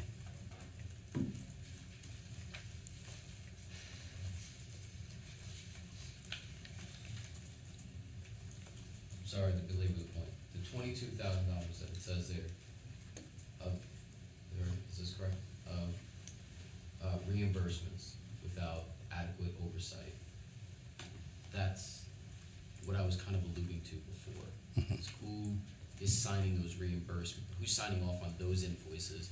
Who's then signing those checks? Okay. And if it changed, then tell me it changed from the time that the $22,000 are in question. Okay, those were signed off by the principal. The principal would sign off the requisition as well as the reimbursements for me. But moving forward, they'll be signed off by me as the board chair. Yeah.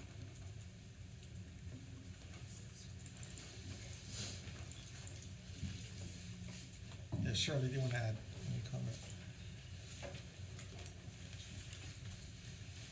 I just want to clarify, the cash flow issue, there was a $4,000 reimbursement this year for a power bill that was reimbursed. So I just want to clarify that didn't stop last year. That was just a couple of months ago, if I'm not mistaken. That might have been October or November. And we did not look for the rented items. We were looking for the purchased items on site, and those things were not available, as you've indicated. But there was a rented item. We were not looking for the circular saw. We did see that one was rented. There were other saws and materials purchased that we were looking for. There was no use of requisitions, Dr. Misher. It was in the policies and procedures that the requisitions were supposed to be used and documented, but that was not what was in place. So what was happening with the controls is what was written was a good control. A requisition was to be used where you could identify what was to be purchased. There would be an approval for that particular purchase. The source of the funds would be noted on that.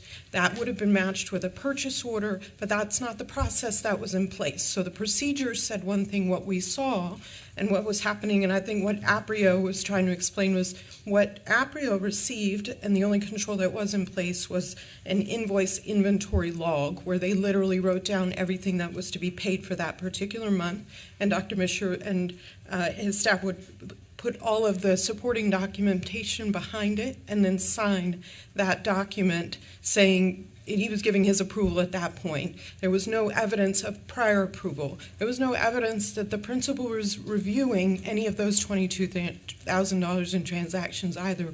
We were looking for something. And even if the principal did, that is not a good control. The principal is not going to be able to tell the executive director that he can't get his money back. We've got to find another control to put in place when the executive director is putting up that much. But to that point, if it's a cash flow problem, then what is the formal approach to managing cash flow or that type of issue that they're having? How do they formalize their response to this without relying on the executive director's personal approach, which, as indicated in the report, just creates a risk area for fraud, waste, and abuse? It's just so much harder to control when that's how you're going to manage your cash flow and you're letting people present out of their pocket. There was no indication of board approvals. Now, there is likely board approval for higher purchases on the front end, and that's what we discussed. There was no evidence of anything over $10,000 being approved by anybody other than Dr. Misher, though, while we were out there. I just wanted to clarify the things that we actually saw out there and how those controls were being presented. What's the gap between the purchase and the reimbursement? Are they purchasing something in January and getting reimbursed 11 months later? Or like So for Dr. Misher or just in general? So which was at 22,000? Right, so I think it was just periods of time. I would say it was over a couple-month period, then he would ask for the reimbursement. So that seemed to be what was happening. It wasn't like a daily request for those reimbursements. It was over a period of time. At one point it becomes kind of a monthly reimbursement for him. I think over a 2-month time period, there was a series of 29 expenditures over 2 months where he was reimbursed, and it appears to be more on that monthly basis that he's going back to get the funds, but some of them went back further than that. So it looks like he was waiting to get the funds back, and what I was told while I was on site was sometimes they had to wait to pay him back until they had the cash available to pay him back, because the whole purpose was to be able to cash flow and to be able to keep the lights on, if you will, for those particular instances until they could pay him back. And the school has no record of applying for a line of credit or anything like that? Let the school speak. And were there receipts presented for what he was requested to be reimbursed? There was always a receipt present. Yes, the only time there wasn't a receipt was in one instance where it was a gas reimbursement of maybe $70 or so. That's the only time. There were only a couple instances when there weren't receipts available. I think the bigger concern was the executive director is the one doing all of these types of purchases and being reimbursed without good controls in place, and that's probably not the solution to begin with. And may I follow up? So currently, are there still things, items, issues still outstanding that have not been identified, found, located, whatever that is? So our, it's been a bit of a process, right?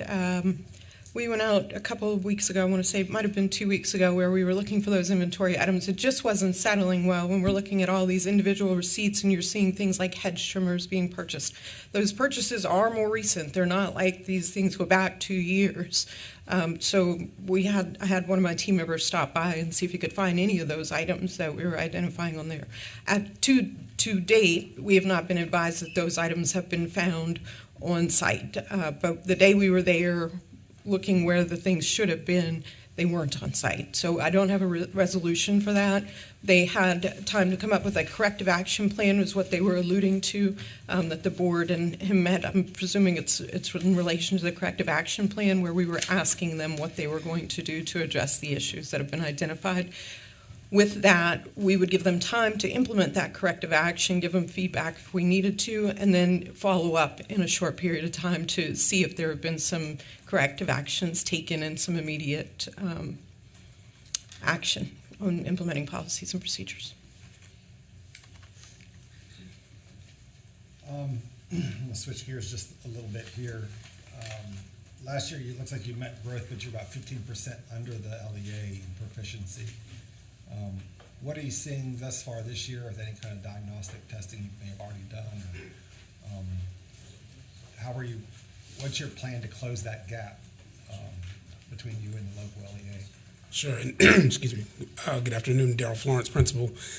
So when I came the last time, I talked about the growth that we are seeing. We are still continuing to see growth with our students, massive growth, as we did last year. We did meet growth. We only exceeded growth location by about a point.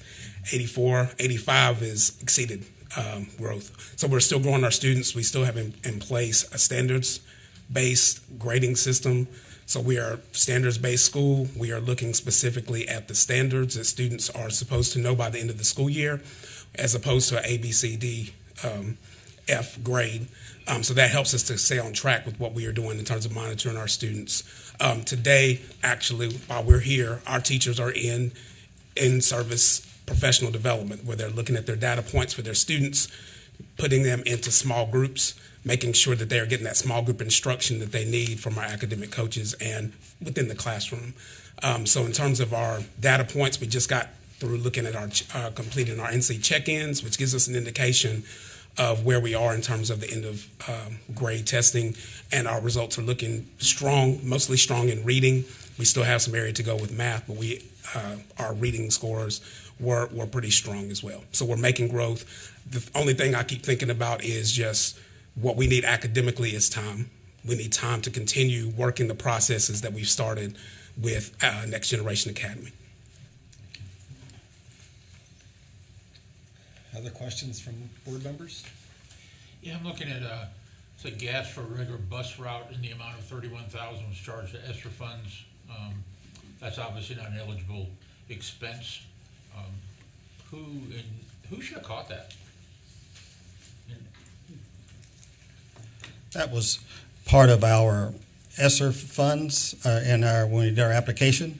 And so we did have a portion in there for summer school. And so that's where it was going to that line item that had been approved. And so from our feedback, it was indicated that if we go in there and make those adjustments on our narrative for 181, then we would be able to satisfy that money that was toward the bus routes. Because we did have that approved in there as our summer school transportation.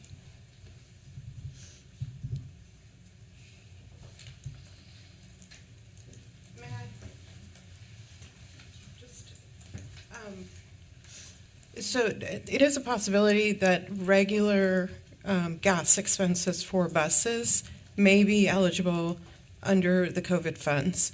And so what we found was that a majority of those bus expenditures were not related to summer school, but just regular bus routes. And our recommendation is that he needed to go, or the school needed to go back to federal programs and explain why they thought this was to prevent, mitigate, or detect COVID and how it could be used under the COVID category. And assuming that was, their explanation was approved, then they would be able to use the funds that way. If federal programs found that those were not eligible uses of the funds and it was not in response to COVID, then those funds would be due back in addition to the $89,000 that was identified.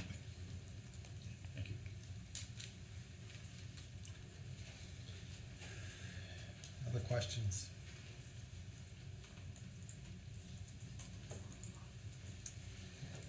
Did the school apply for a line of credit when all this cash? So the school does have lines of credit, and we've also taken out loans in the past. However, that was part of our findings of why we had negative fund balances. And so we were in the process of attempting to pay back those loans. We'd also grown our ADM. We're up to, I think, 425 or 412 or so. And we've also had over, I think, $2 million worth of grants. And so we were trying to get away from going on to those lines of credit, because that was one of the findings that we'd had repeatedly, was that we had negative fund balance because of the loans. So we're in the process of paying those back. Currently today, I think on our last board meeting, we had about $370,000 in our cash. So we were coming out of all of those really hard financial times.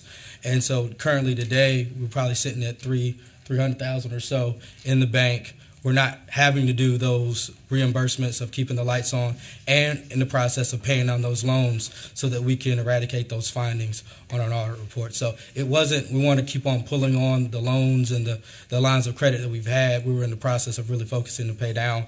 I will say that more controls need to be in place when it's a reimbursement, but as a board, we were trying to get out of the hole from previous years, COVID, low ADM related, and definitely need more policies and procedures in place, but going down and getting more additional loans was not the route that we were thinking about taking. Covered up. Okay, any other questions? All right, thank you. So they're being recommended for a 3-year renewal.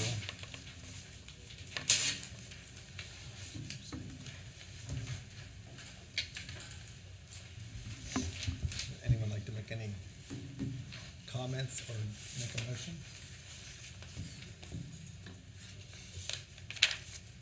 It's surprising. Doesn't seem like a young group of people to not realize the optics that would go along with some of the actions. Seems to be surprising, to say the least, to not have some paper trail regarding some of the reimbursements, to go to your subordinate for the reimbursement approval. It just seems to be a lot of things that are scary in terms of why it would take that long for them to understand that the optics were awful. It would have been a good idea to take the financial, the RTO, Charter School Finance course, again, just to make sure they were doing the right thing at the right time and with the right source. You'd have to be a new school to go to that. I'm very, very concerned as Eric was just saying, of the, not just the optics, but actually what was happening, whether it was intentional or non-intentional. You're charged to be great stewards of taxpayer dollars and great stewards of people's children. And when there's such loosey-goosey procedures, I'm so uncomfortable that taxpayer dollars are being spent incorrectly. I'm very uncomfortable with what I'm reading right here.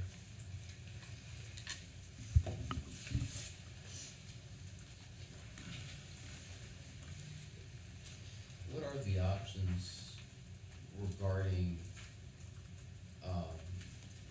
motions that could include a 3-year renewal, but have some ongoing oversight that maybe aren't, I don't know, maybe it's within, and maybe that's the question, what is the ongoing oversight? Yeah, I don't know. Yeah, I mean, we can certainly make a motion contingent upon whether it's, and we can have them come back to us every year over the next 3 and give a financial update and academic update. We could require site visits to the school, and we could tailor those to both academic and or financial in nature. I think we can put any kind of stipulation we want on the. I guess the question I'm asking is it implicit already in their current status? Yeah. That there will be a pretty significant amount of oversight? So maybe, yeah, you could speak I think to maybe that. Shirley would be a good person to kind of talk about the next steps from the fiscal side, because we don't have that expertise. Okay, so still just 2 years on the job, but we can certainly, our standard process is definitely going to be to go back out there and do a follow-up. So they'll give us the corrective action plan, and then we will go out within the next 30, 45 days. Realistically, it may take more time to implement those things, so it might take us a little longer to get out there to be able to see that they've actually put policies and procedures in place and that those things are actually being used and working.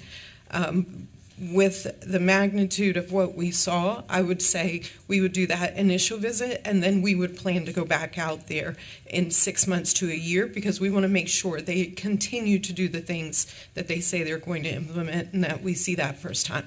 Usually, we just ask for evidence we look at policies and procedures, but we have one other one similar. Our plan is to go back out there in a period of time as well, just to make sure we can design something that would be in alignment with something that would make it, if you all said we need to get out there every year and we need to make sure, then that's certainly something that we can assist in making that happen. So. And when you go back, is that announced or unannounced? We do give notice. We give notice primarily because we're having to ask for all the documentation. And this time, the scope was expanded based on the issue that was identified originally.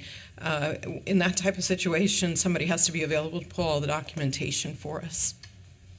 So. And in some cases, they had the right procedures, they just weren't following them. They were very well-written procedures that were not being followed. That's correct. Is that including the $10,000 sign-off and the principal sign-off thing? The 10th, I don't remember seeing a $10,000 sign-off. What we wrote in our interview notes was that at $1,000, the board is supposed to be involved in approving. Again, that may be up front and not on the back end. I can say there were no other approvals. He was the only person signing, and we looked at 2.5 years worth of expenditures at that point. We asked for just give us everything related to federal funds going back to 2021. There wasn't anyone else involved in reviewing those transactions. I also got lost in the sequence. Did the explanation regarding the line of credit question seem to align with what you saw in the sequence of when they were getting federal dollars, when they had, like, was it a cash-strapped time where maybe they made a wrong decision, but certainly it's a reasonable explanation considering what they were trying to do?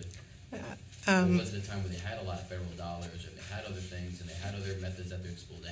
They could have explored more lines of credit. I think if you flip back to the financial screen, there was certainly an influx of cash. So you have the ESSER funds coming in. At the same time, they have a significant increase in the ADM. But to confirm what he said, they definitely paid off loans. But they had a $200,000 PPP loan that was forgiven.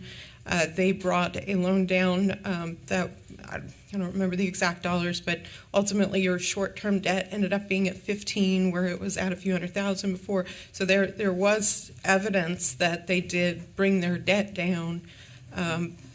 Again, I can't speak to how much he was doing because he needed to keep the bills on versus that's just the way the school operated.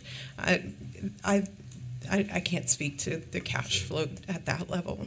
But there was cash coming in the door at that time. Shirley, does you and your department have the manpower, if one of the stipulations is that we would want you to go to do a very extensive visit once a year to this school? Is that something that you could do? We don't want to put even more work on you. I know how shorthanded you are. Is that reasonable? I think it would be a reasonable priority for us to find the resources to do that. At least annually or we could do somewhere in between. We do a big review, and then right before the renewal, we could do another review to make sure it's all in place as an alternative option. Just because it doesn't matter to us, if it's a year and a half or every year, we can look at the scope of time and period of time by then, and then we'll know what the controls are they're putting in place and be able to give them some feedback at the beginning, the first time we go visit, as to whether or not those controls are reasonable that they're putting in place to begin with. So I'm sorry, if you were to do that every year, but they had a 3-year renewal, is there a reason that at the end of the first year, if things were not in compliance, or is there a mechanism for terminating early? I don't know the answer to that, but what I can say is if I see this again, I would certainly bring this back to Ashley's attention, to the attention of our general counsel, and hope that that would be brought back to your attention. It's just there was far too much control at one person's hand, and that's the piece that we need to try to avoid from an accountability perspective. That it just if we saw that again, I certainly would bring that back to your attention, which I think would then, whatever opportunities would open up if we brought it back to the board. So I guess I'm asking, what would those opportunities be? Let's just imagine a year from now, we're hearing there's still these financial problems. What are the options available? There's in the charter agreement and in general statute, there's a wide range of reasons that a school's charter can be revoked. So if it were a case where, we feel like needed to come back before the board to, if there are financial troubles, then you could hear that, and, a school's revocation can really take place at any time, so it's not a matter of, just that renewal. I could also, there's a state board policy that talks about the different levels of financial noncompliance that folks are cited for, and that's Shirley's referring to that. So there are different levels that you go through in order to try to get compliance, reaching the final level, which is... Well, they're on disciplinary already. They're on disciplinary. Yeah. I mean, at this point in time, our options are to use some of the federal strategies as well, right, to restrict funding. We have other alternative options as well. But the first step is to ideally get those controls in place. So are they on month-to-month funding right now? They are. So that's the highest level of... It is, and they've been on that for 3 years. Before revocation. They've been on it for how long? Disciplinary for 3 years. Okay, I didn't realize they didn't put you up. Okay. What did he say? He said they've been on month to month just for this year. So, it seems like some of this is kind of currently existing, and we're here, today to make a vote. It's my understanding that we don't have to vote today, that we could wait a month. Is there anything advantageous about that for you, Shirley, for us to wait until March so that you can see what policies they adopt, or is there? Can it happen between now and next month's meeting? I think it's how quick they're able to implement the policies, because again, we've already had evidence of seeing good policies. It's what they're able to actually deliver. So if there's a commitment by them to immediately start implementing the things that they're talking about, then there might be an opportunity for us to do a brief review and bring that back to your attention by that point in time. It would not be as extensive as what we've done, but we could see, and it all depends on how quick they can get things in place and rolled out. Can you remind me of the $22,000? How much were you able to, I don't know if you're able to quantify that, to see, to match up in terms of the reimbursement? We looked at every receipt for the $22,000. That was the highest risk thing that stuck out to us, is that that many transactions would go back to the executive director without review. So we went through every receipt for that to make sure that there was a receipt. But I don't know if you alluded to this earlier, or I'm mistaken here. When you did the site visit, you guys were matching up the receipts to certain items that were bought, or am I talking about something else? In that review of the 22,000, it was clear that there were high-risk, vulnerable items being purchased. So because they were doing this construction on site, there were very strange items being purchased, like the saw or the hammer drill, things that could very easily walk away in any organization, especially when they're not usual and customary for that type of business. So just based on them being high-risk, vulnerable assets, easily to walk away, we looked for those particular things. And when we looked for those were not available. So it wasn't our intention to go out and do an inventory. Our intention was we were looking at those receipts to make sure those receipts were reasonable to begin with, since there were so many and of a very unique nature. Building walls, building buildings, meaning what we were looking at were studs and metal racks and nails and literally materials to build walls and do the floors, vinyl for the floors, sinks. I mean, this is why it was nerve-wracking, and we were looking. So we wanted to go back and see if we could see some of those things that wouldn't have been designed into a wall, and see if they still existed on site. And they were not available? No. What kind of dollar? Bruce, ask you a question. Go ahead, Cheryl. I need somebody to explain to me what was the financial situation that the school director needed to put $22,000 on his credit card to pay bills like the electric? Is the question for the director? Yeah, the question is, again, why did you have to put this on your personal credit card? Yeah. What was the financial status of the school that required you to put this on your own? Yes, we were in the process of course, paying back the bills that we had previously had, like Mr. Moore said, we were trying to pay that down. And at that particular time, we either were waiting on a drop or waiting for the local money to come in, and that money wasn't there. And so, and those are items that we needed to complete. Whatever project we were completing, or there was an electrical bill that had come. And so we were just behind on the bills. And so at that point, I would go into our office, and that's what she'd share what was taking place. And then I would see what we need. Well, I would just agree to go ahead and pay the bill for the school. That was what I did. And Mr. Sanchez, you mentioned about some sinks and walls. Now, I wasn't there when Mr. Jordan walked around, but did he see the walls that had been put up? And yes. Okay, that so was those important. things. All the items that were unaccounted for, that were unavailable, I think it shows. Okay, I wasn't there because I was on a phone call, and then the lead custodian wasn't there. But some of those items, they were in the building, but we just weren't able to locate where they were. But so you didn't get a general contractor to do the work? That you bought the saws and the whatever they asked for? The general contractor, we had a general contractor who got the permit and did a lot of that, but he allowed us to do a lot of it internally. I don't get it. Mm-hmm.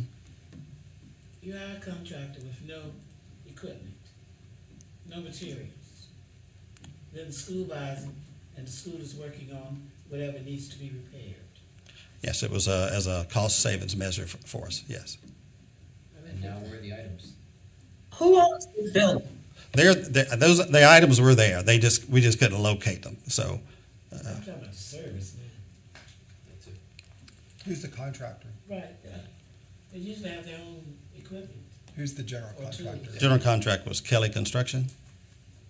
And it came empty-handed. Is there any relationship between any board member and Kelly Construction? No.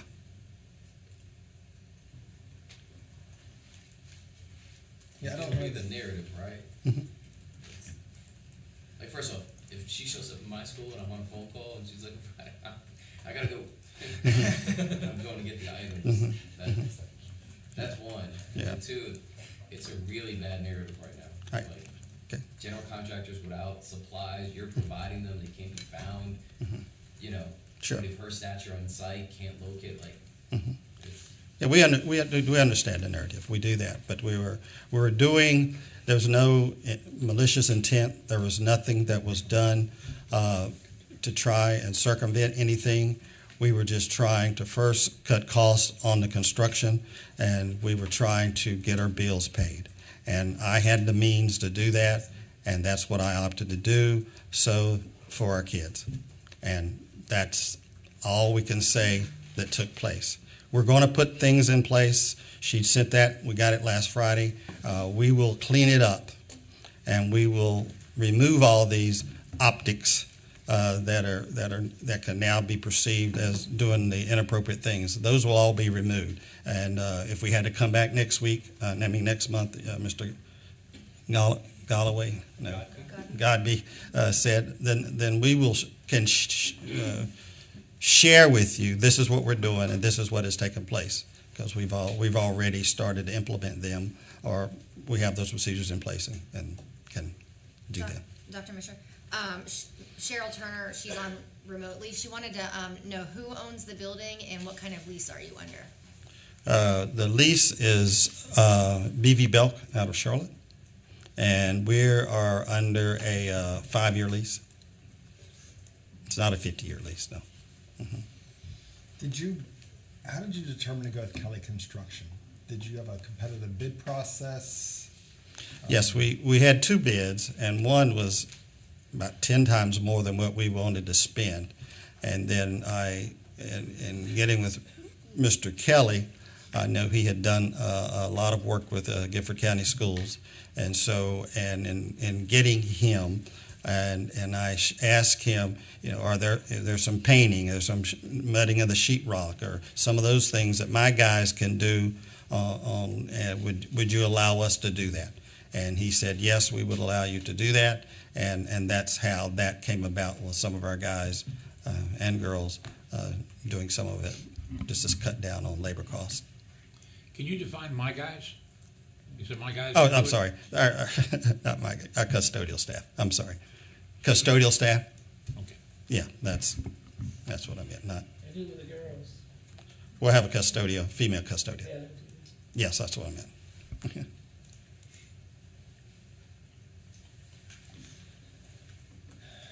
Okay, other questions? Yeah, I was gonna, I'd asked earlier, what's the dollar amount of the missing items? Do we know what that is? It's not significant. We were looking for things that were $100, $200 each. It was much more about uniform guidance if you are using federal funds, and reasonable for any taxpayer dollar, right?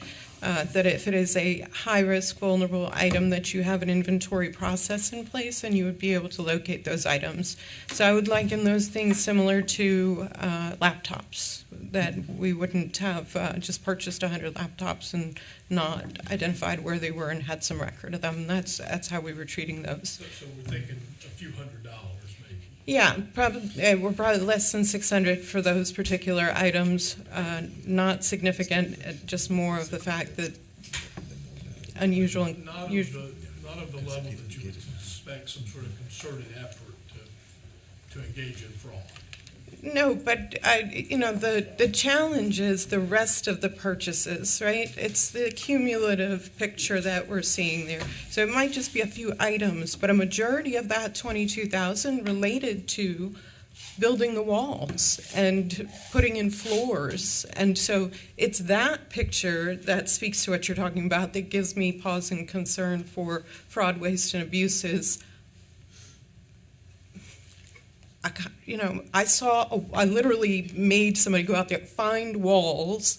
Like, we could have gone out there and said, find vinyl tiles. Like, that is just a different way of doing and putting things in place that created a concern of how it looked. So, yeah. So it wasn't just the items, it was the entire approach to building those things, the bathrooms, the walls. It was. Thank you very much. Okay, would anyone like to make a motion?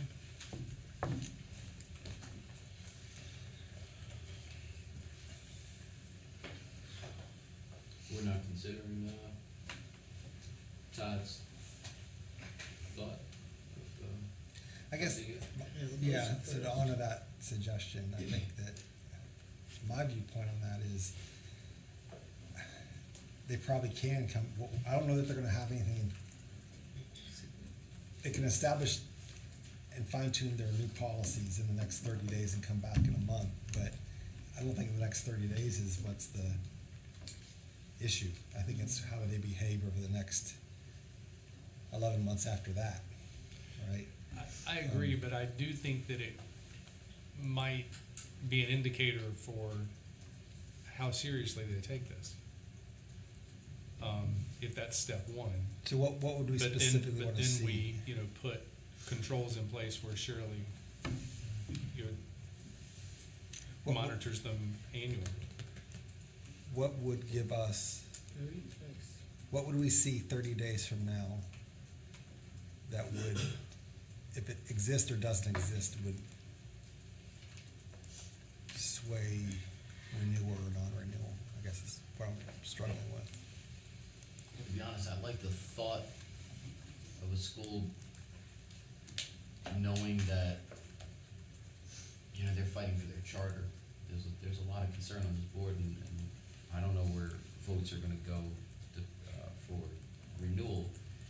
And the ability to come back, or to demonstrate, at least with Shirley, that they're putting the right things in place, that I don't care if it's $200, like, sometimes those are the most fraudulent things, is doing small little things like that you think go under the radar. Getting all those materials and I guess reconciling those reimbursements better, and just reassuring this board that their board is really serious about it. I thought today we took a step in that direction, but I'm not leaving like, oh, these guys are really serious about their internal controls and, you know, and righting the ship. Yeah, and I think that Shirley's feedback about what they are doing, how transparent they are, how well they're working with finance, I think I would like to hear that in 30 days. Okay. I think I'd be more concerned with what Shirley has to say than what the rest of the group has to say. Yeah, I agree. I'm not even sure the rest of the group would need to be here for that. Right, I agree. I agree. I think that's right. Okay. We can certainly do that, unless someone's going to make a motion. Anyone's welcome to. We don't need to make a motion to delay 30 days, but if I don't hear a motion, 5, 4, 3. So is the understanding that we're tabling this renewal vote and Ms. McFadden's gonna come back in 30 days and give us a updated report on what their internal controls Yes. are? Shirley, is that okay with you? Yes. Just say yes. Yes, that's okay. We'll make it happen. We'll get out there. We'll work with them through the next month. Thank you very much. If I So may, you from did a, say they have them in place, but didn't follow. They wrote It's the not like policies they and had to procedures. create- They didn't follow them, so we're gonna. Right, but they still have procedures in place. It's not a- If I may, Is that Mr. enough time for you to be able to observe whether or not they're even following the rules that they now have? Ms. Schaefer, do you have something you wanna say? yes, I was just going to point out that the State Board of Education policy that requires you to take action when you're on disciplinary financial status says that the corrections need to be made within 10 days or other set time frame. So I guess the question is, are you all going to set a time frame for them to be in compliance? Repeat that, you tail it off at the end. Okay, so the State Board of Education policy on financial noncompliance says that when you are in disciplinary noncompliance, which is where this group finds itself at this point, that you have to make the corrections within 10 days of being notified or whatever other time frame is set. So the question is, they have 10 days from notification or until when you set a time for them to be in compliance. So I would recommend that you look at making it clear if you're going to have them be in compliance, what that time is. Usually, I feel like you guys usually set that in your letters. Like, is it even possible that they could be in compliance in like? We tell them 30 days. So we asked for a corrective action plan to be remitted this week. That's a big step, right? They need to really reflect on what they're going to put in place. We give them 30 days. So there are times when 30 days is inadequate. I would say there are many expenditures that are going to come this month, so there's an opportunity for them to go ahead and put in place some of those things, and we should have at least one set of expenditures. Usually it's monthly that you're sending it over to APRIO, if I recall correctly, that we should be able to look at 1 month's worth of expenditures to determine that.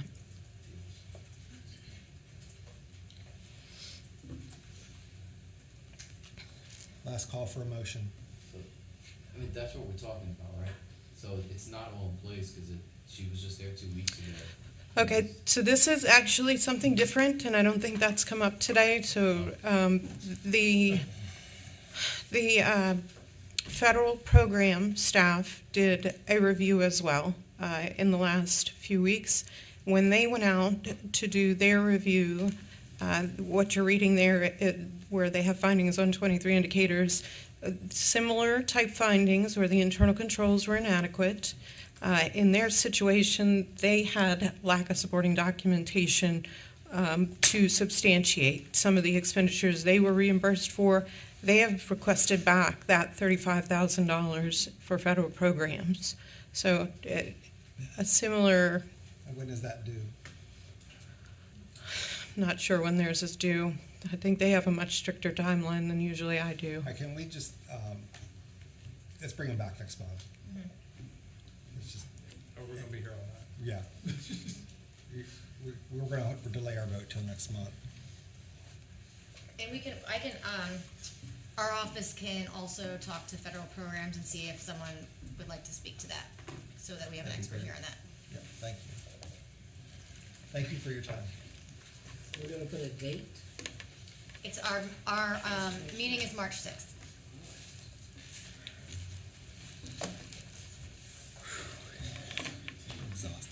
Before we introduce the next group, I think also too, this is like 2 or 3 times that an audit has occurred and no findings came from an audit, and yet there's still all these questions. So I don't understand the audit process. I don't understand how things slip through that are, if they're that big, how are audits not catching it? I don't get that.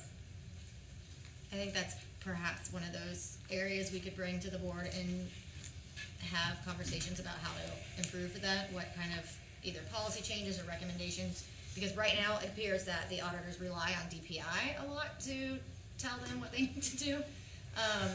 So we could definitely have that Shirley, were you gonna say conversation. something? 'Cause We put out an annual compliance supplement every year that goes out through local government commission to all the auditors. The compliance supplement describes all of the requirements of the uniform guidance and any state requirements. Internal controls are reviewed when you have expended, they're required to be reviewed when you have expended $750,000 of federal funds. If it doesn't reach that threshold, these auditors may not be looking at the internal controls for these organizations. Even in the case when they are looking, the policies and procedures were good policies and procedures as drafted. It just depends on how far they go with testing. Every organization is going to be slightly different.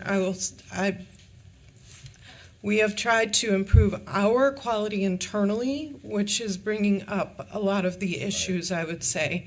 There are many audit organizations out there, but internally you're seeing these things because we're asking harder questions. And this isn't a blanket statement on auditors. I'm simply saying that it seems like they're coming back later. And when you talk to those people, their staffs are smaller, and we're adding more charter schools. So I think it's a bigger complex issue that people need to think through because, and I don't know when a forensic audit comes into play with someone that's had 2 or 3 years of noncompliance with not having strong financials, but I just throw that out there because this is kind of like a recurring theme. Thank you, Shirley. Thank you. Okay, up next we have Eastside Stream Academy. Ms. Cook. Yes. Okay. So Eastside Stream Academy, they have not been comparable in the last 3 years to their local LEA, In July of 22, they had a testing violation that was due to not testing eligible students for Read to Achieve. There was no additional action needed, that was just noted. And then BTSP is also conducting an additional audit this year due to non-compliance and unresponsiveness. For their financial standing, they were on cautionary status. I do believe Shirley just said that they were recently removed, so I don't believe they're on financial noncompliance anymore. And then as far as their academic standing, they were at an F in 22, an F in 19, and a D in 2018. They are on the low performing list. They did not meet growth in 22 or in 19, but they exceeded growth in 2018. This is their first renewal. Their first charter agreement given was a 10-year charter agreement, so I will ask that Eastside Stream come for any questions from the board.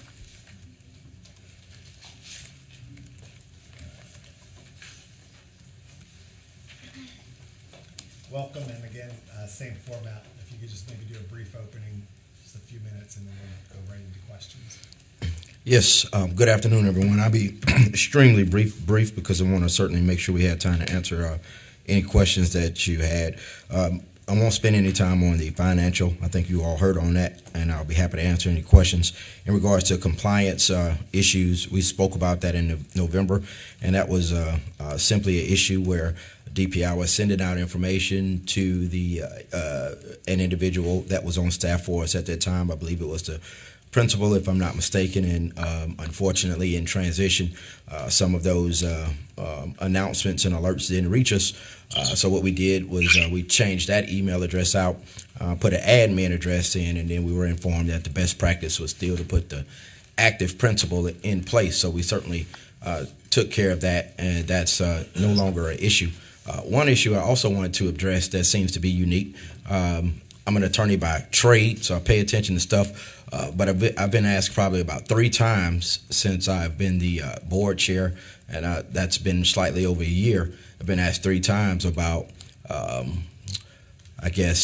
improper association between staff and board members. And I was concerned when I was asked about it the second time because I wanted to make sure I wasn't in the dark. So we went through, and I actually literally went through myself and again affirmed that there's one part-time person in the entire building that is associated with a board member in any capacity. So I'm certainly hearing any concerns on that, but I was just concerned because I've been asked about it 3 times. And then finally, so that I can get to it, I want to talk about academics. I think that's the real issue. While it's true we've had some good years in the 10-year scope, 2 years of compliance and one year that we did exceed, certainly there are some years that we got to have, we got to do better. We have new individuals that I'm the new board chair. We have a new principal, other new individuals that are excited in the community about the potential of this school. And I'll take 60 seconds to tell you what we're focused on as it relates to the academics, then answer any questions that you may have. One of the things that we've discovered is to make the school accomplish the desires of the state and of this particular board, we have to work on our educators as well as our students. We talked previously in November about starting some professional development courses, and we have. So on Saturdays, we offer professional development through a company we've contracted with where they're teaching Teach Like a Champion and also closing the altitude gap. We also have a 3-hour academy that we're offering on Saturday to the students that's designed to supplement their in-school learning and things of that nature. And the ratio in those classes, we try to keep it at max 10-1, and sometimes when there's enough of those educators in place, 5-1. And then we also have our EOG boot camp where students receive 4 hours a week of preparation for the end of grade test via 2 weekly sessions. That's for grades 3 through 5 and 6 through 8. Monday through Thursday, the instructors focus on test content strategy and test anxiety. And so those are the things that we are really most concerned about, is making sure that we have a game plan in place, a strategy for academics. I do have our principal here. I have our finance director here, and I have Mr. Wooten. I thought it was important to actually hear from one of the newer educators. He's a rock star that's really focused on academics, and those individuals are here to answer any questions that I can't. Thank you so much. Are there any other board members with you today? There are no other board members with me today. And why is that? I felt that I could manage the questions that you had by coming and bringing the principal, bringing the finance manager, and bringing the educator. And that was based on a letter that I received from you all saying don't come with a presentation, but be prepared to discuss finances, academics, and compliance. But how often is your board meeting? How often are we meeting? We're meeting monthly, and we have one of the questions that you all asked. We hadn't updated the website with our board meeting notes. Those have been updated. But not only do we have our board meetings, quite frankly, we meet 2 or 3 times a month for planning meetings. So whether that's at the school or on the Zoom, but official board meetings to open to the public, we're doing those monthly.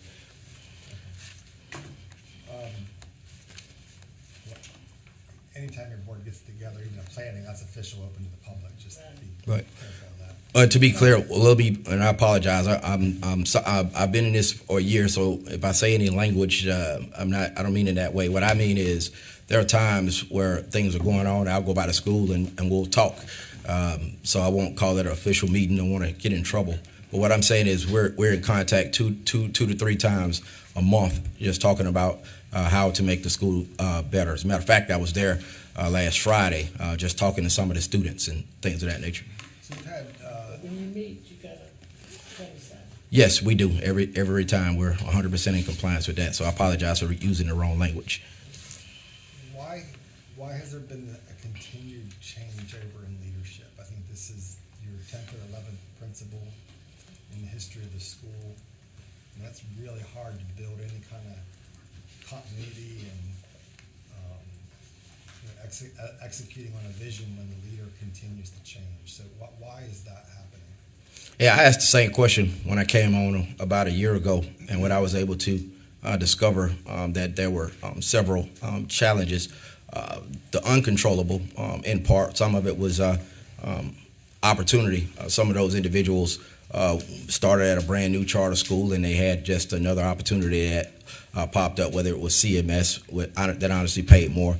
Other was culture. Some of the students that we were attracting, again, this was before my time, but this was what my research discovered, where the school was originally located was a hard area. And some of the students that they were drawing in, they had challenges, some of the same stuff that you've been hearing all day. And I think with those students and those challenges, there was a culture issue that made it hard for some of our leaders and things of that nature. And again, we had a separate board then as well, for the most part. So I saw individuals from what I could see that left for other opportunities. I saw there were culture issues and things of that nature. But since that time, I guess over the course that I've been here, first we've moved to a new facility. It's amazing. It's in a safe location. I think it'll give us an opportunity to continue to serve our previous students who also came from some challenging areas but have traveled with us.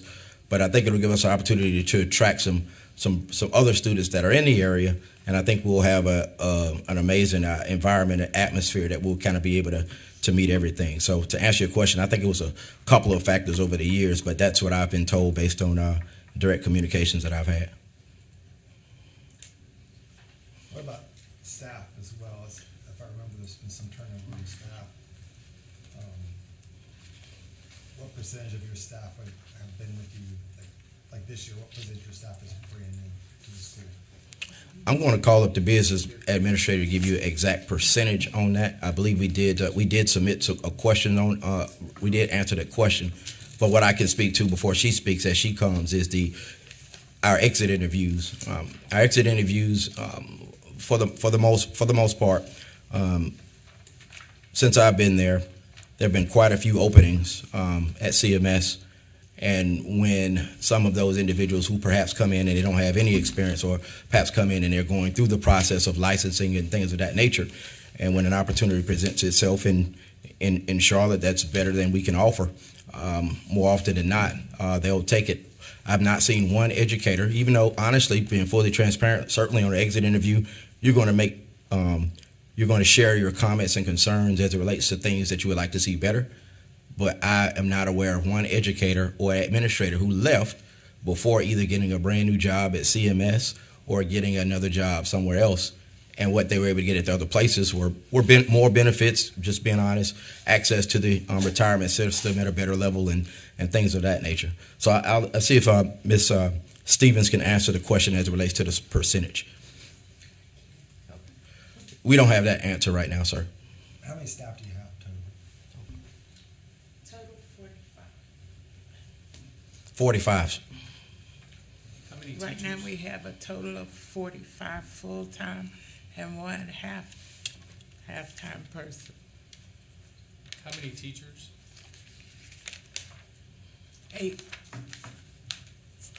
18.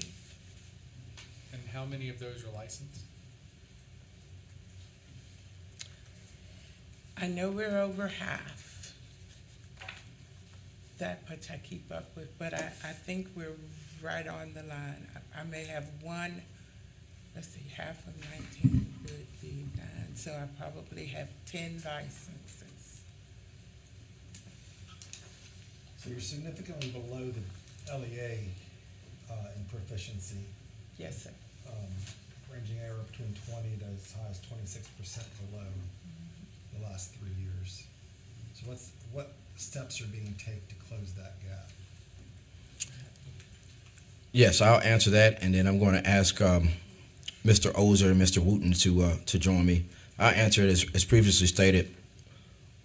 When you look at the LEA, and I'm not exactly sure, the answer is still the same, but I just want to make sure I paint a great picture for you here. Not sure, we've not been where we are for the entire scope of the analysis, but the answer is still the same. We're still below regardless, right? So what we're doing is we're working intensively on the PDs, professional developments, on the weekend to the point now we're trying to even find additional resources to pay the teachers for coming on Saturday. Because what the teachers have shared, or educators have shared with us, and again, when I say that, I'm not talking about anything that's not going to be ruled here. I'm talking about community support, whether that's people coming in, providing lunch or whatever. Because some of our educators say, we're glad to have PDs. The problem is that after school and weekends, some of us have secondary employment. So if we're going to come to professional development, then how are you guys going to help us? And so we're actively working to make sure that an educator who, perhaps maybe is not making a lot of money already, as we have these PDs in place, is not impacting them at a greater place, in a greater way economically. So we're working on that. The other part that we're doing is also, again, working with the STARS Math and English Academy is the name of the academy that is providing the PDs for our educators, but also providing the EOG and testing training and tutoring services and things of that nature for our students. That's brand new. That's not something that we've had for 3 years. As a matter of fact, it just started since the last time we were here in November. So those are the type of things that will help us to not only close the gap, but I believe to go beyond the gap. And I'll let Mr. Wooten come up next and add to that briefly.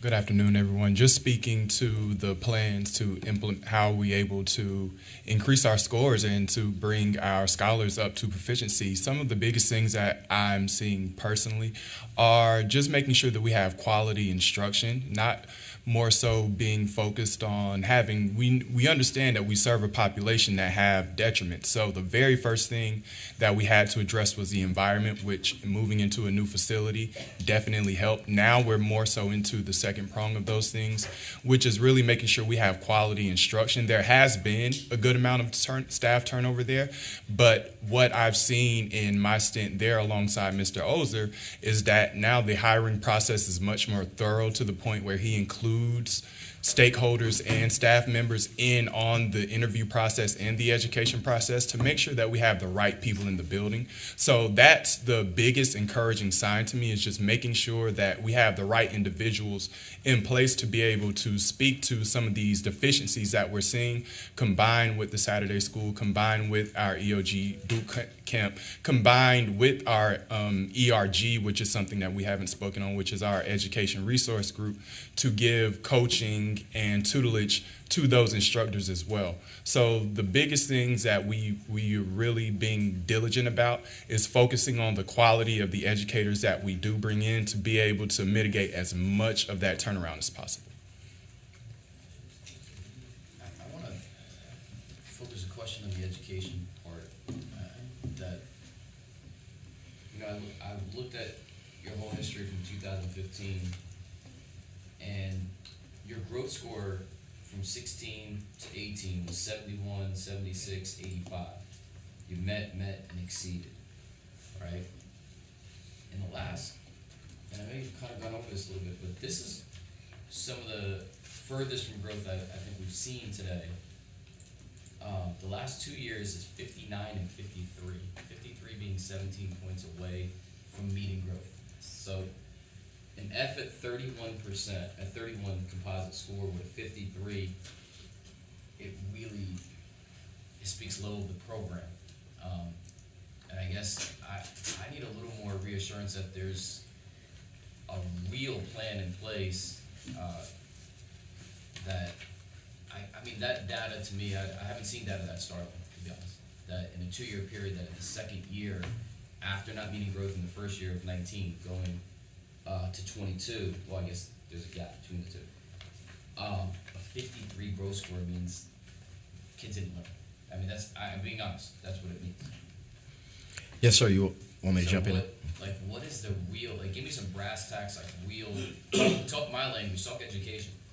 Right. Let me hear, like, whoever you said you brought your right. So gurus. Absolutely. So, but Mr. Sanchez, or is it Dr. Sanchez? Just Mr. Sanchez. I think one of the things before we talk education is we have to talk leadership. I think that's why I was brought to the board. I was a military officer. I do what I do otherwise, and all of us in this room can agree that everything rises and falls with leadership. We hear that.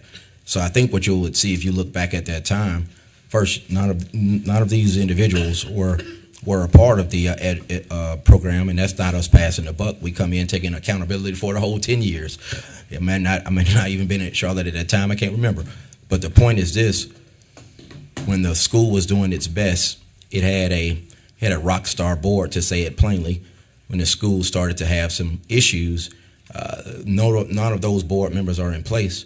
What we did do as a school was go back and get one of the original board members who was a part of the school when it was doing well. She's still serving on the board to this day, not as the chair, because quite frankly, over the course of time, when things started to go down, she did what she has done as through the course of her career as an educator, and jumped right in, showing up tirelessly, doing the work to get the school back up. Unfortunately, that can be perceived as being too heavy-handed as a board member, but that's what she did. And part of what she did was said, hey, I don't want to be overhanded. I got to step down. I was asked to come in. My specificity of my question was lacking, so let me just ask it better. I can't ask you to explain last year you weren't there, people weren't there. That's what you're basically telling me. What I'm more looking for is a better detailed response as to, hey, here's exactly what we're doing to turn the ship. It just seems rather generic right now, rather broad, and it's not actually giving me the reassurance that there's a true academic plan that's going to deliver real results. Right, and yes, sir, and I know we're on time, but I still can't back away, Mr. Sanchez. It starts with leadership. You can bring in whoever you want if we don't get the leadership squared away. So that was step one. So I'm going to be quiet, sir, so now we can hear about step two. Step two is coming up. Yes, sir. Good afternoon. This is John Ozer, school principal.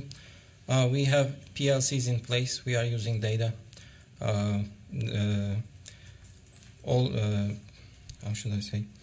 I mean, the data, we always, since the beginning of the year, we have been using the data. In the past, that we were not using we were not doing NC check-ins. We started using NC check-ins.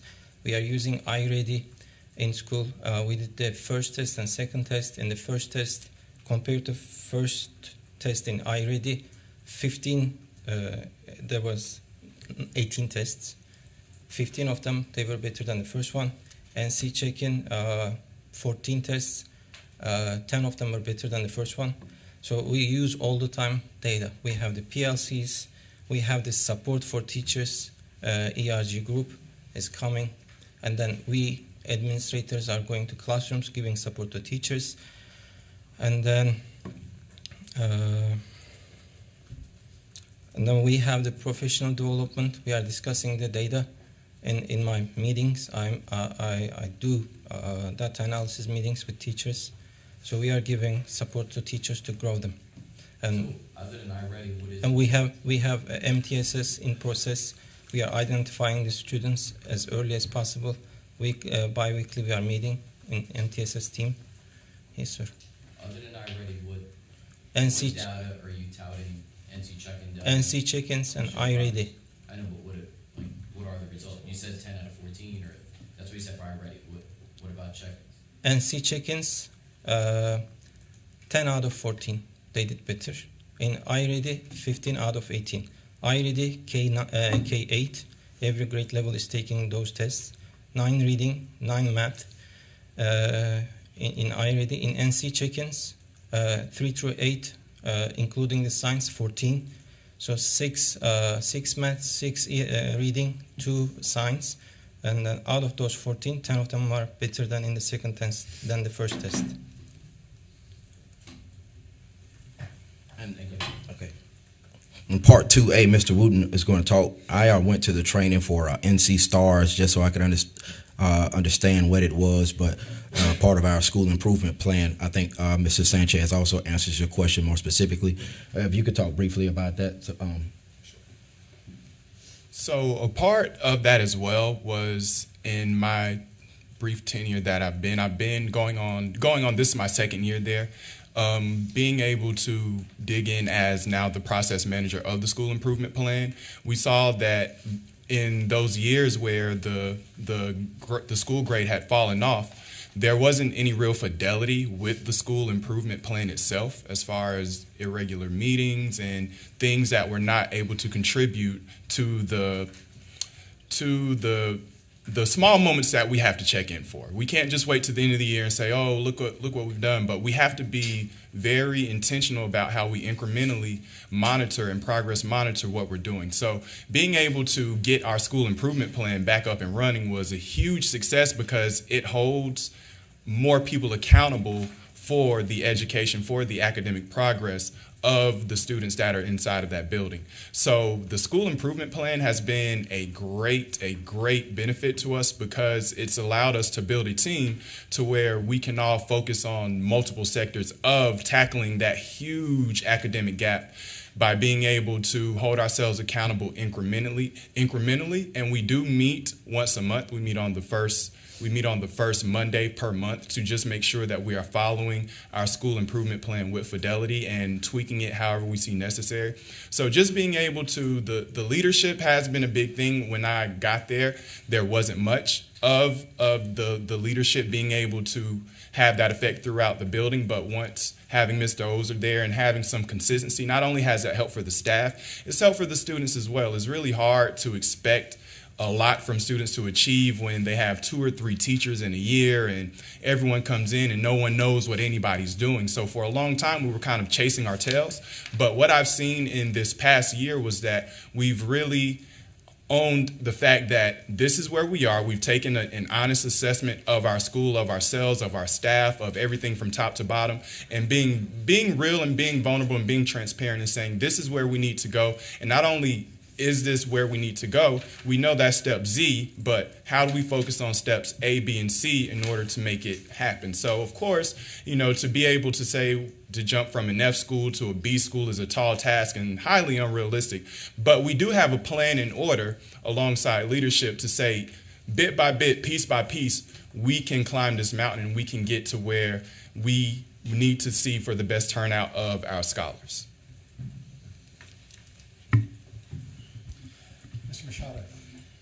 Yeah, can you tell me what's the relationship between Eastside Stream and One Church of Charlotte? One Church of Charlotte, I think the name. One Church of Charlotte. One of our. What is the relationship between the school and the church? There's what collaboration do you have between the two? said what type of relationship that we have. We're gonna answer that. I'll talk about the first part, and then Ms. Stevens talk about the second part. Dr. Linda Cruz is a member of that particular church. They've been a partner for us through the course of the school's existence. I'll let Ms. Stevens talk about the financial part if there is anything she wants to address. But in regards to what they've done for us, it's things as it relates to having the ability to park buses there because we don't have a lot of space and never really have had space as it relates to parking the buses and things of that nature. And then I think some volunteer efforts, and that's what I'm aware of at a high level. And Ms. Stevens can speak to anything else. Now, a little follow-up before Ms. Stevens gets up there. The website for the church says Ms. Cruz is the first lady of the church, so she's a little more than just a member, correct? Yes. Oh, you didn't say that at the beginning. Well, I mean, she's a member. She's not the pastor. I mean, I didn't. She's the first lady. What does that mean? She's a pastor's wife? She's the pastor's wife. So she's the first lady. Right. Yeah. So she's not the pastor. So she doesn't have any more, I guess, clout or authority than any other member, but she is the pastor's wife. Yep.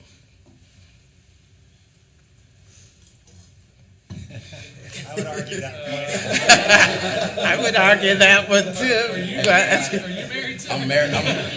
I'm married and I'm a pastor in my own right. So yeah, we're talking legal here. We're talking legal. There's an attorney sitting over here. That's what we're talking about. Son of a minister, I think I can attest to it. We sent parking out for bid, and the church came in with the lower bid on parking the buses. And so right now we have 9 buses parked in their parking lot, and we pay them a monthly fee for parking. How much is that monthly fee? The last time I looked, it was $250 a month.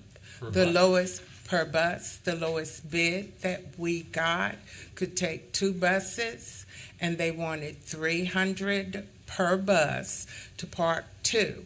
We looked at having buses all around the city, and that's what we would have to do if we parked someplace else. About every 6 months, we look again because 9 buses now is becoming a bit much to put in one place, but we do competitive bidding before we award anything. And the First Lady was not a part of the bid committee.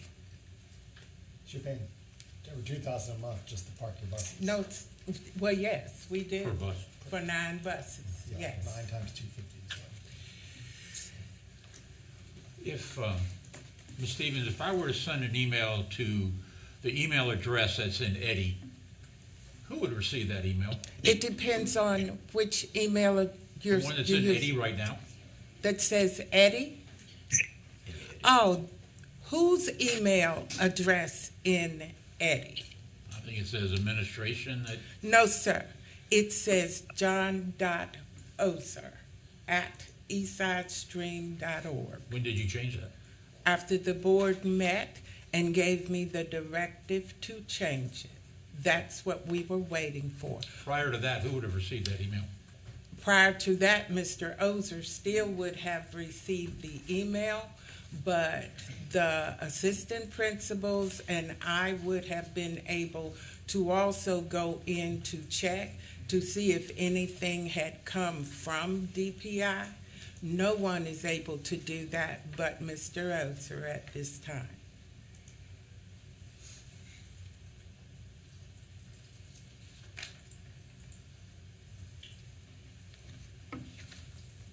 Other thoughts or questions from board members?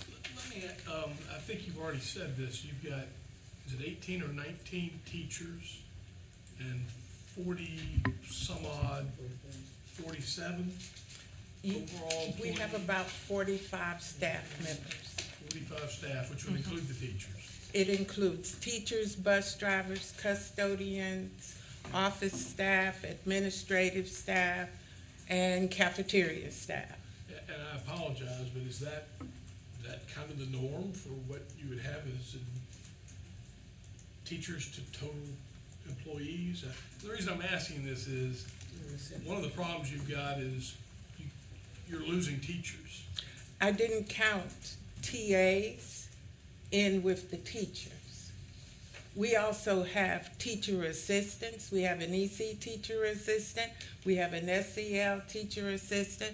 We have 2 openings now since we got school improvement funds for additional TAs. We have an open position for an assistant principal of instruction since we got the additional funding. So we did have, and I may have missed somebody, but we do have, when you ask me about teachers, I'm thinking just of the main person in a classroom and not the support. Okay, so I'm gonna have to rely on somebody else to give me some guidance. You're having difficulty retaining teachers, which undoubtedly is because, as you say, they get better pay other places. But in the budgeting process, you have to decide how much to pay those teachers. And I assume that is in part constrained by where else you're spending the money. Money you spend on administrators can't be spent on teacher pay. I don't know if that's a reasonable mix that you have. I'm just ignorant of that. But I would like to hear from others as to whether that sounds like it's in the reasonable range. Or if that is part of the problem we see here in terms of turnover. Well, we can only take their word for it, I guess, in terms of what they're saying, that the problem in turnover has to do with just not being competitive with other schools in the area. So do we have any information about that more generally? Yes, so I would just say from staff's perspective, turnover has been a concern for many years, and in preparing for this renewal, we've gone back through past site visits and looked at, when we conduct a site visit, we meet with the principals, we do walkthroughs, we have these, discussions about the school as a whole. And in a site visit from 2019, there was a new principal there. He was asked about what he believes contributes to the school's low-performing academic status, and he said that there was ineffective leadership, which we're hearing again, numerous teacher absences and resignations, high student turnover, frequent behavior incidents, along with a significant enrollment decrease. He said the 2018 school year was marked by 3 principals or interim principals during the year. Kindergarten to 5th grade classes experienced 2 to 4 different teachers during the year. Staff absences of at least 1 teacher absent at least 1 day per week. Experienced substitutes not available. Only 2 general education teachers, 1 special area teacher, and the EC teacher began but ended in the year. So that is the point, being that in our history of our site visit reports, we are hearing the same sort of problems, and it's very difficult if as a staff or as DPI staff wants to improve a school and help a school improve, it is very difficult when every time we go to the school, there is new leadership. I will also say that we have, that when a school is up for renewal, it's often a time where staff members or past board members, people come to us and they want to tell us things about a school. And many will call and do that anonymously. And we have had information from teachers that have resigned telling us that they feel like it was just a very toxic environment. We have not heard anything about leaving because of pay or anything like that, but rather that they felt like the environment was somewhere they could not teach and be a professional. Thank you. In the Charlotte market, it's hard for a charter school to pay Charlotte Mecklenburg money. I'm sure. And At the score I am is there, we can't touch it. Yeah. So that it is a detriment, especially in the current job market. The number of candidates is dwindling. Quantity, we got some really quality candidates, but the quantity is down. So is large turnover a problem in every Mecklenburg school, charter school? I can't answer that question. Yeah, I don't disagree with what you're saying. I face the same thing here in Wake County. But I probably retain 98% of my staff every year. So it's got to be more than just money that keeps people there. It's got to be about culture. It's got to be about leadership. I mean, you're saying the right things. Like you're gonna, you got to invest in your faculty. It's going to be quality instruction. It takes quality leadership. No one's going to dispute that, but you haven't done it. You just haven't done it, and these numbers are showing that. You couldn't run a restaurant and have the turnover you have at leadership and stay in business. You couldn't run any business and stay in business with this type of staff member turnover, let alone at a school.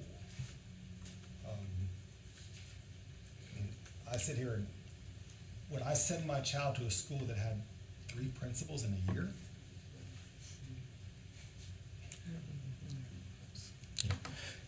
And sir, I'm trying. Is that Dr. Friend? No, that's like Oh, Mr. Mister's good. Yeah. Mr. Friend. Mr. Friend, I would, again, I would.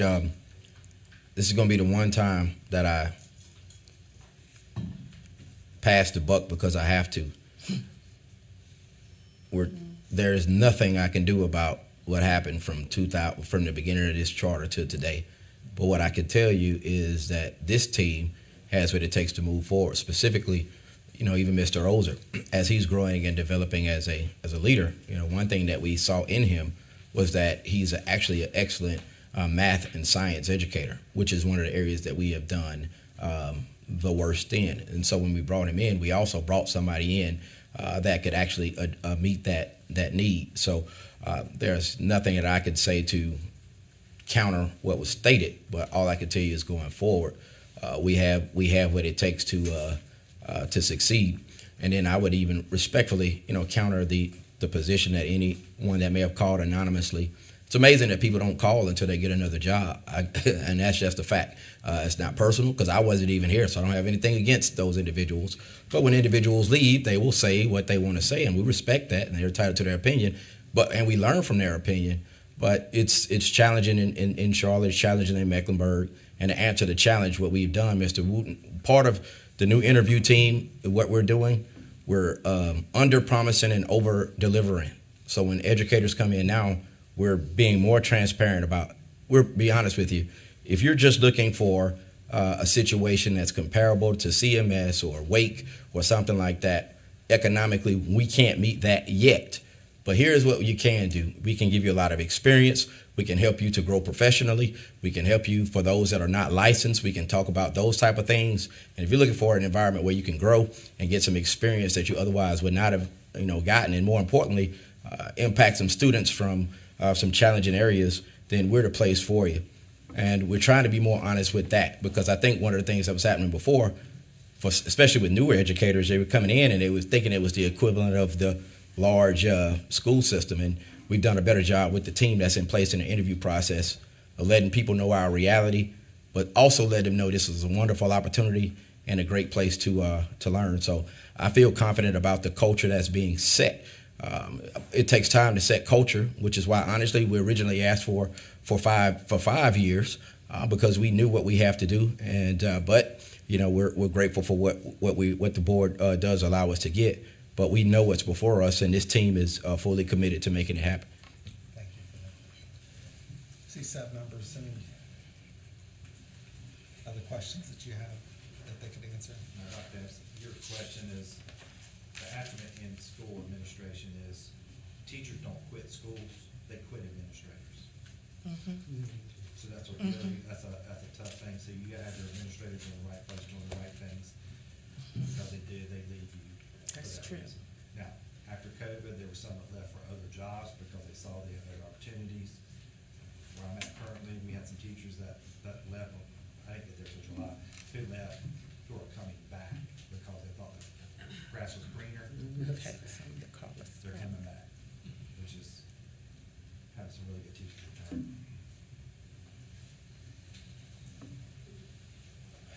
Okay. Would anyone like to make a motion? What are our options with regard to the motion here? Well, they're being recommended for 3. And I think as we discussed with him the past time they were here, that's what's on the table. It's not gonna be more than 3. The other option is non-renewal.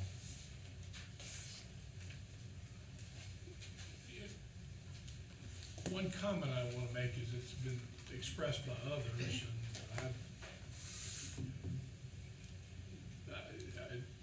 I think it's my own thought now, just because I heard it enough, is that boards get charters.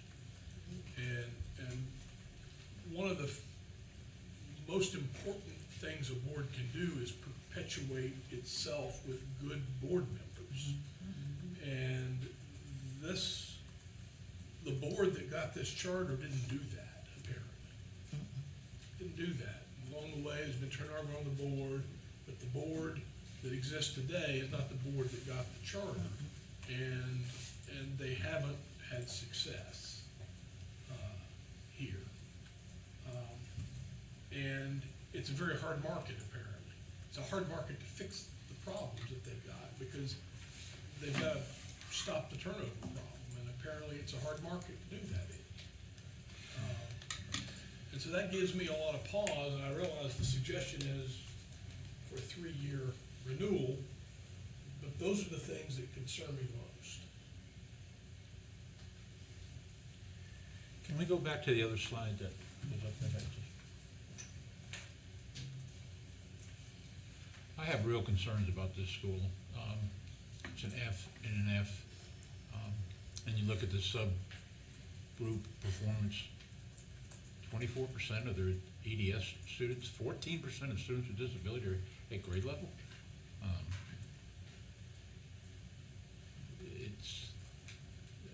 And then you throw on top of that the large amount of turnover, the people that have told OCS that's a very toxic environment, the situation between certain board members and the church. I'm very uncomfortable with this school, and I'll admit I was when I was at OCS.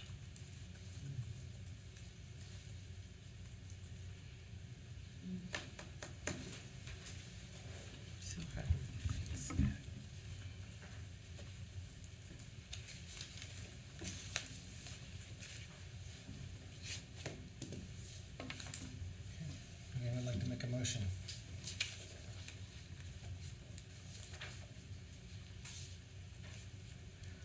No contingencies, if there were. Oh, yeah, there could be a motion with contingencies, I didn't mention that, yeah. And it could be that, again, there's yearly site visits, we invite them back yearly to give a report on their progress. We could make it very clear that, they need to have 2 out of the next 3 years proficiency meaning growth. So let me ask this, the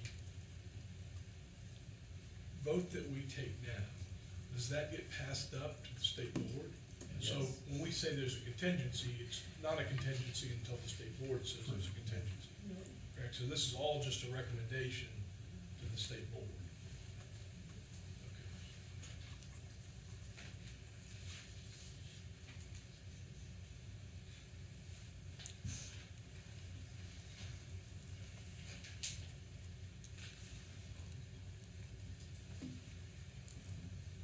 Again, there's opportunity for a motion on the table.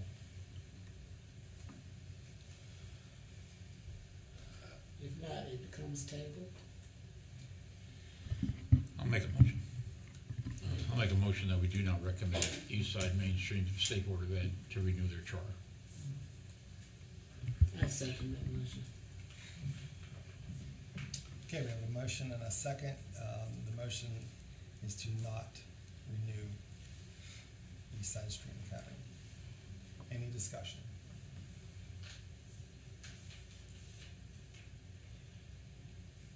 Hearing none. Ashley, roll call vote. Okay. Cheryl Turner.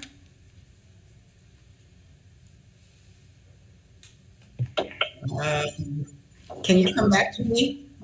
Sure. Shelley Shope. Aye.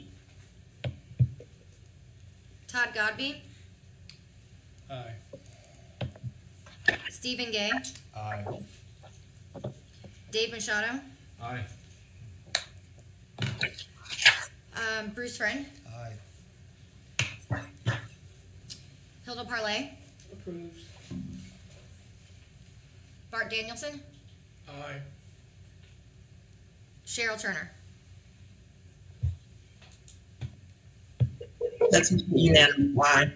Okay. Okay, this recommendation will go to the state board in March and final vote in April. Okay, thank you. Okay, we still have on the agenda today one more renewal, and then we have the reconsideration of a rejected applicant from the state board. Why don't we take 5 minutes? Is that long enough? Too short? All right, let's do 10. Let's do 3:30 and pause, and then come back at 3:30. Okay, 3:30.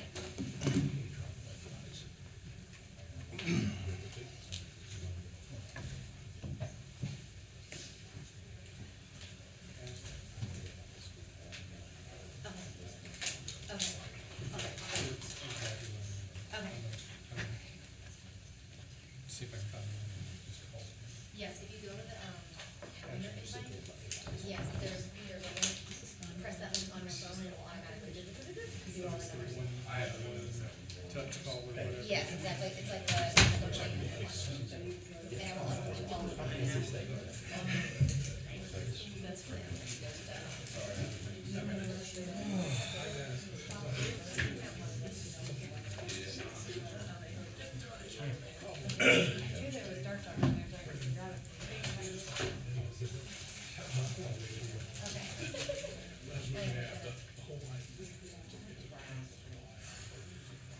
Okay, yeah.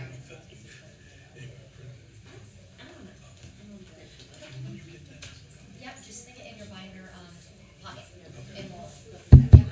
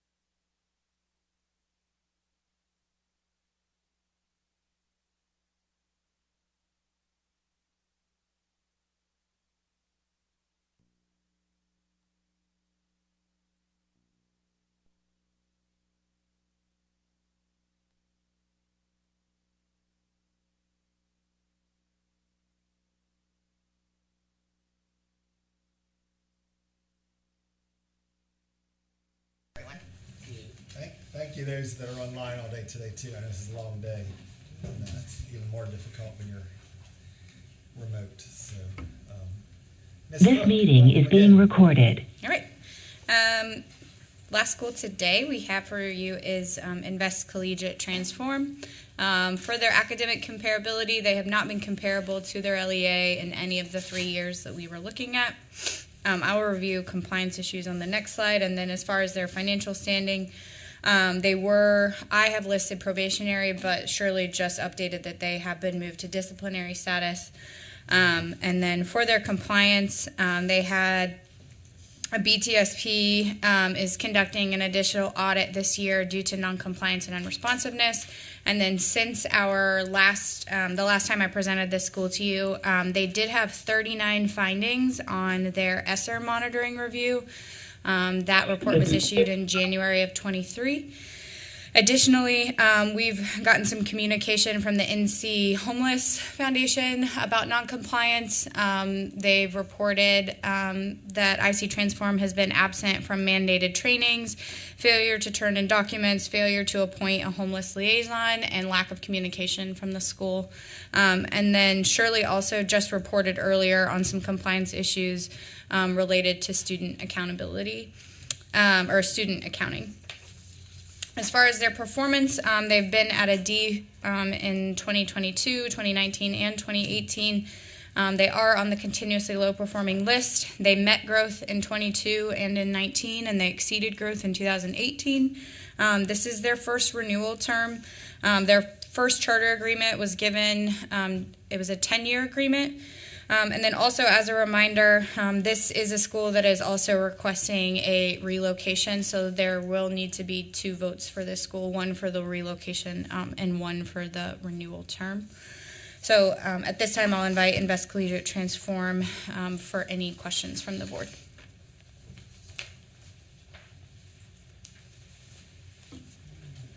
Good afternoon, and just as we've done with the other schools today, we'll give you about 5 minutes to just sort of catch us up on what you want to catch us up on, and then we're going to dive right into questions. Sure thing. Thank you. Good afternoon, everybody. I am Jeffrey Foster. I'm the proud head of school at Invest Collegiate Transform.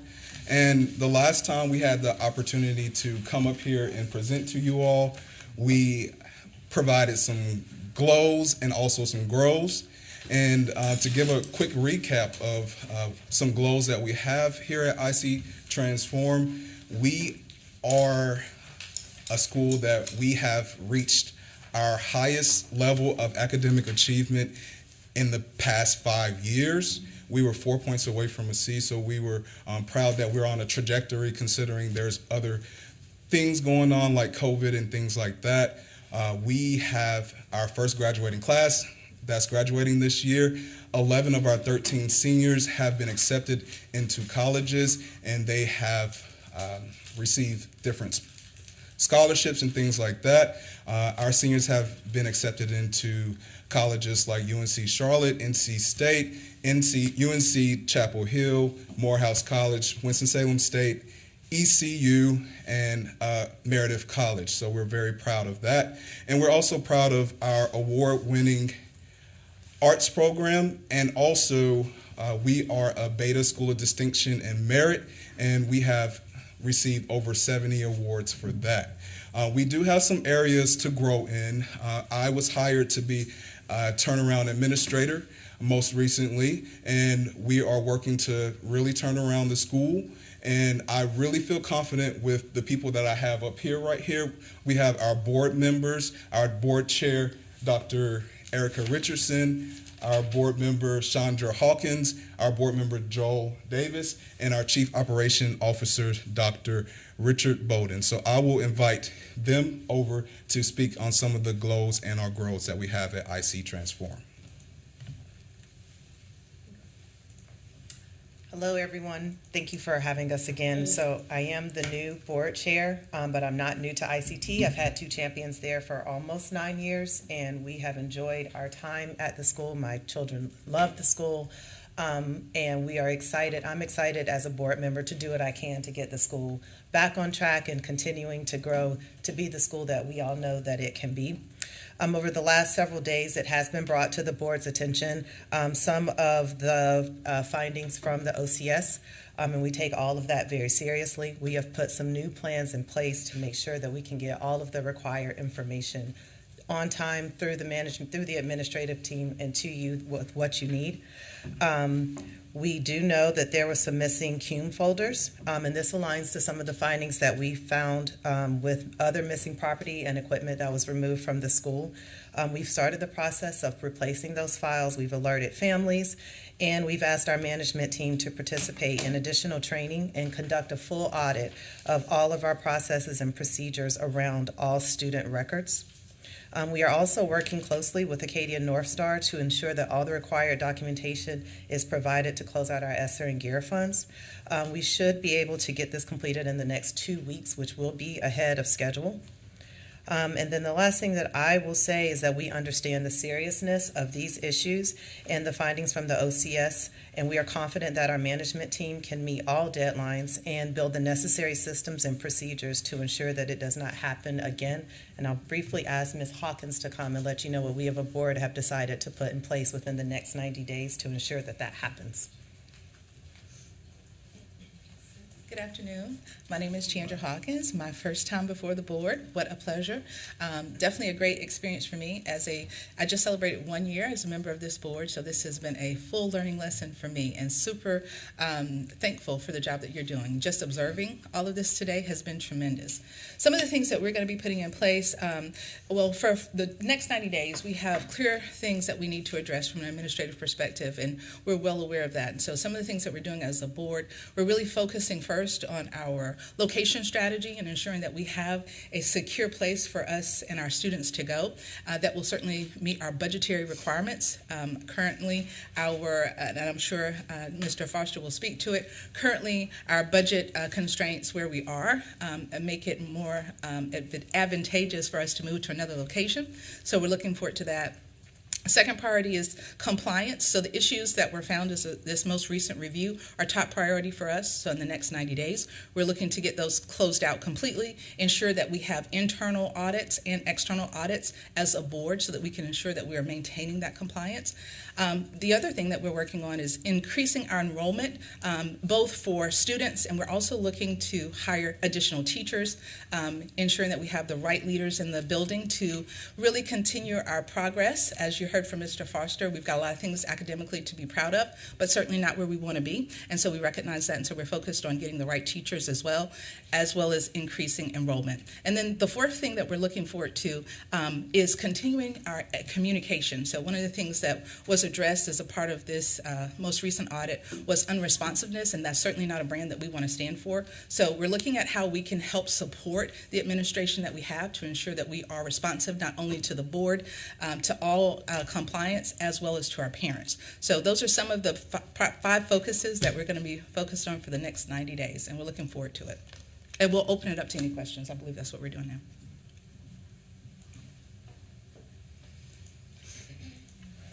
Okay, this is our time for questions for the staff and the board members. Can you explain why there was such a large discrepancy in the number of who Power School said you should have had in your enrollment and the students that are actually there when they made a site visit? I think it was 58 student discrepancy. So I am going to speak, but I'm also going to allow for our Chief Operations Officer to speak as well. So it was not 48 students. It was not 58 students. It was 48 students. And it was said in the PowerPoint presentation that there were 20 students that were accounted for but were not seen in person at that time on that day.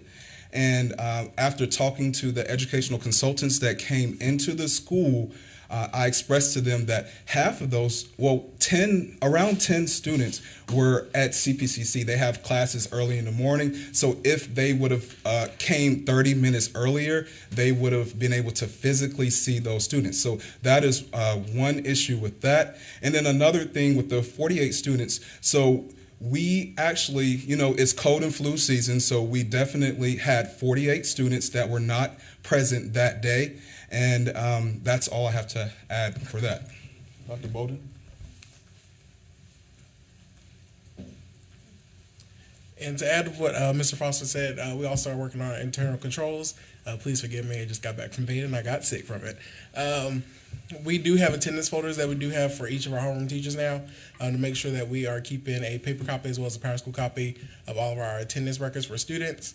We did have a former employee who things happened, so we do have a new employee who's working on making sure all of our folders are updated and that we do have accurate count and record, as well as our withdrawal process and make sure that it's written that those policies and procedures are being followed. You've been in operation for 10 years, and you're just now looking at those internal controls? We are looking at the new internal controls with the new administration. So there were some policies, but some of those policies have fallen to the wayside, so we are definitely bulking those back up. How many CUME folders were on the floor on that audit? What did the report say? There was a couple piles on the floor. I don't remember exactly how many. I'd have to look at the report. It's a lot of confidential information on that. What's your explanation for that? They were in the locked office. That person was transitioning during the month of December when we were out of school. We do have them now in locked file cabinets, still in the same locked office. And again, our new student service coordinator, she is going through all those, making sure that even the archive ones are also being locked and secured. So the folders around the floor were in a locked room? That's correct.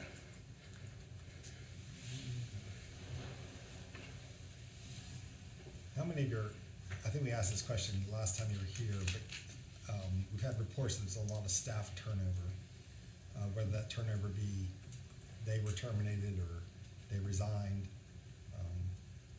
What has been the staff turnover in the last, since the start of the school year, or since last school year, I should say? Since the start of the last school year, we had four teachers that resigned, and we also had around 5 terminations. We had a reduction in force, and those employees were let go at toward the beginning of the school year, so that we can make sure that we are meeting our budgetary goals. What percentage of your teachers hold North Carolina teaching credentials? So we have 59% of our teachers altogether who have NC licenses, and we have there's about 6 who have applied for licenses, but it's backed up. So once those are cleared, we will be at 77%. Are all of your EC teachers certified? Yes, that is correct. We have one EC teacher. She is definitely 100% licensed, and we have an EC associate who is highly qualified and has a master's in English language arts. Last time you were before us too, there was a question about you use Elevate for, I think, some online courses and instruction, and we had reports that that bill had not been paid. I think it was in the neighborhood of $120-some thousand. What's the status of that bill being paid? Yes, that was reported by a specific individual. We are 100% caught up on that. We made that payment. We submitted documentation of that, and we are not behind in any bills as of today. Not just with Elevate, with anybody? Correct. It says here that the school did not have a cumulative folder for 62 out of the 315 students enrolled. Can you explain why you didn't have those folders? Yes, I will allow Dr. Bowden to answer that question with further details.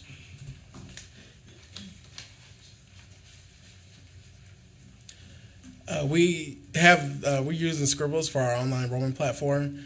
So we do have, for the majority of those records, in Scribbles, those files just were not printed out and put into cumulative folders at the time. For the students who we do not have information in Scribbles, our online enrollment platform, we are contacting parents, as Dr. Richardson said, and we are working on getting all the proper documentation.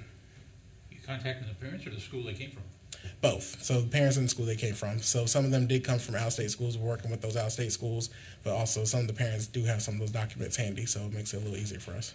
I just wonder how many of those 62 students had IEPs that you haven't been serving. Would you know? No, I do not. What's your organizational structure from a leadership? Mr. Foster, you're the head of school. You had principals, but now you don't, correct? That is correct. We had myself as the CEO, our head of school, executive director, multiple roles. And we also, at the beginning of the school year, we had a principal of lower school and we had a principal of middle and high school. Our principal of lower school had an opportunity at another location to be a leader. And our most recent, we had the principal of middle and high school, and we had a situation within our math in 6th and 7th grade. She was an amazing math teacher, so we asked for her to step into that classroom temporarily. She was not willing to follow suit with that, and she found other opportunities. So who's doing the role of those two principals as you moved on to the school year? The day-to-day operational oversight at the middle, high, and then lower school? Great question. So when our lower school principal found another opportunity, I stepped in to be the lower school admin as well as the head of the school. And Dr. Bowden is a great support for me as well. And with middle and high school, we have a dean of arts, and our dean of arts had some flexibility in his schedule, and he has taken on the responsibility as being the head of middle and high school.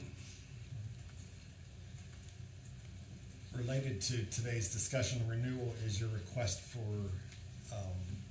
a move as well. And when we were together again the last time, I seem to recall that you had not officially notified parents of your intent to move the school. What is the status of parents being informed that it is your desire to move the school from its current place? Well, I can say that we have communicated with parents on the move, and we have further details about the move from our board member who's been working very hard on this move, Mr. Joel Davis. So we're excited about our future for ICT, and although we're sad that we're no longer going to be in our current location, we feel like this is an optimal move because our current facility was, occupying a large portion of our revenue. So we're strategically looking for locations. We're currently negotiating with a couple different locations that's going to put us in a much better financial position to prepare us for the future of ICT. But as Mr. Foster indicated, we have communicated to the families, and we continue to keep them updated as we move through the process of identifying that appropriate location. How was that communicated out to families and when? I'll let you. That was communicated on January 23rd to all of our families via phone, text, and email through our mass communication system. So you told the parents you're leaving but don't know where you're going? Can I ask some questions about that? Yeah. Sure, go ahead. I'm looking at, I have up the relocation request, and I just, what happens is, once you get a recommendation on this, it has to go to state board. So in the material submitted, I was under the impression that you were planning to move to Steel Creek Church. Mm-hmm. Is that correct or not correct? That is correct. So we have a couple of options, and we're in discussion right now with the finals of everything. But we do have two options. That is one option, and then the other option is a location that has a educational certificate of occupancy that is less than 5 miles away from our school. Okay, so we won't be able to make a recommendation on this month because I can't take it to state board without a final location. Okay. But you are saying that you have absolutely, the school has communicated to parents that the school is moving, if approved, to one of those two locations. That is correct. Yes. How are you paying for the new, How are we paying for the move? how are you paying for the move? Well, I can give a little information about that. I am very proud to say that we have some generous donors that are supporting us. One of those donors is going to be our current landlord. We have been in, I've built a positive relationship with him, and we've been working together to make sure that this is a positive and swift transition for us. So you'd be potentially leasing from the same landlord? That is not correct. So we will be leasing from a new landlord, and we also are working on support from Legacy Impact Group for financial support with our move. Well, yeah, that's okay. I was going to ask a question, but we can't really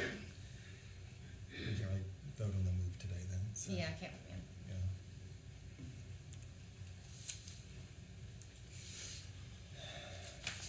Other questions, comments?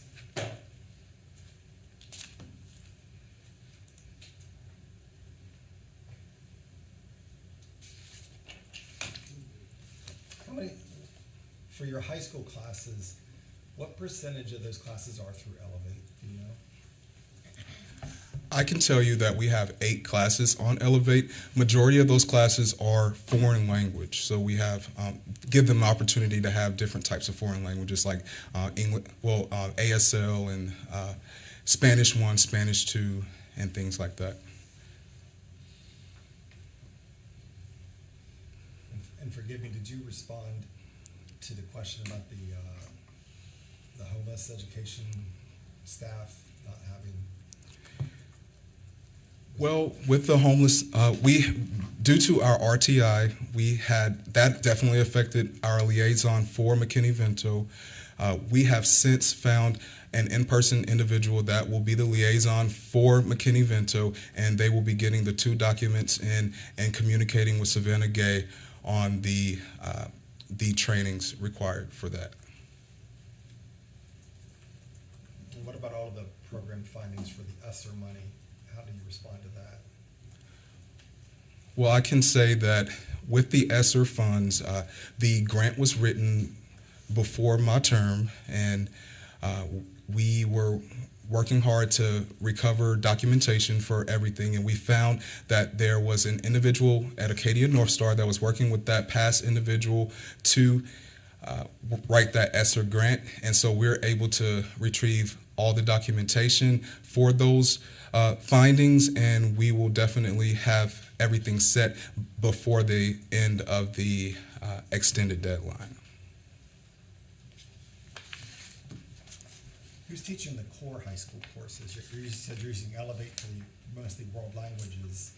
Yes. So who's teaching at the high school level the core courses?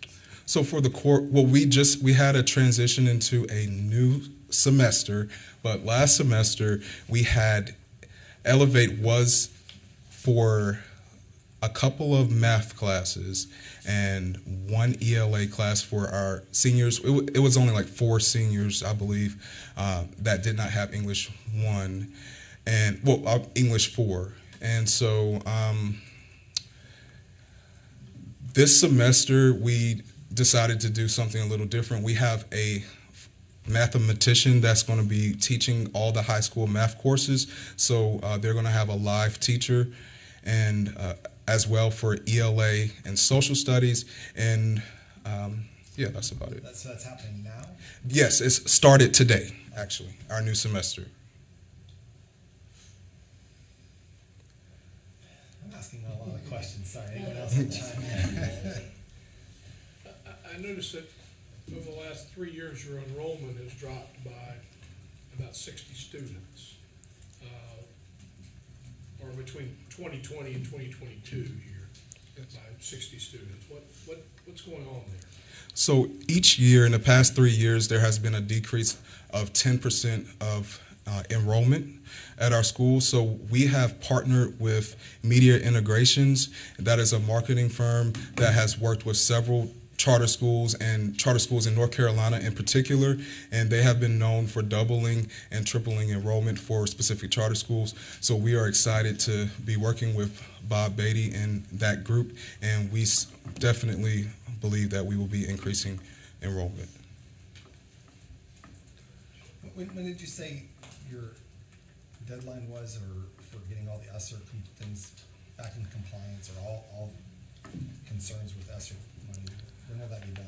So Dr. Bowden is working religiously with that, so I'm going to let him answer that. Our deadline is February 26th.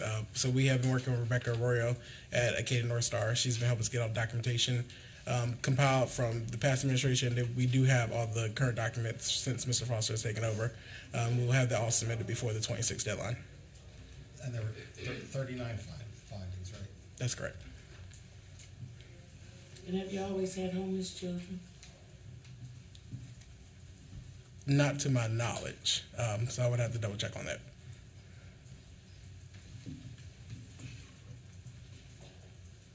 So I'd kind of like to get a better handle on where they're at on that ESSER compliance before I send a recommendation to the state board. I don't know if anyone else agrees or disagrees with that. Didn't their status change to disciplinary Yeah. today? Was it today? Yeah. I think that was probably related to the, was that related to the head count situation? The finances, the financial situation. It was in relationship to the financial situation. If you went back to they continue to have the negative unassigned government fund balance. Yep, there you go. 359,000 this year. The expenditures exceeding revenues by a significant amount. When we look at that, we're looking at it as a percentage of the entire revenue they have. So they've hit at least 25% of their revenues that they're exceeding it. That's our concern.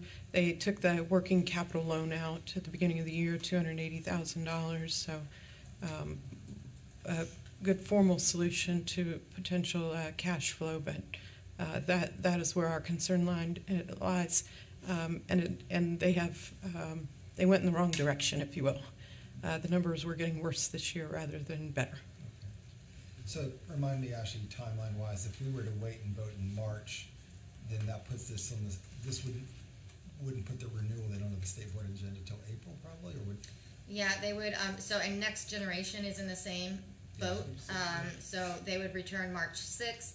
We could hear an update on the finances on the ESSER report, the relocation, and then it would go to state board in April with a final vote in May. I'm not going to make a motion. I would prefer to do that. I think that's in line with what we told the school earlier this afternoon as well. I think it's really important for us to know for sure that they're out of, that these 39 items have been addressed. Maybe some updates on the financials by then as well. It concerns me in terms of the financials, just the deficits there after a long period of time, but they also seem to be very, very bad at handling the paperwork elements of compliance. And I look here at their academic growth, they exceeded, met. The grade level proficiency seems to be getting better. I have a suspicion that on the academic side, I would be pretty comfortable, but you got to be able to run the business too. It is a business. And that gives me a lot of concern. One thing I think I'd like to see is, I assume by next month, they'll have more information about what their enrollment levels are likely to be the next year. And I think it's hard to, I think it's a little hard too to make this decision today, but then kick the can down the road on the potential move. That's just my thoughts, but. Table. Yeah, I think that's a good solution. March 6th. Unless someone wants to make a motion, I'd do that. Can we get clarification? The renewals that have been approved will go to state board in March? Correct. And the ones that are delayed will go in April? Oh, yeah, so, yes, that's correct. So the ones that you've already recommended and voted on, I'll bring those, just so we don't hold up the rest of the 36. I'll bring those 36 to state board in March. you'll get a final vote in April, and the last 2 that are remaining will just be 2 months behind. And I know this time, just out of courtesy for your time and travel as well, I think this time we definitely wanted to have some of the board members here, so thank you for doing that. I don't know in the next one that would necessarily be a requirement. I mean, if you had some that wanted to call and have this one in, but definitely maybe those that can speak to the financial update between now and then. Okay. Hearing no motion, then we're going to table this decision till March. Thank you.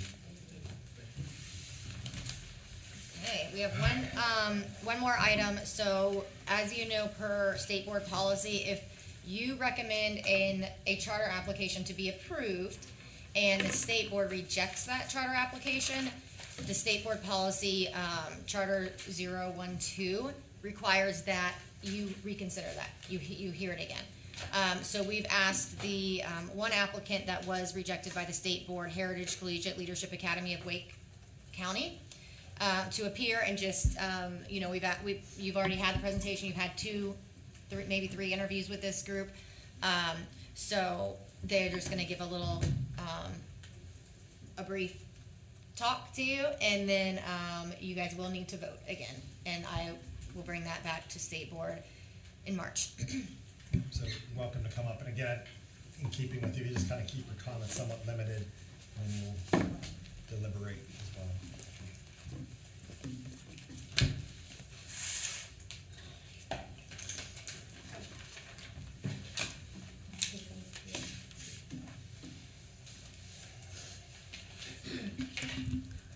So please let me note that our other board members are on the call.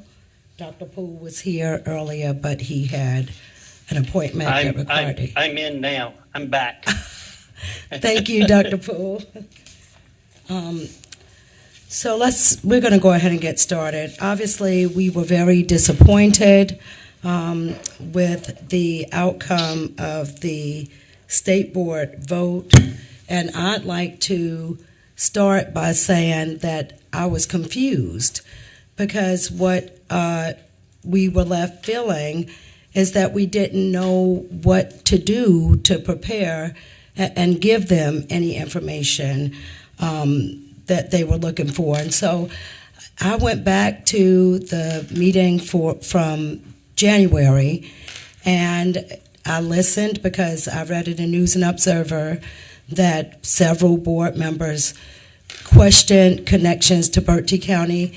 But when I went back to listen to January, it was only one board member who spoke, and that was Amy White. And so in my research, I did determine, and I would like to start today with concerns, because I did determine that Amy White was a former WCPSS board member, and she was a board member at the time that I had a legal situation as an employee. I was an assistant principal, and I filed a sexual harassment claim against my female boss, and she would have been a part of that. And so I just want to place that on the record with the hopes that this is not a conflict of interest, but certainly with the hopes that we will look into it.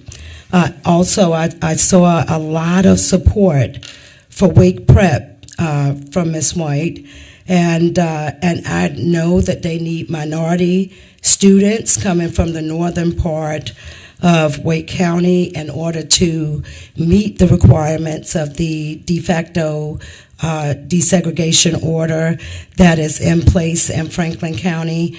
And I genuinely hope that that has not played a role here. But I wanted to start with those two concerns. Members of CSAP, I would like to thank you for your unanimous support in December. HCLA seeks to serve the students of North Carolina, to give all students access to high-quality choice. After much reflection, we as a board returned back before your board to petition for another opportunity to serve our students. I say this respectfully and out of a spirit of reconciliation and restoration. As we now seek to be located in Wake County, we want to be held accountable. We were assumed after only 4 years of operation. We started receiving governance non-compliance letters in November 2014, only 3 months after we opened our doors. We received non-compliance for falling beneath 50% certified staff and for failure to post board meeting minutes in our first year. While these are not matters to take lightly, I do know that board meeting minutes and licensure compliance have been inconsistently enforced across charter schools. The performance framework in 2016 was in pilot form, and while there were some delays and hiccups between OCS and HCLA, I again take full responsibility for my non-responsiveness. I remember calling and asking, when is it going to be due? When are we going to get the information? And then when it came, it was late in the year, and I could have asked for help. I could have handled that better, but I do want the record to reflect that the next year our board assigned that duty to Mrs. Bazemore, and all of our performance framework submissions were timely. Even as we fast forward to the most recent Torchlight closure, we see that Torchlight and Three Rivers Academy were marked compliant on many annual performance framework measures that DPI would later learn was not the case. Torchlight had non-compliance issues dating back to the early 2000s when Joel Metley was at the helm. Torchlight was faced with low performing designations, reports of conflicts of interest, low ADM, testing irregularities, and non-licensure concerns, to name a few. Simply, Global, Torchlight, nor Don McQueen were best suited to assume HCLA, and we recognize that now. In fact, Mr. McQueen, in his cover letter posted to the e-board during the TRA closure, listed a variety of assumption-related issues that included the inability of Global, as the new entity, to assume HCLA's participation in the National School Lunch Program, rural grants, or transfer of school assets. The assumption process had never done this before, and at that time there was no policy nor rule in place to guide or interpret the North Carolina assumption legislation. In fact, when we went to court, the judge didn't know what to do, so he essentially let Mr. McQueen's lawyer draft up the guidance. I'll speed it up, okay? HCLA operated for 4 years, and if you look at the last 3 years that we were in operation, we met growth 2 out of those 3 years. So we met growth the last year, and we met growth in 2015, 2016. When we scored below 60%, the county did too, and our numbers were still in line with the county, particularly when you look at the number of kids with disabilities that left the county. We also had many homeschool kids to come to us, and kids coming from Bethel Christian Academy. So our students, when you factor in the 6 counties and all of those other places, we were dealing with students who needed a special kind of instruction to stabilize them.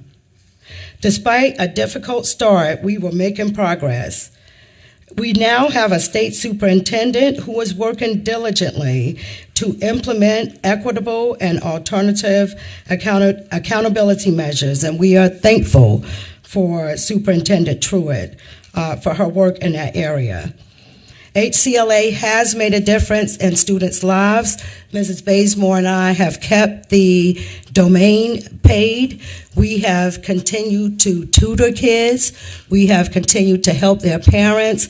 And I can tell you that the students that were a part of the class of 2024 are more represented in the early college high schools back home in Hertford County, Berkeley County, and the regional early college high school in Martin County. I ask that if you saw something special in this application, and if you have any idea what you can advise us to do with 1 month to spare, that you talk to us. Because what I want you to know is that Wake Prep Academy is a great school. I'm glad it's here. But it is not going to be a good school for the children that we seek to serve. When I looked at their discipline policy, there were 2 specific policies that gave me concern. One was about how kids wear their hair, and it was basically referencing locks. And the other one was a negative group affiliation. And the language in that is just so clear that it's going to be a problem for minority students. We are simply looking for an opportunity to show what is possible for students who are failing to make growth at Wake County Public Schools currently.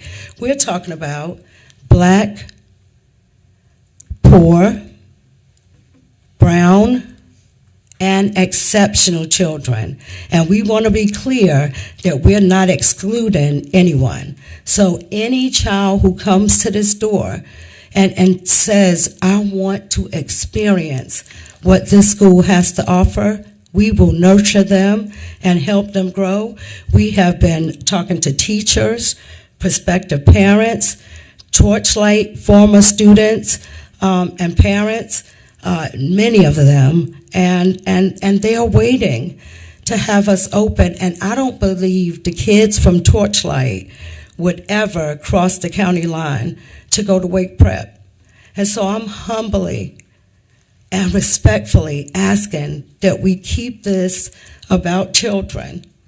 And as I close, I also want you all to know, and hopefully the state board to know, that I am highly qualified as a principal, as a teacher, both in North Carolina and New York City. I participated in the Building Excellent Schools Fellowship funded by the Walton Family Foundation. I have shadowed some of the most high-performing charter schools in the nation. And the first school I opened was in Brownsville, Brooklyn, and it was Brooklyn Ascend. It still exists today. And then I was a teacher leader with KIPP, New York City, for 5 years. And that program still exists today. I want to close with the things that you have not heard about in the media or in any of our documentation.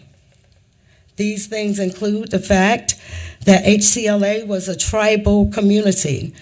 The relationships that began 10 years ago are still in place. Many of our adults are still teaching together, friends with each other, as well as the kids.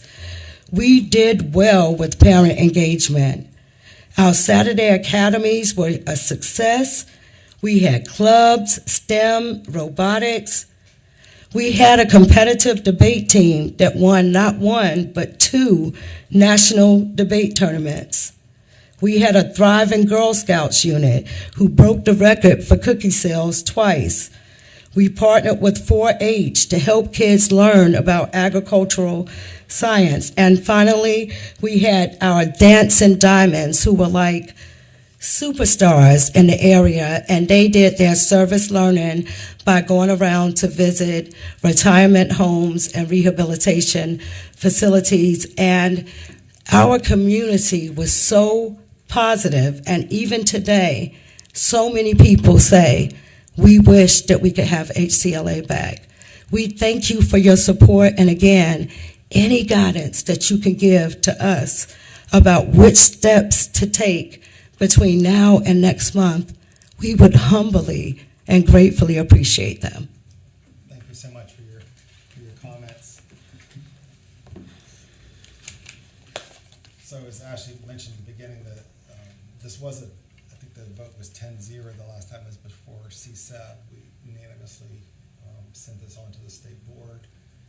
We presented it in December, I believe, and then again last Wednesday was the final vote. We did share with the state board the deliberations that we had, which were extensive. The minutes reflect that. I'm not going to go back and rehash all of that. And we did encourage them to accept our recommendation. That was unanimous. Actually, am I correct? We didn't really have any questions from the state board at either the December or the January meetings. Yeah, that's correct. Okay. So, questions, comments, and then we'll take a vote. So the state board didn't give any, I didn't get the reasons why they were sent back. I'm going to grab some water. There was concern raised about Mrs. Bazemore, affiliation with the school, but there were no very specific, like we saw this in the budget, or we saw this in the application, or we didn't like this in the plan. And Mr. Friend, may I ask for clarification? Did you say that there were issues raised about me? I think there was a comment in the December meeting just about what your affiliation was. I shouldn't use the word concern. I just have to go back and listen to the tape. But. And to this board, I would say I'm so confused by that, because this application took me 7 years of experience and visiting schools and doing a fellowship. So I'm so confused what that's about.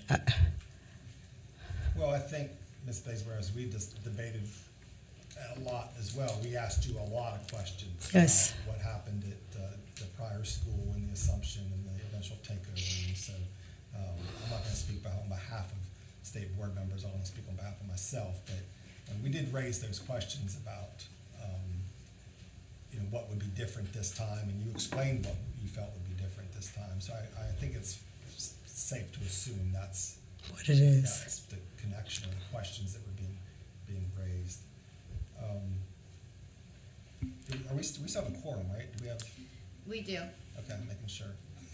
Oh, and just some of the like 3 of us in the room right now. I think some of the folks online are just having a little bit of a hard time hearing you, so sometimes your voice is a little bit faint. Sorry, I'll speak up. It's been a long day.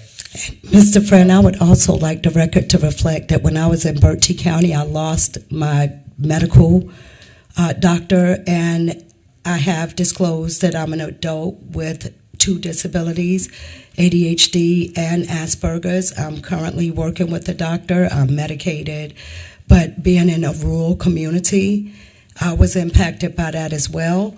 And then they closed down the drugstore, so the closest place that I could get my prescription was in Plymouth, which was about 30 minutes away from where I lived. And I just want the record to reflect that. I'm not making an excuse.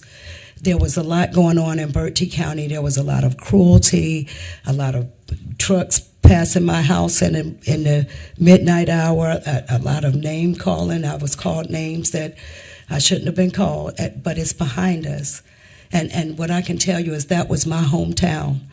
And they say a prophet is never respected in his own hometown. The thing that I love about Raleigh is that I came to NC State when I graduated from Berkeley County in 1987. And so I've been here now longer than I was in Berkeley County. I've got wonderful connections at the university level. We'll be able to do so much more here. I don't want you to feel like we unanimously approved this. So I don't want you to feel like you have to reconvince us, so to speak, right? We've been down this path. Yes, sir. For us, even prior years as well. Yes.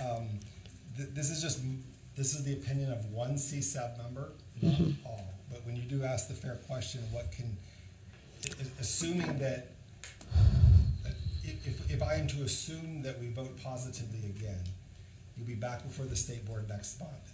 And you've asked a fair question. If that's the case, what can you do between now and then? I would say, focus on this charter application. Okay. Focus on your message now. You don't need to compare yourself with a charter school up in North Raleigh. That's neither here nor there. Focus on what you want to do with these students should this school be approved. Yes, sir. And yeah. With that, any other questions or comments from CSAP members? The state board can only send them back once. Yeah, what is the process? I mean, otherwise this could be like just a complete cycle. They're at the next meeting, the March state board meeting, they'll make their final decision. So it doesn't go back and forth. So it's not that it's been rejected, it just hasn't been accepted yet. Well, Or is that, am I parsing? Well, it was. I don't know if, That's a great question. Yeah, I don't know It's a how little I bit of say it. semantics. You want to chime in? If I recall correctly, there was a motion not to accept the recommendation of CSAB, and that was the motion that was voted on, and it was unanimous. Hence why they're back today, So- because that's procedural, right? Okay. Yeah. There was not a motion to accept, there was a motion not to accept Motion not to accept, it was unanimous. by the state board, yes. But without discussion. Any conversation, did it appear less than unanimous that there should be, was there anybody who spoke positively about moving it forward? I'm just wondering whether or not, I'm trying to get a better understanding of what that unanimous 9 means. Does it literally mean go back and think about this a little more at the CSAB and come back again and maybe we'll do it, or does it? My understanding, and correct me if I'm wrong, if it's a unanimous vote from CSAB that went to the state board and they did not accept our recommendation, that then it is brought back to CSAB. It may not even have to have been a unanimous vote from CSAB, right? It could have been any positive vote from CSAB. So whether we voted 10-0, which we did, or if we had voted 6-4 in favor, the fact that they voted not to move it forward is why we're here today. But there will be no more. We will make a recommendation today, once again, that the state board will either accept or not accept, and then that's it. I think I'm learning that process. Well, I should know this process without asking you. So we send them back unanimously. We're back to square one. well, they make then the state board makes their final decision. So they just want to have 2 chances of saying yes or well, no The in this policy case. requires it to come back in case there are changes that can be made that might impact a different vote. I mean, my vote for my yes vote back in, when that was December was, and I voiced this, and I voiced this at the state board meeting in December, that I thought the application was a well-written, solid application with a good board and personnel in place that could do this job, do it successfully. And I think we heard other board members, CSAB board members, share that they voted yes because we went through the process and they became convinced that the leadership would have learned from the past errors. That was even voiced publicly.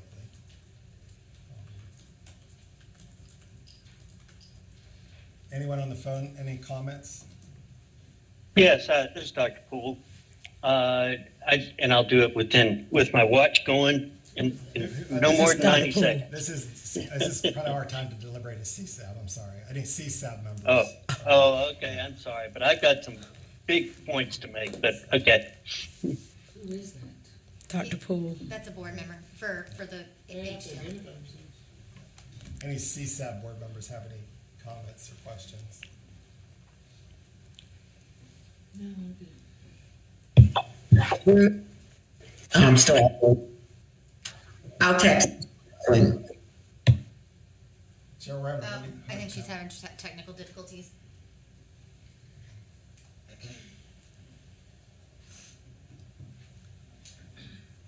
I'll make a motion that we, again, move Heritage forward for recommendation to the state board to open in the 2024 school year. I'll second.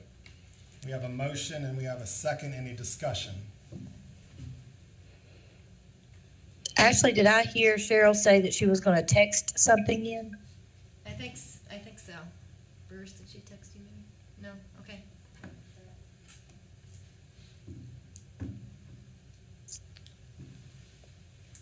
Okay, I hear no questions or discussion. Ashley, can we do a roll call vote, please? Yes.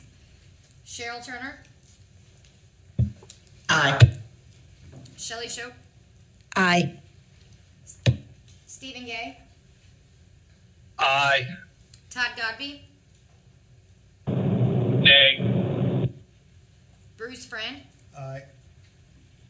Hilda Parlay, Approves. Bart Danielson. Aye. Okay. I'm just confirming I don't have anyone else online. So it was recommended again. This time we only have 7 folks here, so it's 6-1. But we will bring the recommendation back to the state board and keep you posted. Thank you so much. Thank you.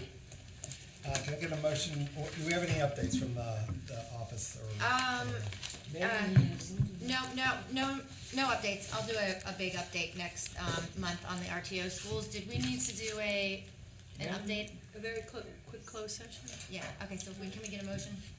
And then we can adjourn right, we can adjourn right from the closed session if you put that in your motion. Well, we have to go back out to close. Okay, I'd like to move. Actually, before I get to close, We have to open up back to. Right, but I don't think we have to do it on a live stream, do we? Will we have a quorum? Is that even necessary? Well, Yes. Yeah, you do need a quorum. We don't have a quorum if we don't have the people online. Who's left? Let's see. I can update you outside the context of All the right. meeting individually. Let me just do Let's do it. that. Okay. So, is it a motion to Since adjourn? there's only a few people left Can I here. get a motion to adjourn? Put a call and lose that we adjourn. Second? Second. All in favor? Aye. All right, guys, we'll see you next month. Give me 5 Ashley, did minutes. we need to call in or no? No, you're good. We adjourn. We're due a legal update next time. Okay, great.